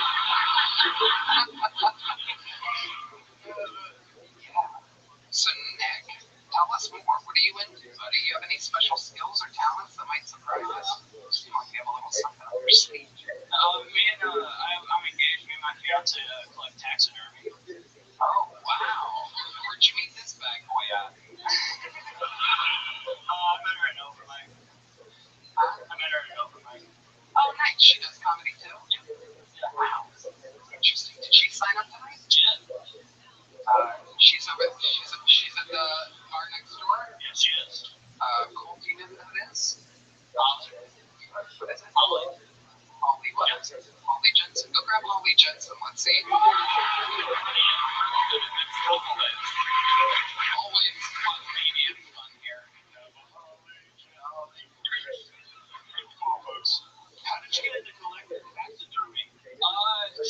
I got her a taxidermy crow. It's like a cane toad, like the invasive species in Australia. It's like a purse. She has it with her.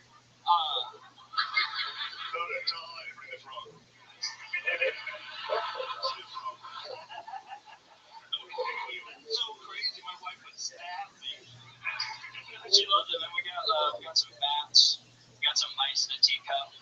Was she doing van life with you, or did you meet her here? She lived in the van for a year with me. Did you ever get close to the old casino? I do like national parks. Big fan of the park system. Like a flight of vans. Oh, it's awful. Yeah, they do not have much room.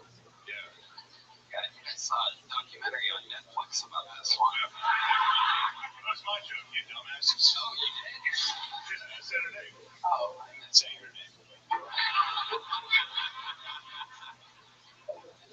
love it. You got that. You got rats. What else? We got a taxidermy fox we just got. We got a praying mantis. And she found a big dragonfly in the woods that would keep her free for right now. So they say there's someone for everyone. So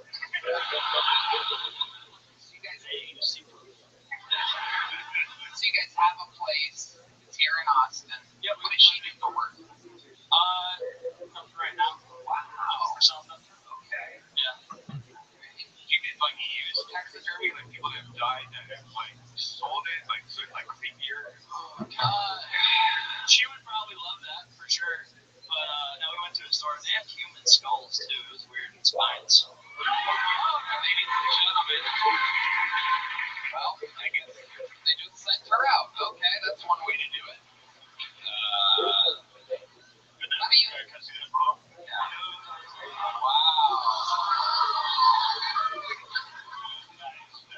Awesome. He's got a little butthole. Is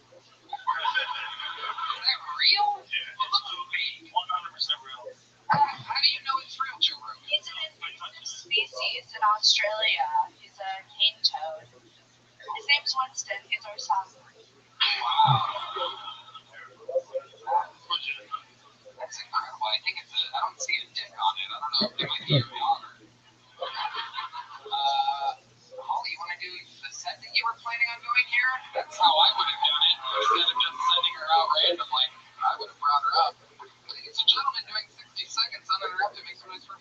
Once and everybody.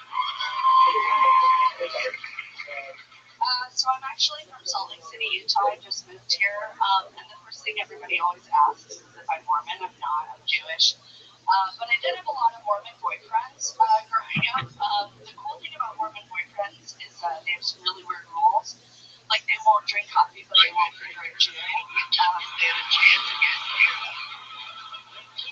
I've been having a hard time getting a job out here in Austin. When I was in Salt Lake, I was a stripper. It was so much more supportive than my parents. They needed the stuff that I would do at work. Like I loved showing up with movie eyes and pasties. Turns out men don't like it when the chicks stare back at them. She can go down in the strip club. Like one day our DJ didn't show up, so we had to dance to our radio with the commercials on. So I was just talking on some old dude, like, do you still know what osteoporosis is? Maybe that's my kind of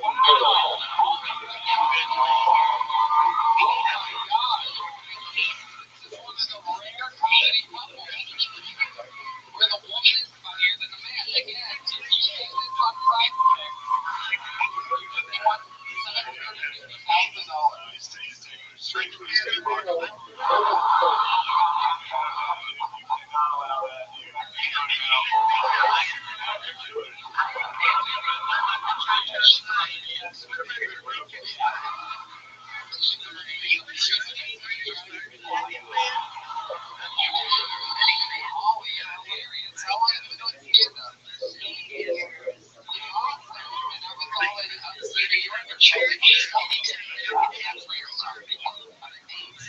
absolutely perfect. Oh, I've been trying. I've been applying to jobs. I'm good at stripping. I love doing skipping. I love doing both of those things. So yeah, I've got either of those. Heidi, what do you think? Did you get her a job? She got a job at the Yellow Rose.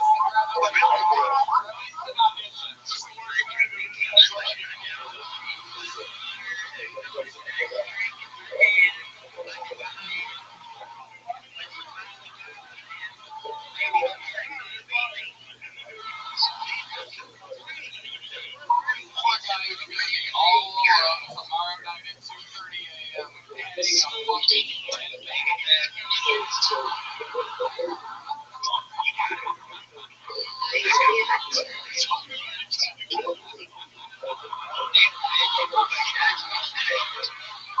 Holy shit. Well, you guys fucking just did something real special. You're very entertaining. We got a small one for Nick.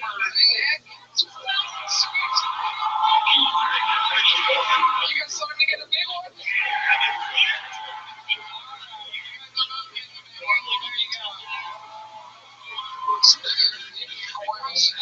Holly Jensen.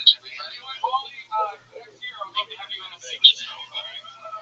I'll be here next week.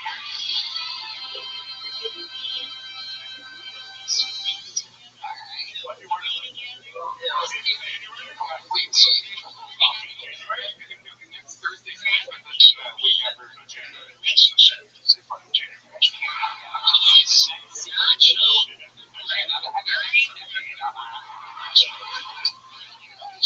Christ.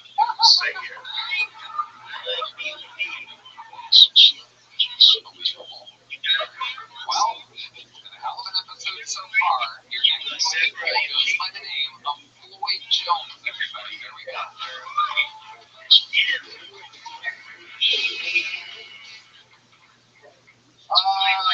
So, are we just gonna act like County wasn't a Nazi? That's just how we're okay. Perfect. I don't know if you guys heard that he changed his name. It's Conway Hourglass. Yeah, which is crazy. Like, he was done making music, done making controversial statements. It's actually going to open a chain of all natural grocery stores. It's going to name it Trader Joe's. I think it's problematic to say the least. I like the thought of restaurants just fucking up. Like, I think it'd be cool if Olive Garden came aboard it. You know? Because then their tagline could be, when you're here, you are almost family.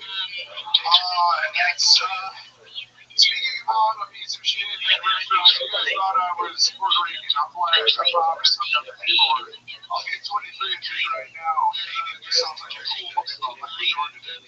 So, a lot of people just eat, you know, they're like, I just want to make sure. Oh my God. And so, I just go to sushi restaurants because the waitress is never black. And when she comes over, I go, hi, can I get some salmon niggery? And she's like, you make niggery?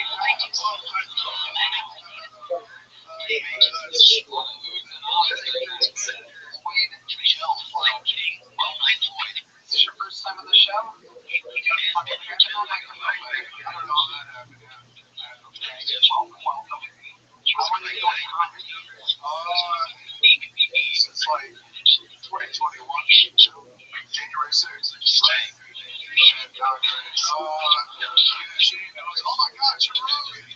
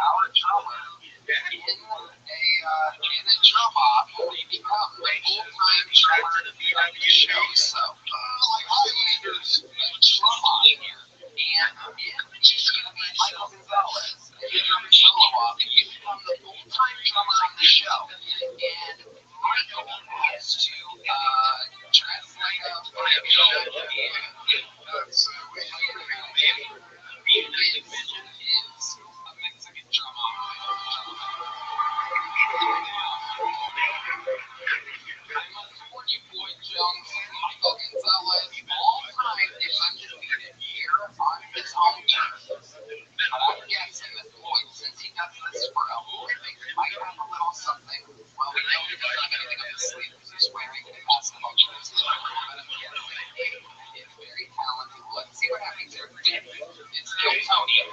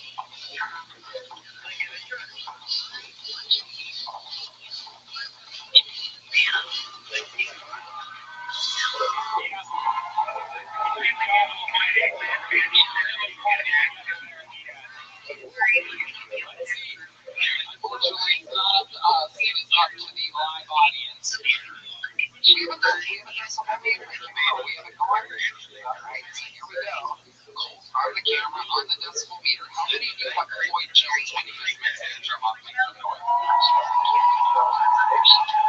How many of you have fucking solids with them?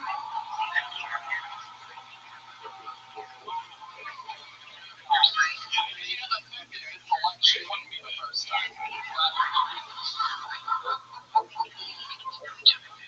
They give it a hell of a run. It's very good. Good interview, good set. Keep those straight sixes. Jump up. Oh, we got Floyd Jones.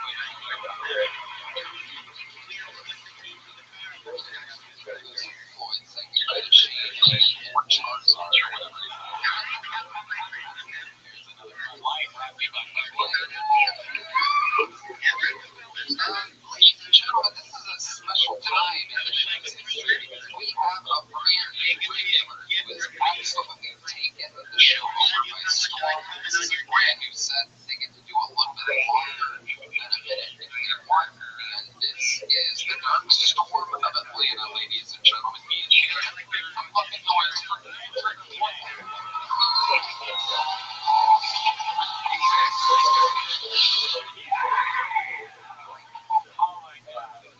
What you know about being a holy man? You in a country music festival and get this outdoor record so you can stand. Yeah, no, I only found that out because when I walked into the venue, people ran up to me out of breath. He was like, hey, my nigga, you know you like to perform, right? And I was like, no, I'm here for the festival. I love getting chilled. I love getting chilled. And he was like, nigga, stop lying. I got to show this in my car. And I was like, no, I'm here for the festival. And I showed him my ID. And I showed him my badge. He looked at my ID. He looked at my badge. He looked at Tasha, you don't want to hear it. So Tasha came over. I met Tasha. She did the same thing. Tomorrow. I made everybody one-on-one. I mean, all praise to my black people. Black people is hard. You can't call me a jaywalker in South LA.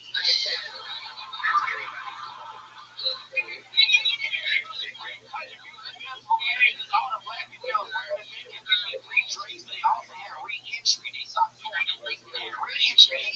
So we just go to the car and like parking lot, Sam, drink beers. And the homie, what we do is talk about some beers. My best friend Jelly, who's a rare Filipino crazy lady, she's my best friend. Jelly had just had a kid. She would look us in the face and she would be like, I need to get out of here. My kids are about to pop. I gotta go home. She said, we'll go back in the car. And she's chugging beers. We're all drinking beers. And she's praying, but she put more than like a regular. A white woman could never pump as much milk as they take in a redneck Filipino that raised black. Like my nephew backs up today. He's 10 years old. He's taller than me. She's fucking alive. And I'm looking at her taking milk, and I wanted to take some, but I ain't know how to ask.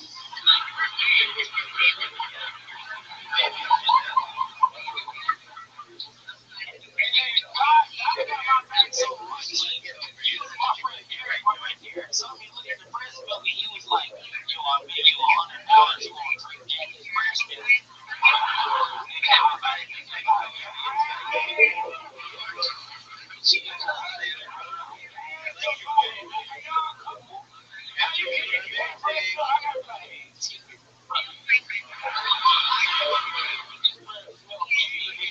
Alcohol in it, guys. And I see someone put it on the ground.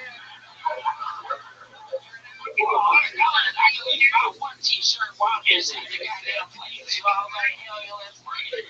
And so they brought the bottle out because there were too many tickets. It was too early. You got to bring the bottle out. It was like 2 gallons of chicken. And I chugged it all in 8 seconds flat. I was doing a great job. I don't know if y'all love tasting, but I did our research. Fresh milk tastes like whatever your mom is eating and drinking. So our titty milk, it tastes like the content in tequila. It tastes like a redneck Filipino horchata. You know what I'm saying? It tastes like a redneck Filipino horchata.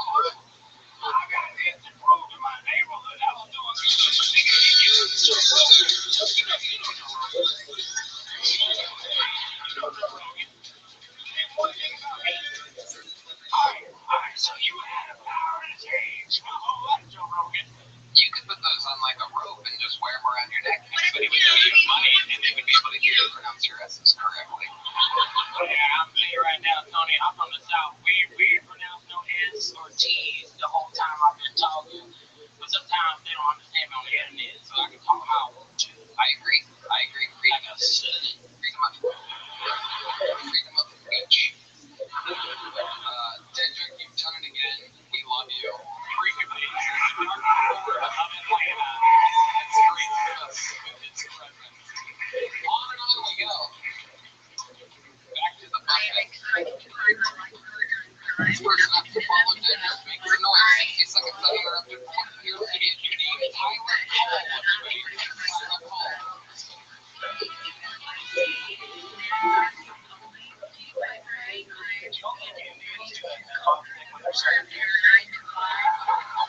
So good.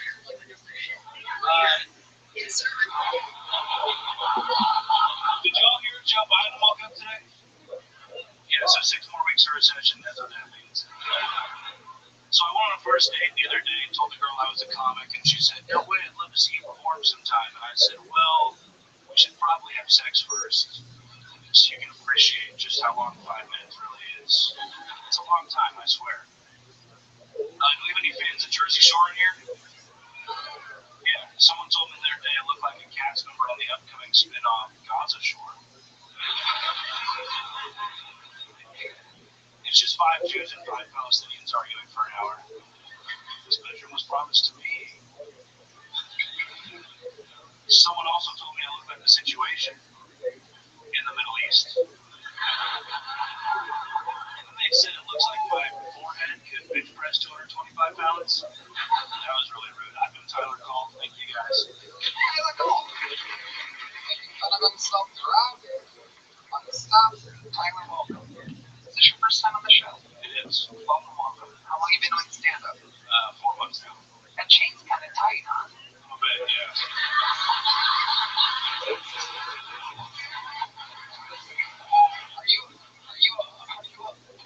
What is going on? I don't think that's what's happening over there. Is that the size that you want it to be? I got the size wrong. Welcome to Liberty.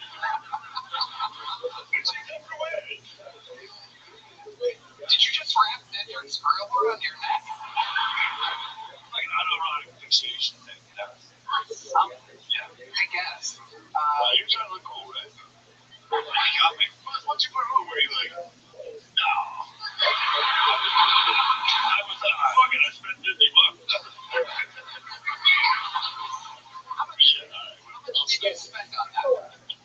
$50, he was right. Wow! Ladies and gentlemen, Shane Gillett. You don't think I'm running into a tight chain?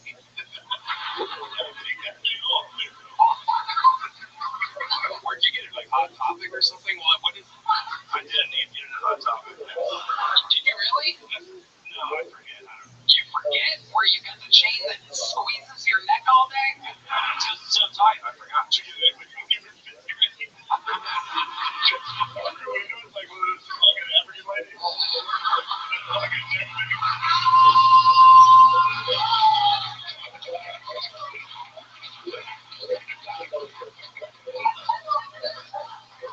What part of New Jersey are you from exactly, Tyler?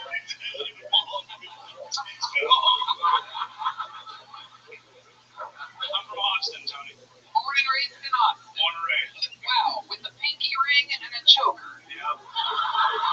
Bleeding into it. Amazing. What ethnicity are you? White. Regular white. Cool. Not Italian. Just a buttered noodle. Wow. Not Italian. No, not at all. Not Italian. Pinky ring and a necklace. Comical shirt. How does this happen? Explain to us how this happened.